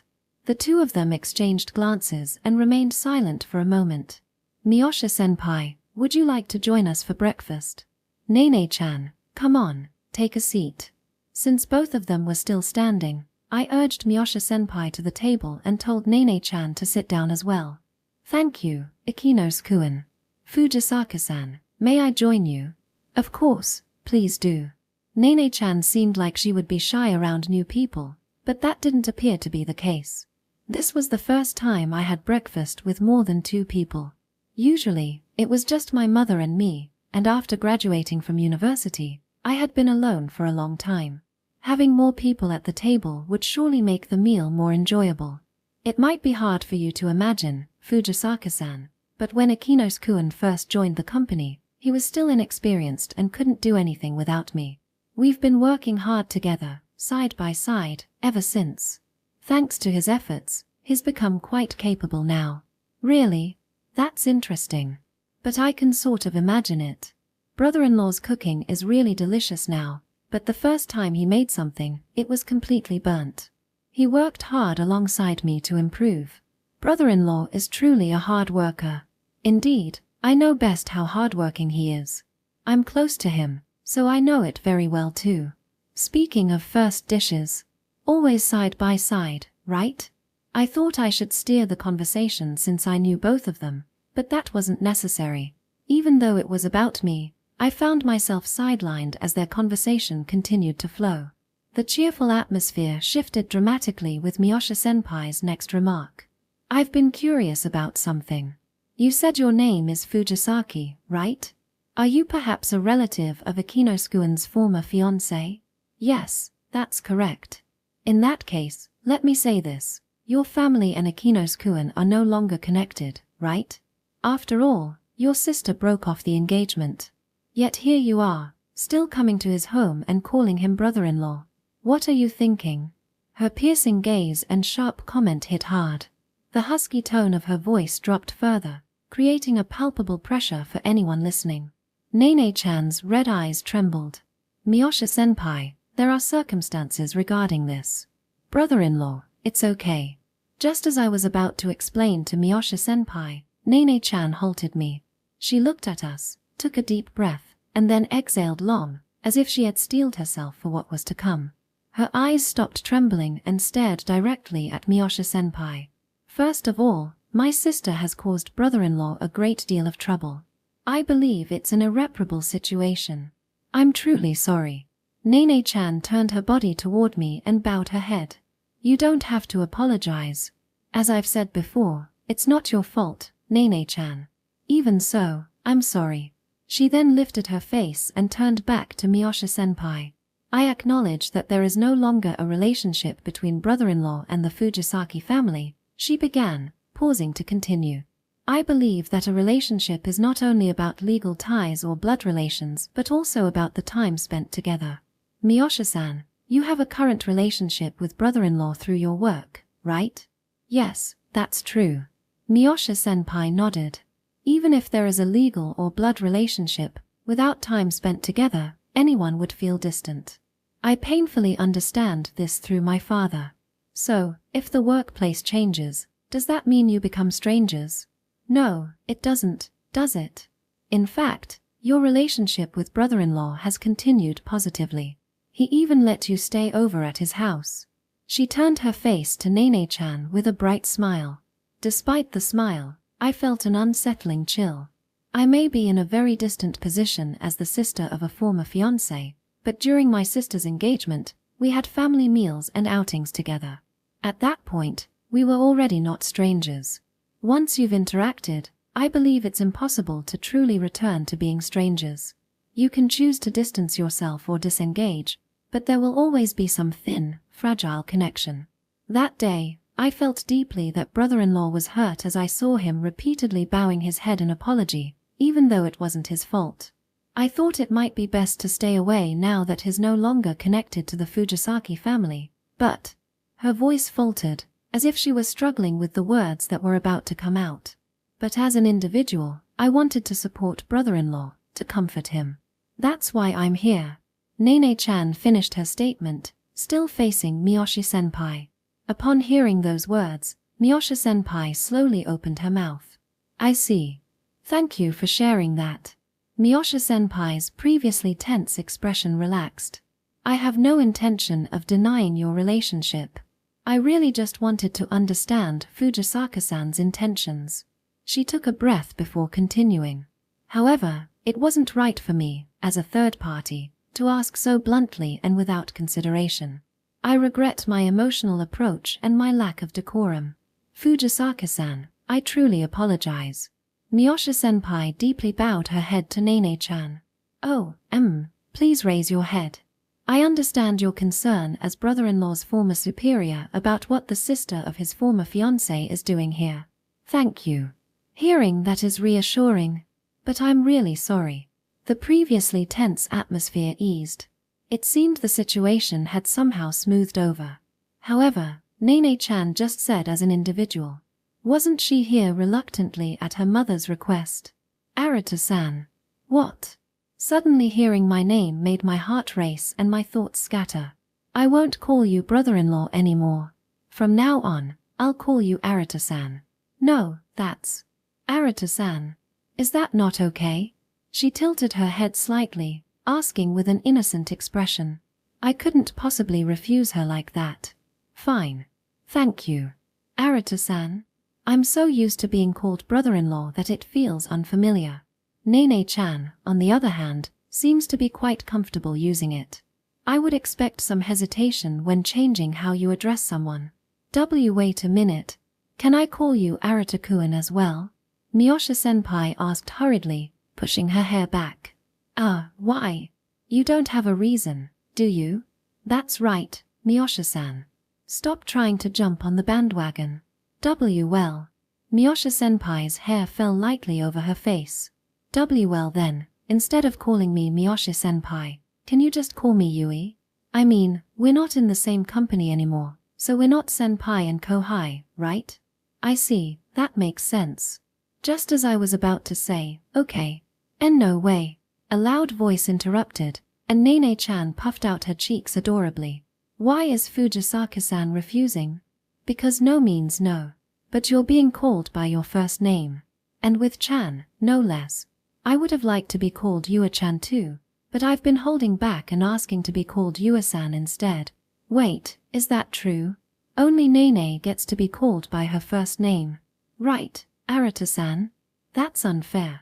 I want to be called by my first name too. Isn't that okay, Arata-kun? Their faces leaned closer. Nene-chan's bright red eyes and Miyoshi-senpai's striking, powerful gaze were right in front of me. The impact of having a beautiful girl and a gorgeous woman so close was overwhelming. Their perfectly arranged features made me feel a bit daunted. Oh, I just called you by name in the confusion. It's nothing special. What is this situation? There's no opening for me at all. I had no idea what to do and could only feel flustered. Suddenly, a vibration echoed through the house. When I checked the source, it was my smartphone lying on the table. Oh, I wonder if that's a call from someone. Checking the display, I saw it was from my former junior, Kitagawa Ibuki. Sorry, I'll step away for a moment. I quickly left the two behind. I wondered what was going on this early in the morning. It was probably work-related. Good morning, Kitagawa. Good morning, senpai. I thought I could reach out since you said to contact you anytime. I hope it's not a bother. It's fine. What's up? Well, I was thinking of going to a bakery, and I happened to walk by your place, so I thought maybe we could have breakfast together. There's a coffee shop attached to it, but the connection seemed unstable, with her voice varying in volume, sounding either energetic or faint. She seemed a bit more hesitant than usual, which was unlike her usual organized self. I see, she was on her way to a bakery near my house. That explains why she didn't make an appointment. It was really just a spur-of-the-moment thought, so if you have plans, please feel free to decline. Yeah, I appreciate the invitation, but I'm a bit busy right now, so it's okay to do it another time.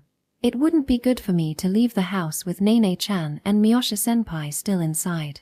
Besides, I'd already had breakfast, so there was no need for a morning meal, and since he said it was fine to decline, it would be okay to postpone it. Alright. Another time, then. Haha. She sounded a bit down despite her earlier words. Did she think I was just being polite? I had no intention of brushing off my former junior's invitation. Yeah, let's really go another time. I'll reach out later today. Really? It's another time then. Well, see you. I could hear Kitagawa's voice cheerfully exclaiming, yes, in a soft tone. Since the call hadn't ended yet, I could hear her clearly, even if she was speaking softly. It must be a really delicious breakfast. I know from experience that eating with someone is much better than eating alone, so I understood how she felt. After finishing the call with Kitagawa, I took a deep breath. I needed to head back soon. My stomach was churning, but I steeled myself and opened the door to the living room. Nene-chan is really cute, isn't she? She's so delicate, and her skin is so smooth. I wonder if she's particular about her diet. My meals are mainly Japanese and plant-based. But I want to ask you, Yue-san, what should I do to develop a figure like yours? Well, I work out at the gym 3 to 4 times a week. In America, there are more supplements and healthy foods available than in Japan, which makes things convenient. Is that so? Yue-san, you're amazing. Maybe I should start going to the gym too. Nene-chan, you're still young, so you're fine as you are. The atmosphere shifted from earlier, and the two of them were now deep in a beauty talk. They were calling each other by their first names, the politeness had broken down, and I couldn't believe how close they had become so quickly. I really don't understand women. Well, the fact that I had no space to interject remained unchanged. Oh, Arata-san, welcome back. Welcome home, Arata-kun. Ah, I'm back. Noticing my return, the two stopped their conversation and warmly welcomed me. Who called you, Arata-san? Are you in a rush to go out? It was a former junior from the company. I was invited to breakfast, but I declined and said another time, so I'm good. A crack appeared in the atmosphere. Oh, so you have a junior now, Arata-kun? Is that person a man? No, it's a woman. The crack deepened. Oh, so Arata-san is well liked enough to be invited to breakfast by a former junior? I guess so. This is the first time I've been invited like this, but it's nice to feel appreciated as a former boss. Ha! Both Nene-chan and Miyoshi-senpai sighed in unison, their shoulders drooping. I wondered if I had said something strange in this conversation, but I couldn't find an answer. After that, we finished the breakfast that had been interrupted. Since it was a holiday, Nene-chan was studying before her part-time job, while Miyoshi-senpai was getting ready to go out. Arata-kun, I'll be leaving soon. I have some things to take care of while I'm back in Japan. I saw off Miyoshi-senpai at the entrance as she carried her suitcase. Thank you for letting me stay on such short notice. The food was really delicious. No, Yue-san. Thank you for getting even angrier than I did yesterday. I expressed my gratitude for what happened yesterday. Seeing someone get more upset than me lifted my spirits, and above all, I was happy that she was genuinely angry. Wait, just now you called me Yue-san. I'm sorry, but calling you Yue-chan felt a bit too casual, so I decided to stick with Yue-san. Was that inappropriate? It's not inappropriate. You can call me Yue-san. And forget that I asked you to call me Yue-chan. Her face turned bright red as she said this, then she brushed her hair back. Is that so? Since it was the command of my former superior, I decided to forget about it. Clearing her throat, Yue-san continued. I'm planning to set up another opportunity to discuss the details about going to America, so I'll contact you again. See you later. Yes, understood. Take care. I'm off now. Yue-san froze for a moment before dashing away. She must have realized she was running late. The sound of her suitcase wheels and the rhythmic click of her high heels echoed in the shared hallway of the apartment building. Come to think of it, I've been saying take care quite often when sending Nene-chan off lately, so it slipped out. I wondered if it was inappropriate. With such thoughts in mind, I returned to the living room. Arata-san, Nene-chan, who had been studying, stopped and turned to me. What's wrong? Are you really going to America, Arata-san? She looked down, saying she had heard about it from Miyoshi-senpai earlier. I didn't understand why Miyoshi-senpai had mentioned my potential trip to America to Nene-chan. Perhaps she thought that if I left, she wouldn't be bringing bento anymore, so it was relevant to her. Yeah, it's true that Yue-san has invited me to work with her in America. Nene-chan seemed to be waiting silently for me to continue. But I haven't heard the details yet, so I haven't decided anything about going. What if the conditions are good? Would you go? Maybe. I have enough money to live on without working, so I don't need to work for money at the moment. If I want more than I currently have, I could always freelance as a programmer. It's not out of the question. I no longer need to work just to survive. I've never been very social, so I don't have to worry about appearances. Therefore, living a life enjoying hobbies like this isn't bad at all. If I were to work, it would likely be for self-fulfillment. I have a teaching license, so I've considered that I might try my hand at becoming a teacher by taking the hiring exam, even at this age. After a brief pause, I continued. Embarrassingly, I haven't thought much about a life for myself, so I've been troubled by the many options available to me.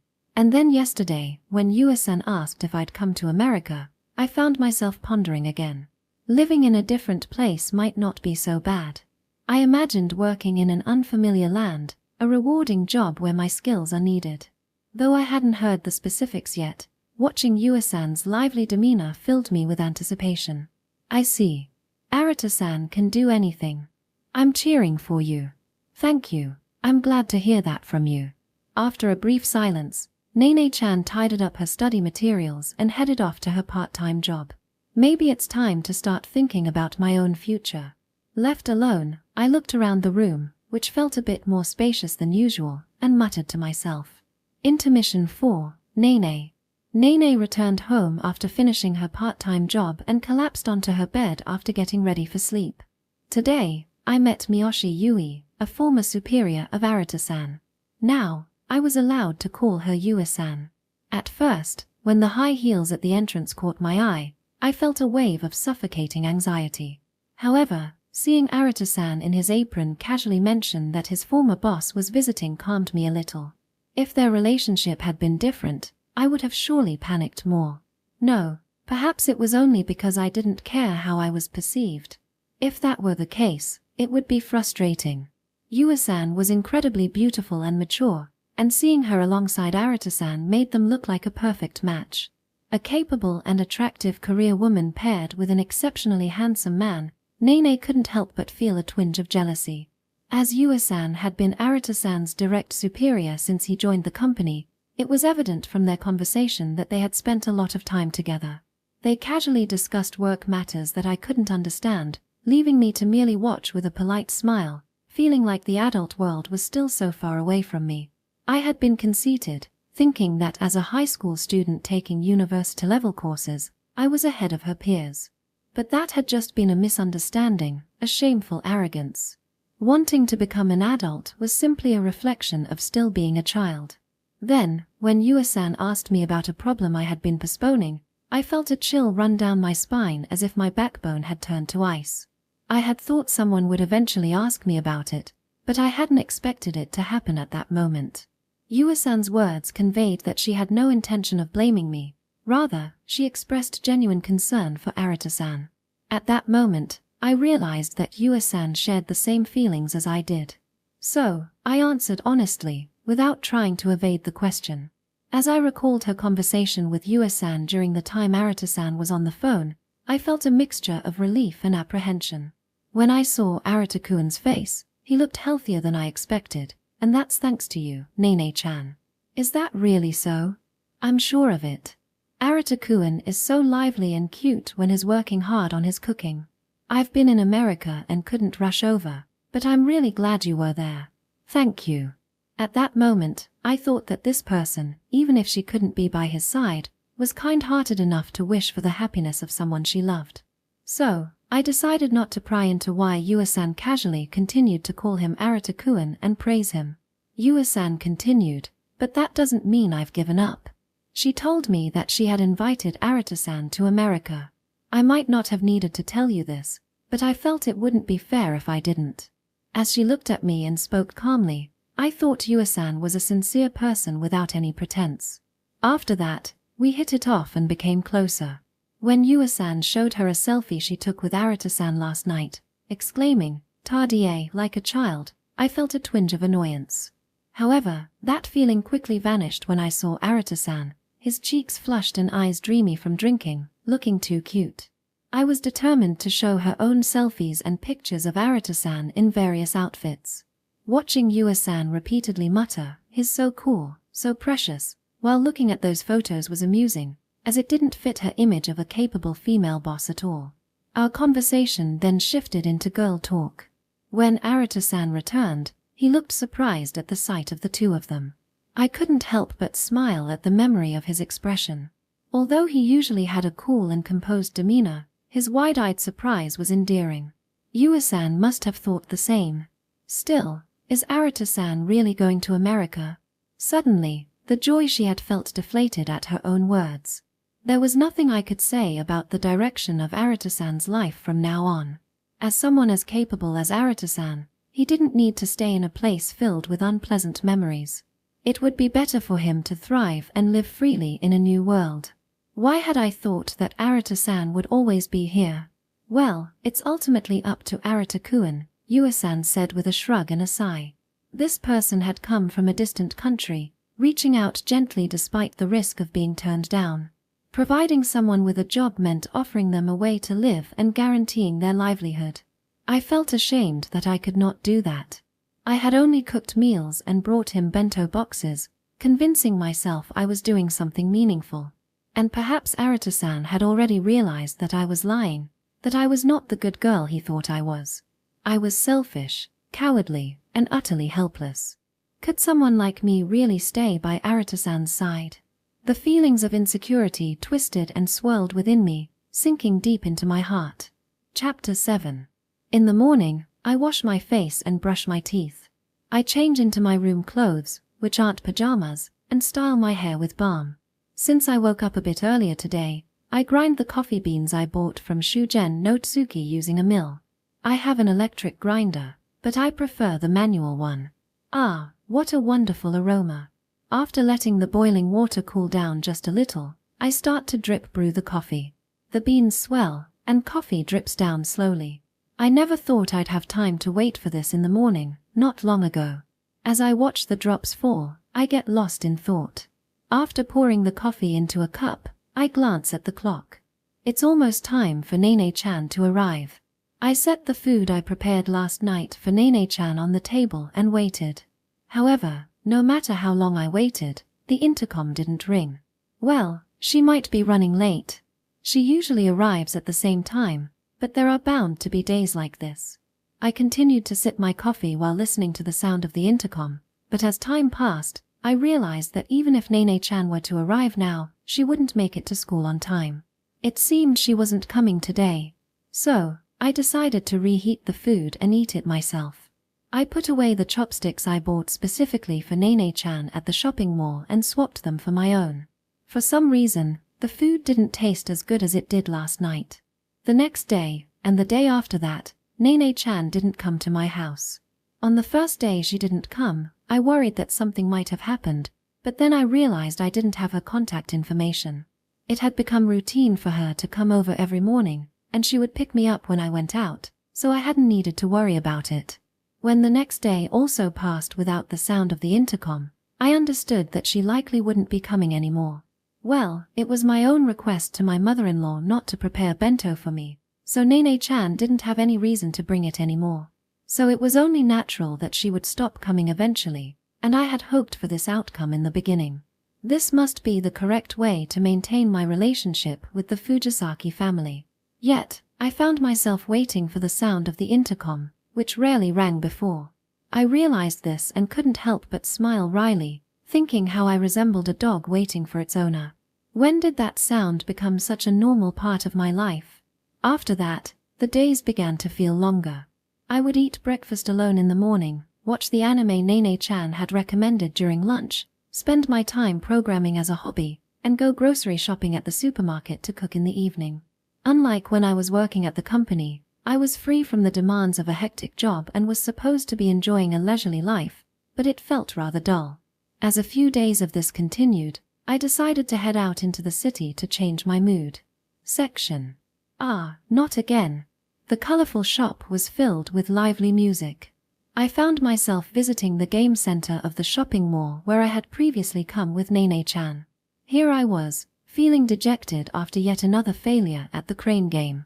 The plush toy of Dekakawa was large, and despite the claw gripping it, it slipped right out and didn't budge at all. I came here to change my mood, so why am I stuck here? I asked myself, already knowing the answer deep down. I recalled Nene-chan's profile, her lips pouting in disappointment when she couldn't grab a plush toy. She had been so happy when I lightly promised, "I'll get it next time." The image of Nene-chan popped into my mind, and my feet had instinctively led me here. Just as I was about to put in another coin to play again, someone spoke to me. Excuse me, sir." I turned around to see a shy-looking boy in a school uniform. He was a face I had never seen before. "I'm sorry for monopolizing the machine. Would you like to take a turn?" And no, that's not it. I had thought he wanted a turn because I had been stuck here for a while, but that wasn't the case. Then what did he want? I wondered, and he continued. "I'm really sorry for suddenly approaching you. I've been watching for a while, and I thought that way of playing wouldn't work. I hope it's not too presumptuous of me to say this, but I wanted to offer some advice." He explained his reasons very politely. "What did you say?" "I am sorry." His demeanor shrank back at my words. Given my size and my expression, it was no wonder I frightened him since I wasn't wearing my glasses today. "I'm sorry, I didn't mean to scare you. I just thought if you knew a better way to play, you might share it with me. Could you?" "Yes. If it's tips and advice you're looking for, I'd be happy to share. Thanks. That would actually help a lot. I want to get it myself." I figured as much. You even turned down the staff when they tried to adjust the machine earlier. I felt a bit embarrassed, realizing he had been observing me so closely. Well, I guess a guy my size standing around in the middle of the day on a weekday might draw a bit of attention. And besides, the joy of getting it yourself is unparalleled, he added with a pleasant smile. He understood that helping others meant teaching them how to play rather than simply winning for them. Desperate for guidance, I decided to take him up on his offer. "All right, let's begin. The claws on this machine are set quite weakly, so even if you grab something, it'll slip right out." "What? Is that so? No wonder I can't lift it." "Yes.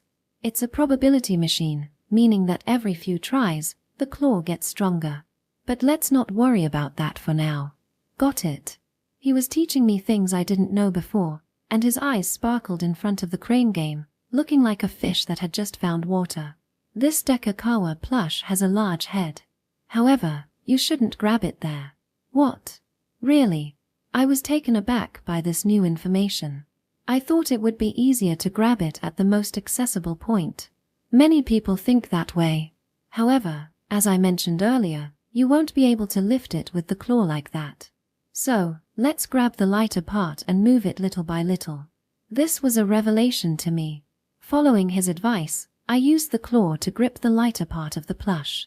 Then, to my surprise, the plush that I couldn't lift before began to move, pivoting around its heavy head. Whoa, that's it. Now let's bring it closer to the front shield. Slowly but surely, I was able to maneuver it toward the front. Now, this is the crucial moment.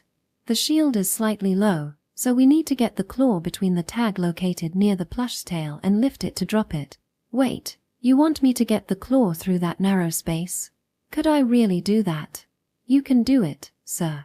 As I hesitated, his encouragement pushed me forward. It's not often that someone offers the right words at the right time. With determination, I took hold of the lever and buttons. As I operated the claw several times, I began to understand how it opened and how it wobbled when it fell. All right, I got it through. Not yet. Miraculously, the claw slipped through the tag on the first try. Just when I felt myself getting complacent, he shouted encouragement. Yes, the game isn't over until the plush is dropped. We both held our breath as we watched the outcome. The lifted Dekakawa crossed over the shield and, with a thud, dropped down headfirst. After a brief moment of silence, cheers erupted between us. I did it. I got it. We did it. You did it, sir. Then a staff member rushed over, rang the bell, and packed the plush into a bag to hand it to me. Thank you. I couldn't have done it without you. No, it's your accomplishment. I thought he was a really nice person for being so modest. By the way, this Dekakawa kind of resembles you, doesn't it? Really? Yes. It's big and dark, and at first glance, it seems scary, but if you look closely, it has a gentle vibe. What? He thought of me like that. I was taken aback by this sudden confession. Oh, I'm sorry for saying something rude. Realizing his comment, he hurriedly bowed multiple times. No, it's fine. In fact, I'm kind of happy about it. Being compared to a character I liked didn't feel bad at all, so I honestly expressed my thoughts. Suddenly, a bright girl's voice echoed through the store. Hey, Otaku-kun, where did you go? Oh no, I forgot about Nakamura-san. It seemed that the voice belonged to his friend. I have to go now, so I'll take my leave. Hey, don't worry about it. Thanks for the advice. He ran off, and over his shoulder, I called out my thanks. He approached the blonde beauty and bowed his head. Sorry, Nakamura-san. Where have you been, Otaku-kun? As punishment, we've decided that today we're having an all-nighter anime viewing party at your house. What? But I have to attend a social game event today. What? Spending time with me is way more fun, right? Well, that's true lately. Alright, it's decided. And I've told you that you can just call me Himari instead of Nakamura-san. When will you finally do that? That's, At first glance, they seemed like an unlikely pair, but they had a great rapport, and the atmosphere was warm. He was a kind boy who would reach out to someone like me, and I could understand why someone would be drawn to him. Not wanting to linger on others any longer, I decided to head home. I glanced down at the bag I was holding. I wondered if Nene-chan would be happy if she came over and I gave this to her. I imagined her tightly hugging the plush and showering it with affection. That sight would be so cute. The plush's round, beady eyes seemed to gaze back at me. Chapter 8. Mom, I was able to come earlier this year. As I cleaned around the grave, I spoke to the tombstone. Today is the anniversary of my mother's death. It has been exactly 3 years since she passed away. I had never been able to take a day off work just because it was the anniversary of her death. However, I always made it a point to pay my respects on that day, which meant I usually came at night. So this is the first time I've been able to visit during the day. There's also something that's been on my mind. Even though I'm the only family member she had left, whenever I come to visit the grave, I find fresh flowers placed there. They appear to have been offered on the same day, given their freshness. This has been happening for the past 2 years. Looks like I got here earlier today.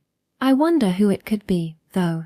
My mother must have had close friends, but I didn't know anything about her social life. Whenever I came to visit, there were always flowers that had not yet been offered.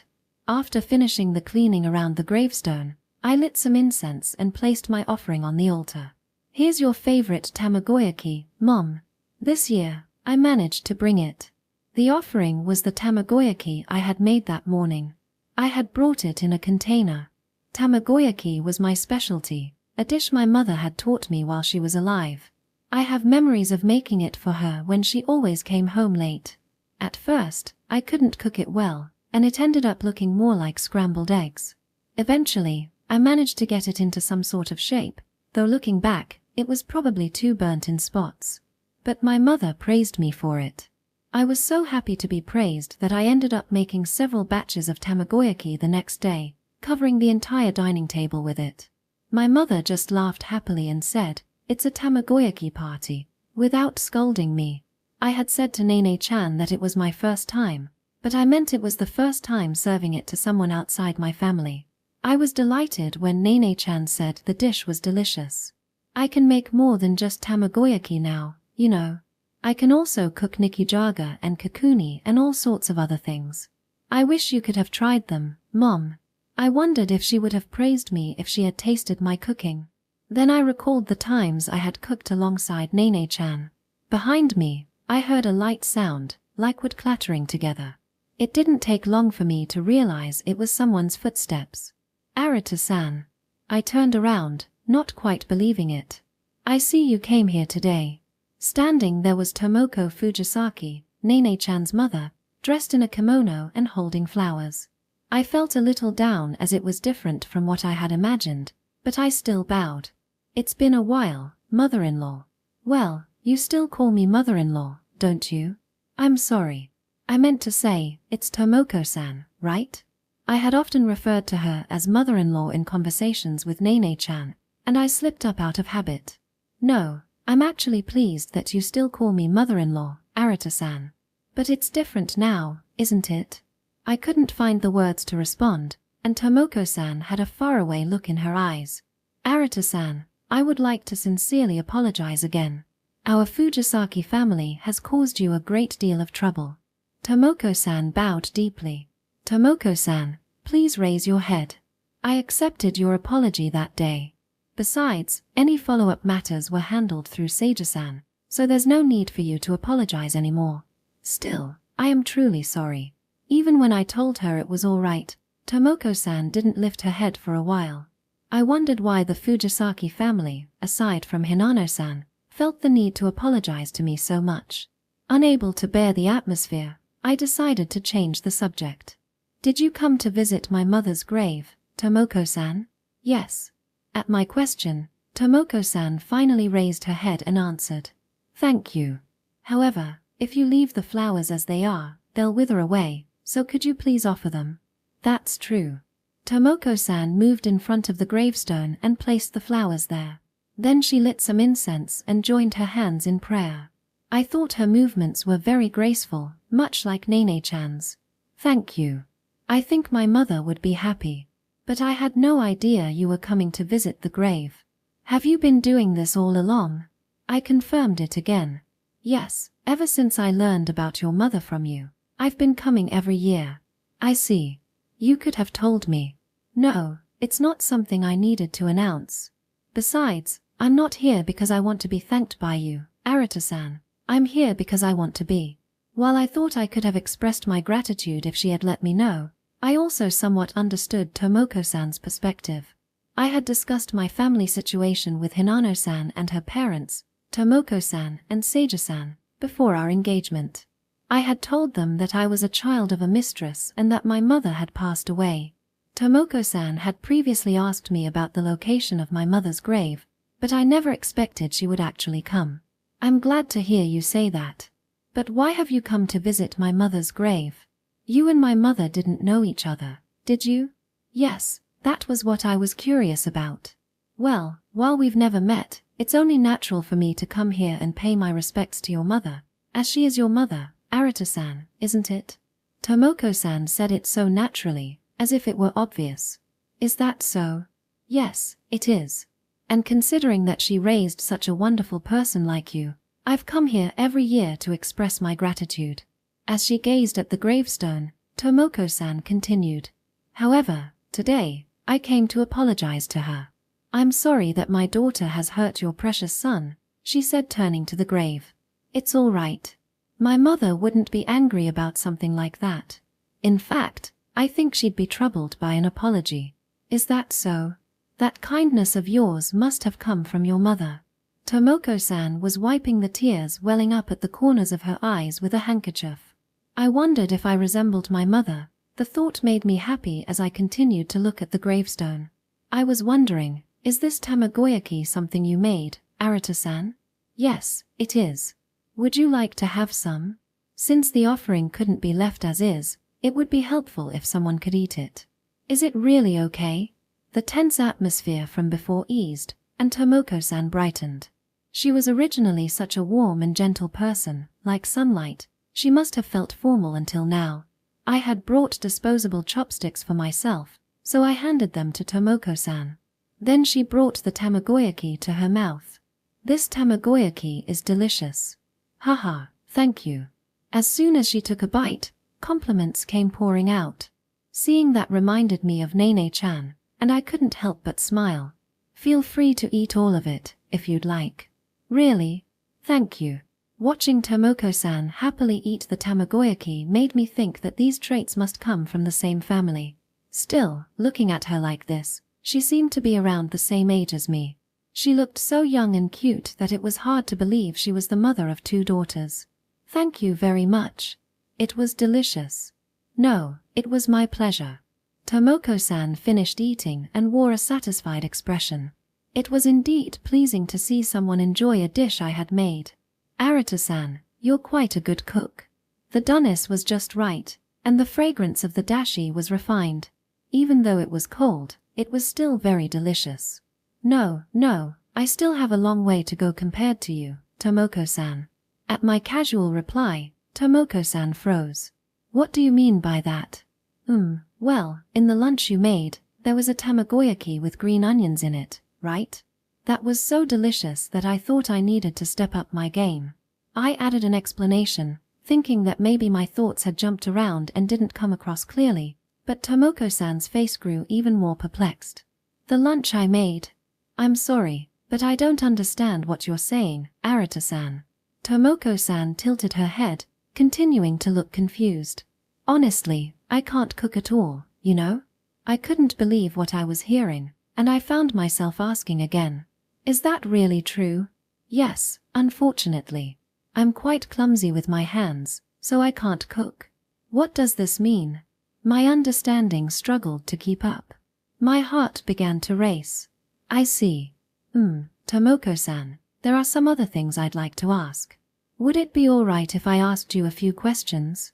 "Yes, that's fine." "Thank you."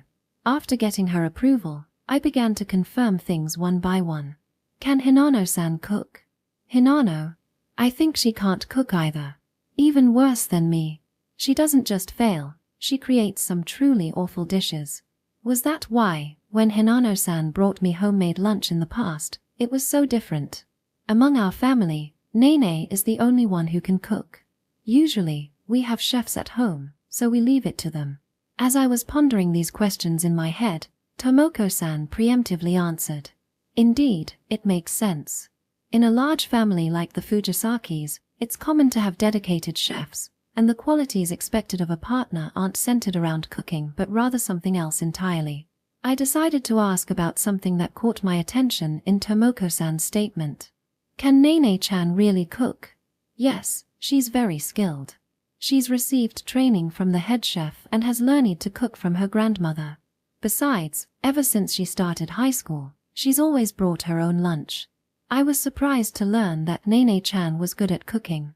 She always brought up her mother's name and acted like she didn't cook regularly, so I hadn't realized it.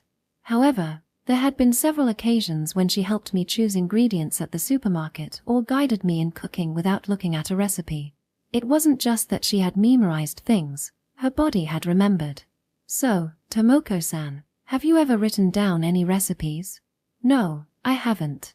Since I can't cook, Writing down a recipe is something I definitely can't do. I checked just to be sure, and the answer was as I expected.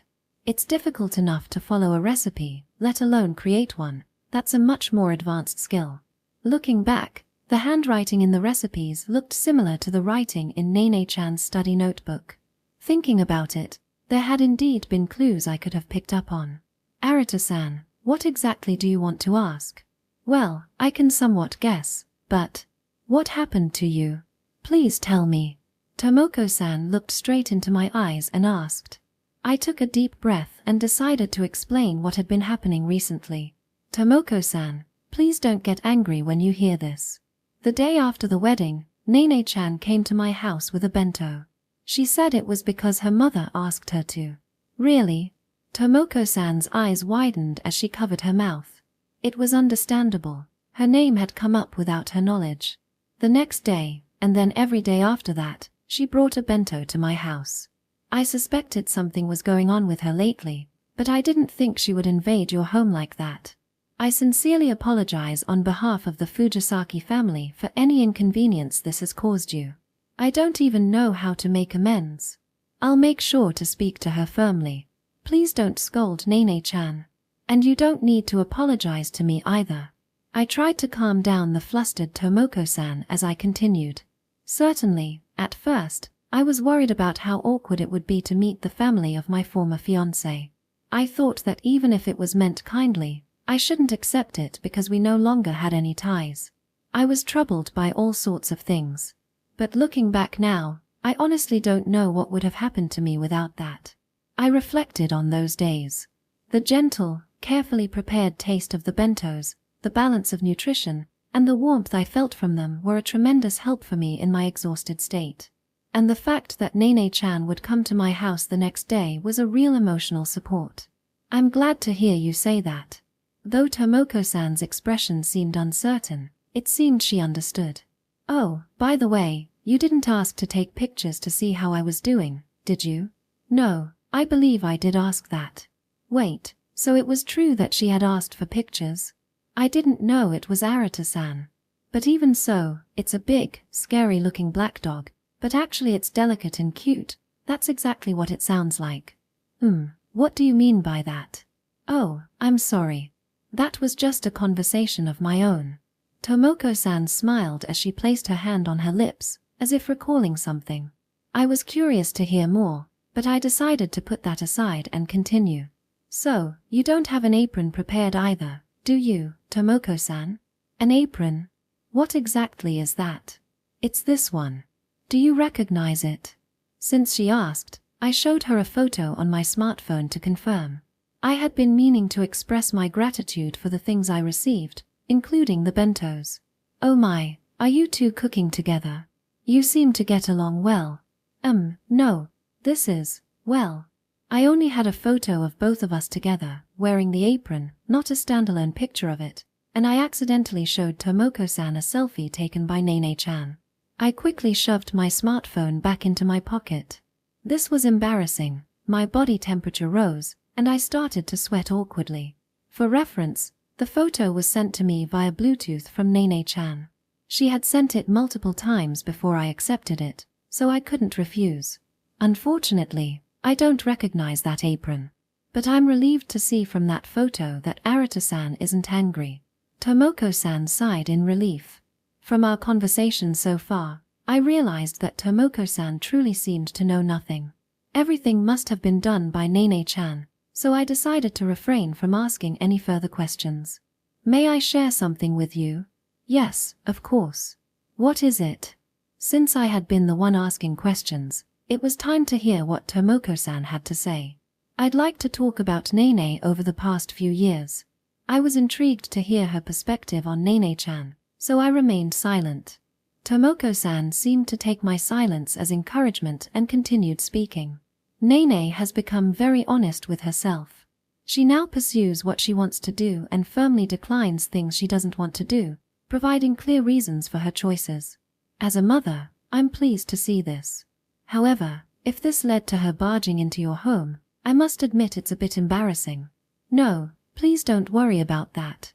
Thank you. I feel that, up until now, Nene didn't express herself much and often tried to conform to her surroundings, striving to meet others' expectations, making it difficult to see her true feelings. So that's how Nene-chan used to be. When I presented a failed dish, she honestly told me it wasn't good, showing that she could express her thoughts instead of merely accommodating others. Deciding to transfer from the girls' school she attended throughout elementary and middle school to a Magamine high school, changing her appearance after entering high school, making more close friends, starting a part-time job to become independent, and beginning to cook. And, above all, her smiles have increased. Tomoko-san smiled happily, illuminated by the dappled sunlight. In retrospect, it all started 3 years ago. Arata-san, I believe it was because she met you.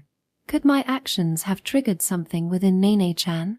She has truly seemed happy lately, and that's because she has been seeing you.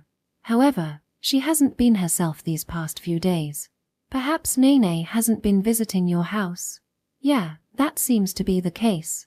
I see. So that's what happened. What do you mean? I'm sorry, but I can only speculate, so I'll refrain from sharing any uncertain thoughts with you. If possible, please ask her directly. That made sense. After all, it was just Tomoko-san's perception, not Nene-chan's own thoughts, so it wouldn't be right to discuss it carelessly. Still, I found myself pondering why Nene-chan had come to see me. She wasn't asked by anyone to do so. What could have motivated her to prepare bentos and come to my house every day? And what could be the reason she had stopped? Thinking about that made me desperately want to see Nene-chan. I wanted to see her face and hear her voice. Tomoko-san, is Nene-chan at home? No, she mentioned she was going out today, which is unusual for her. Going out? But since it's a holiday, she should be easy to find if I look for her.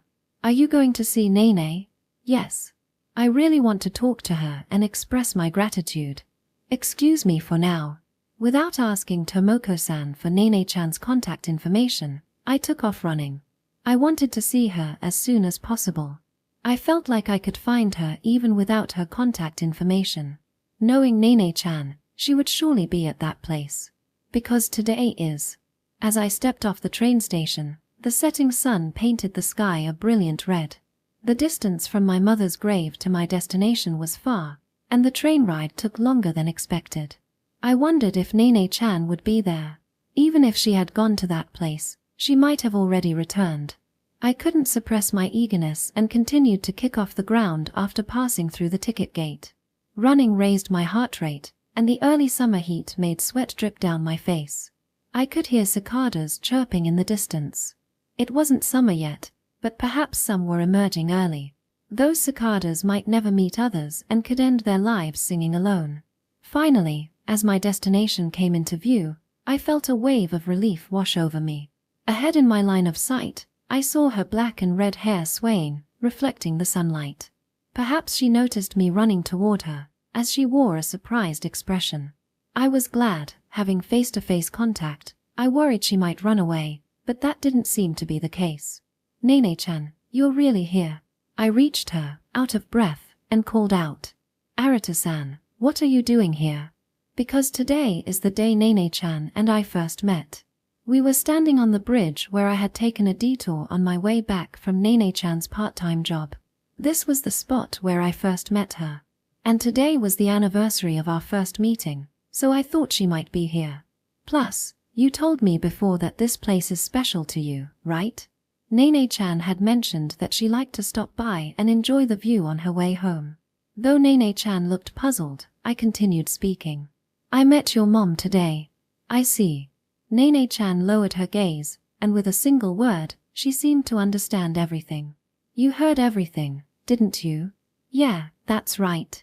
Then why did you come to see me? Nene-chan turned to face me, her expression filled with pain. There was something I needed to tell her. I wanted to say thank you. Why? I've been lying to you this whole time. That doesn't matter. Everything you did for me was real, and the reason behind it was just a small lie. That's insignificant. So, thank you. I bowed my head and expressed my gratitude to Nene-chan once more.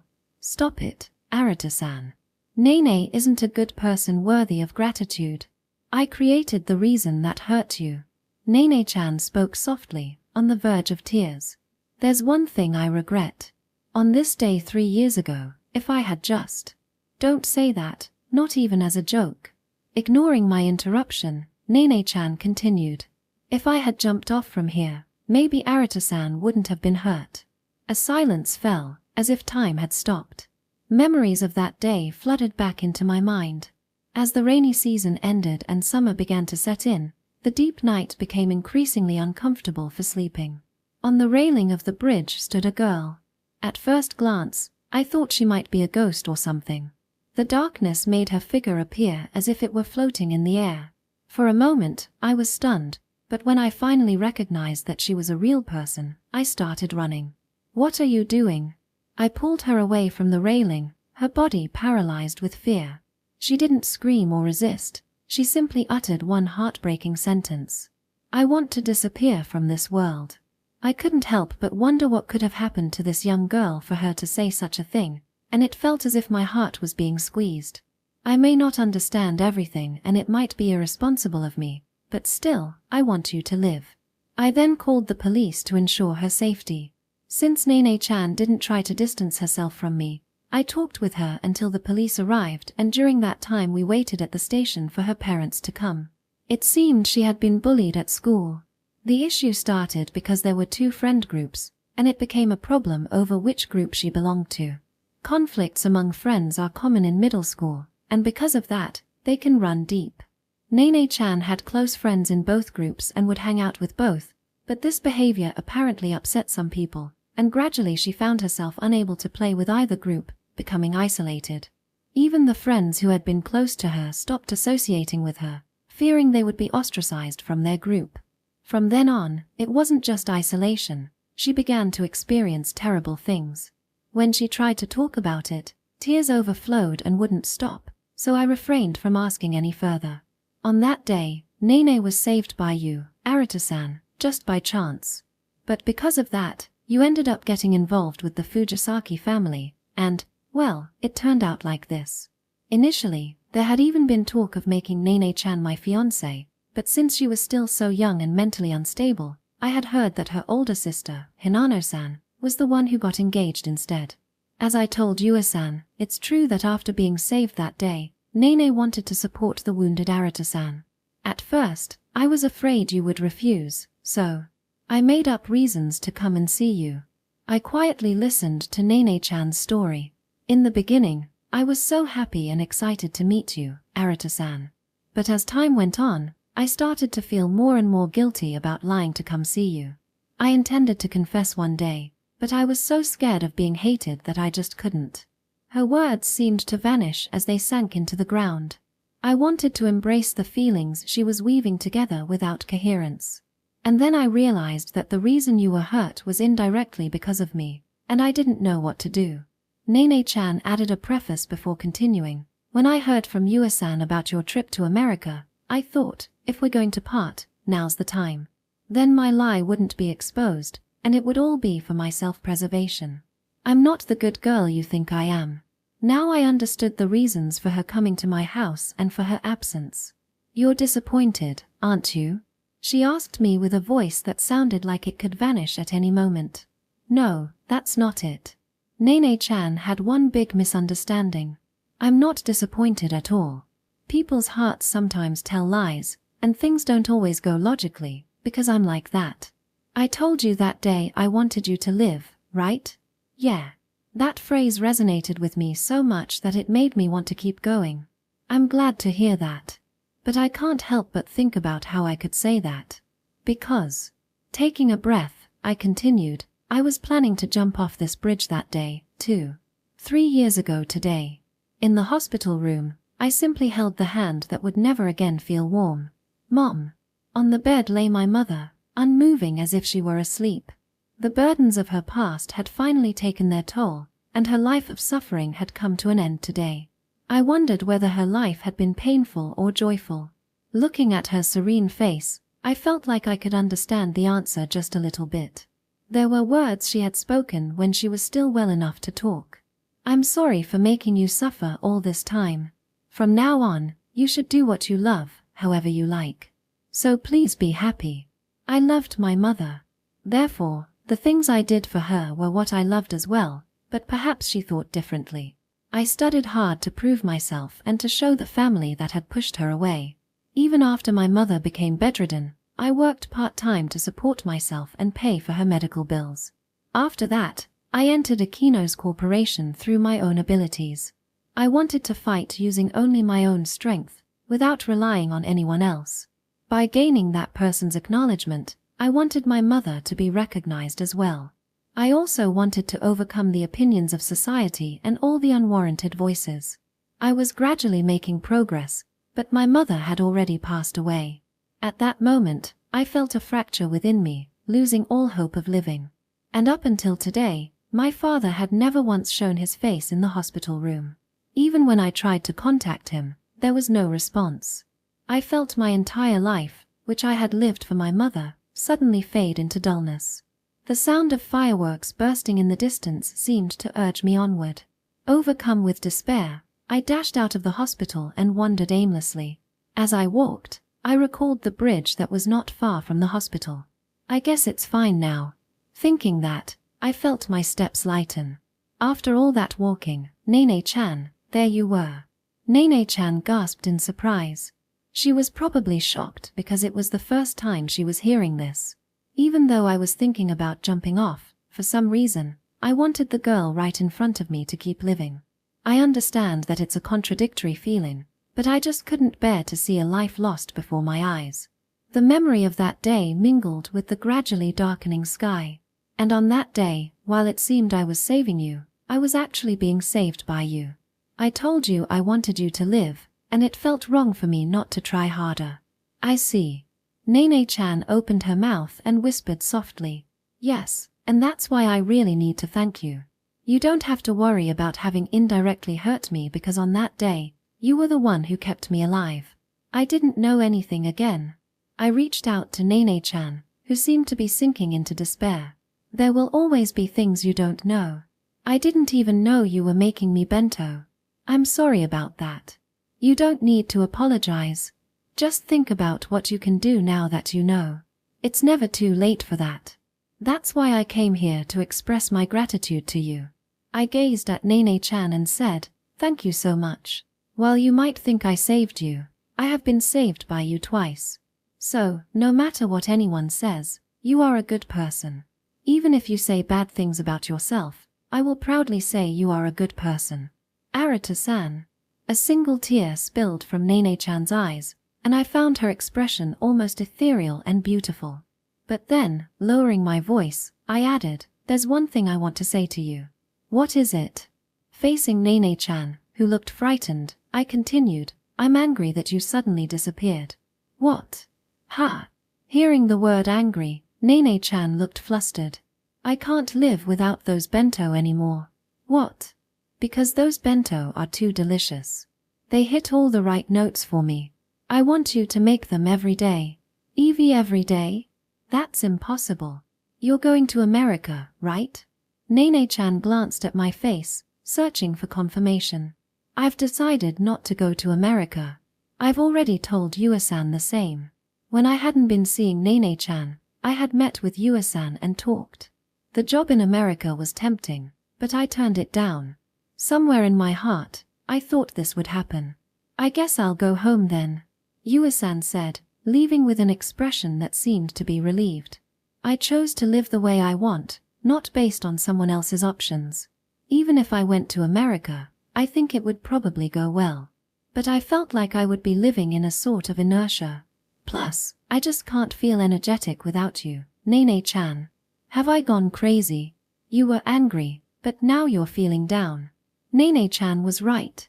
My emotions were lost. I still hadn't found my way. "I guess it can't be helped. You really need, Nene. So, then. Arata-san, I'll comfort you again tomorrow, okay?" Nene-chan's smiling face looked as if an angel had descended right in front of me. The image of that tormented girl from that day was nowhere to be found. "Arata-san." Just as Nene-chan was about to say something more, a large burst of fireworks bloomed, covering the night sky, accompanied by a rumbling sound that resonated deep in my stomach. Fireworks. We both became distracted by the display. I had heard the fireworks from my hospital room, but from the bridge I could see them fairly close up. Nene-chan, what were you about to say just now? It's nothing.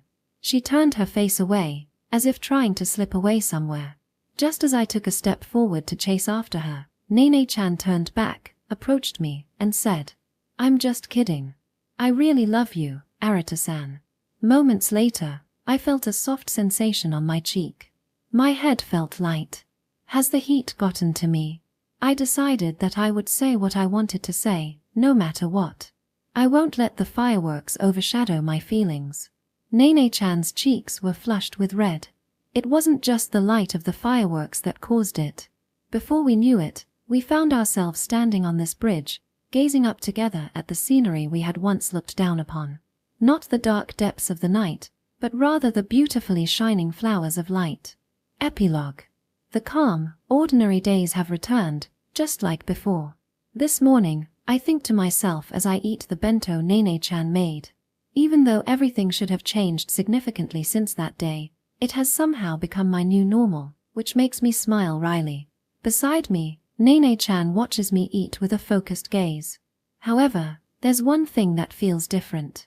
Even though you're hugging me tightly, do you really like me that much? Yeah, you're big and warm, and when I hug you, I feel safe. Is it bad if I want to hug you forever? No, you can do whatever you want, Nene-chan. Being looked at with her red eyes and that upward gaze makes it easy for me to give in. Watching her hug me tightly, treating me like something precious, brings a smile to my face. Well then, I'll do that. Thank you for retrieving it, the stuffed animal. With that, Nene-chan snuggles her face against the Dekakawa stuffed toy she's holding. Seeing this girlish side of Nene-chan, who usually acts so grown up, is adorable. This cute stuffed toy was something I won at a crane game during the time Nene-chan couldn't come over, and I finally got to give it to her today. Since I handed it to her, she's been like this. Arata-san, you did really well getting it. Wasn't it hard? Yeah, no matter how many times I tried, it didn't budge, and the coins disappeared in no time. But then, a kind boy happened to come by and showed me how to do it, and thanks to him, I was able to win it. I don't think I could have done it alone. Wow, there are nice people out there, right? Come to think of it, I forgot to ask that boy's name. Maybe I'll run into him again if I go back to the game center. I've got the hang of it now, so let's go to the game center again sometime. I'll win you a new stuffed toy there. Is that okay? Of course. We promised we'd go together before, after all. Thank you, Arata-san. Nene-chan seemed excited about what toy she would want me to win for her. I started to feel a little guilty for making a big deal out of winning just one. But it's okay, if I follow that boy's advice, I should be able to win again.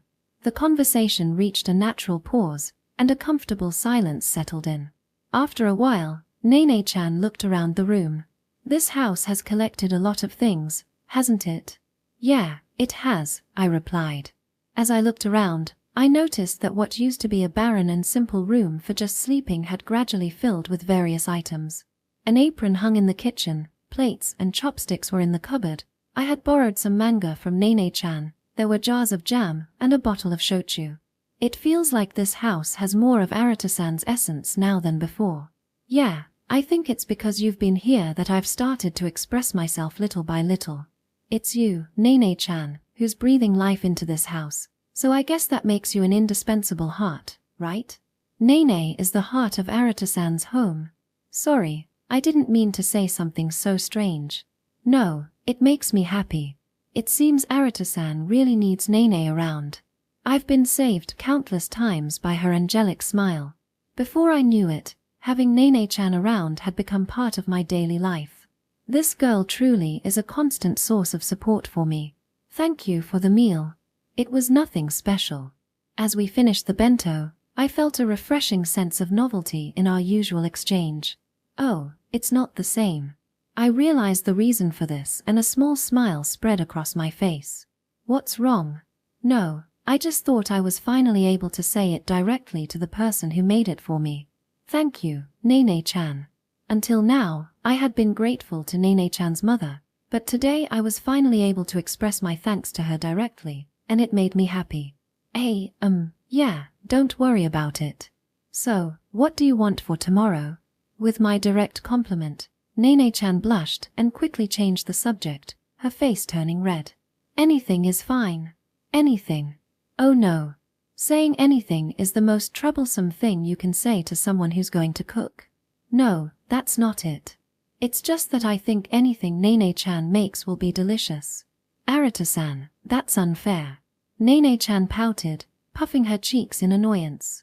Maybe she misunderstood me as just brushing it off casually. The truth is, Nene-chan's cooking is genuinely delicious. If you think of anything, just let me know. I'll make it tomorrow. Okay, I'll get in touch when I do. That day, we exchanged contact information for the first time. Even though we had been together for a long time, it felt a bit awkward to pull out our smartphones and exchange details. It's about time. Arata-san, can I have a sip? Sure. I offered Nene-chan the last sip of coffee I had. Ah, I'm awake now. Are you using the beans from Nene's shop? Yeah. Did it taste different? I think it's somehow tastier than what I drink at the shop. I haven't really done anything different. I wonder if the brewing method is different. I can't believe I could make it taste better than at the shop. Well then, I'm off. I walked with Nene-chan to the entrance as she picked up her school bag.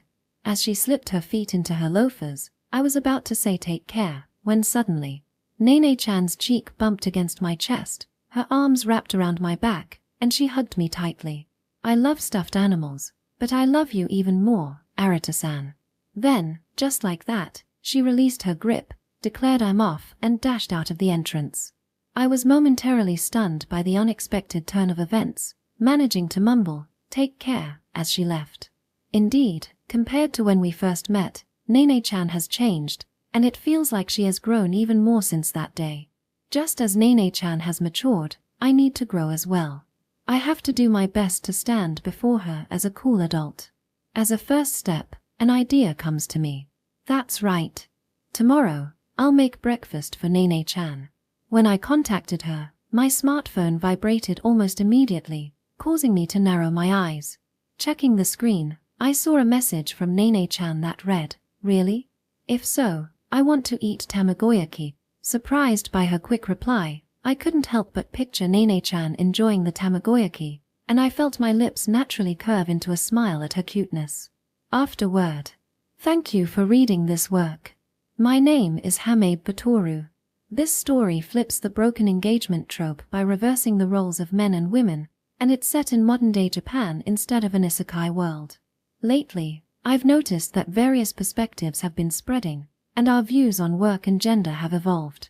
With changes in laws, such as the lowering of the legal age of adulthood, I feel this work reflects an era that is rapidly transforming.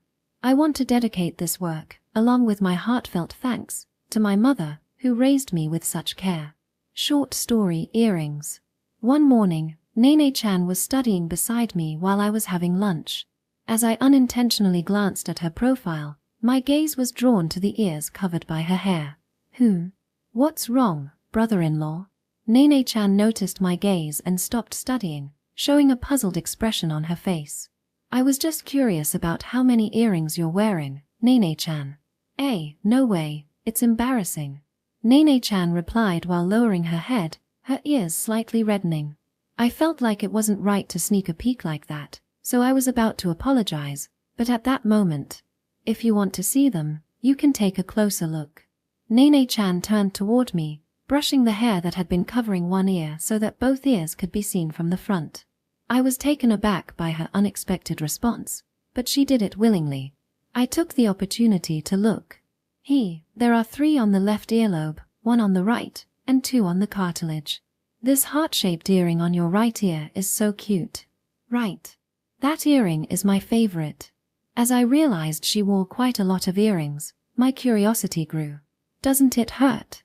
It did hurt a bit when I first got them, but after that, it's fine. Oh, but I usually take them off when I sleep. She apparently removes them when sleeping because they sometimes hurt due to the pressure from the pillow for a long time. I can't imagine you without your earrings, Nene-chan. I don't think she wore them when we first met, but now it's become a trademark of hers. Do you want me to take them off for a moment? After she said that, Nene-chan quickly removed her earrings. I was surprised at how easily she took them off. How do I look? Do I look different? You look more graceful and calm than usual. But I prefer when you wear your earrings because they make you look more fashionable and reflect your true personality. I see, Nene-chan said while turning her face to the side and whispering softly. Well, I'm sure she wasn't too interested in hearing my preference. Since I rarely get to see the earring holes, I leaned in closer to look at them. There really are holes here. Hayo. Nene-chan was a bit startled, then covered her ears and glared at me. Sorry. I was just curious since it's my first time seeing earring holes. Geez, brother-in-law, you startled me. As punishment, you'll put the earrings back on me to make it up. Ha! After asking her, it turned out that although the earrings were easy to remove, putting them back on was a bit of a hassle, even though she was used to it, unless she was in front of a mirror. Alright, I'm starting. I carefully placed the earrings back into the small holes. I stopped my hand when Nene-chan squirmed a bit. Sorry, did that hurt? No, it just feels a little strange. It doesn't hurt, so please continue. Nene-chan said this with slightly teary eyes. This was my punishment for startling Nene-chan, and since I was the one who asked her to take them off, I had to put them back on. I steeled myself and continued, but by the time I finished putting them all back, for some reason, we both felt strangely tired. End of Volume 1.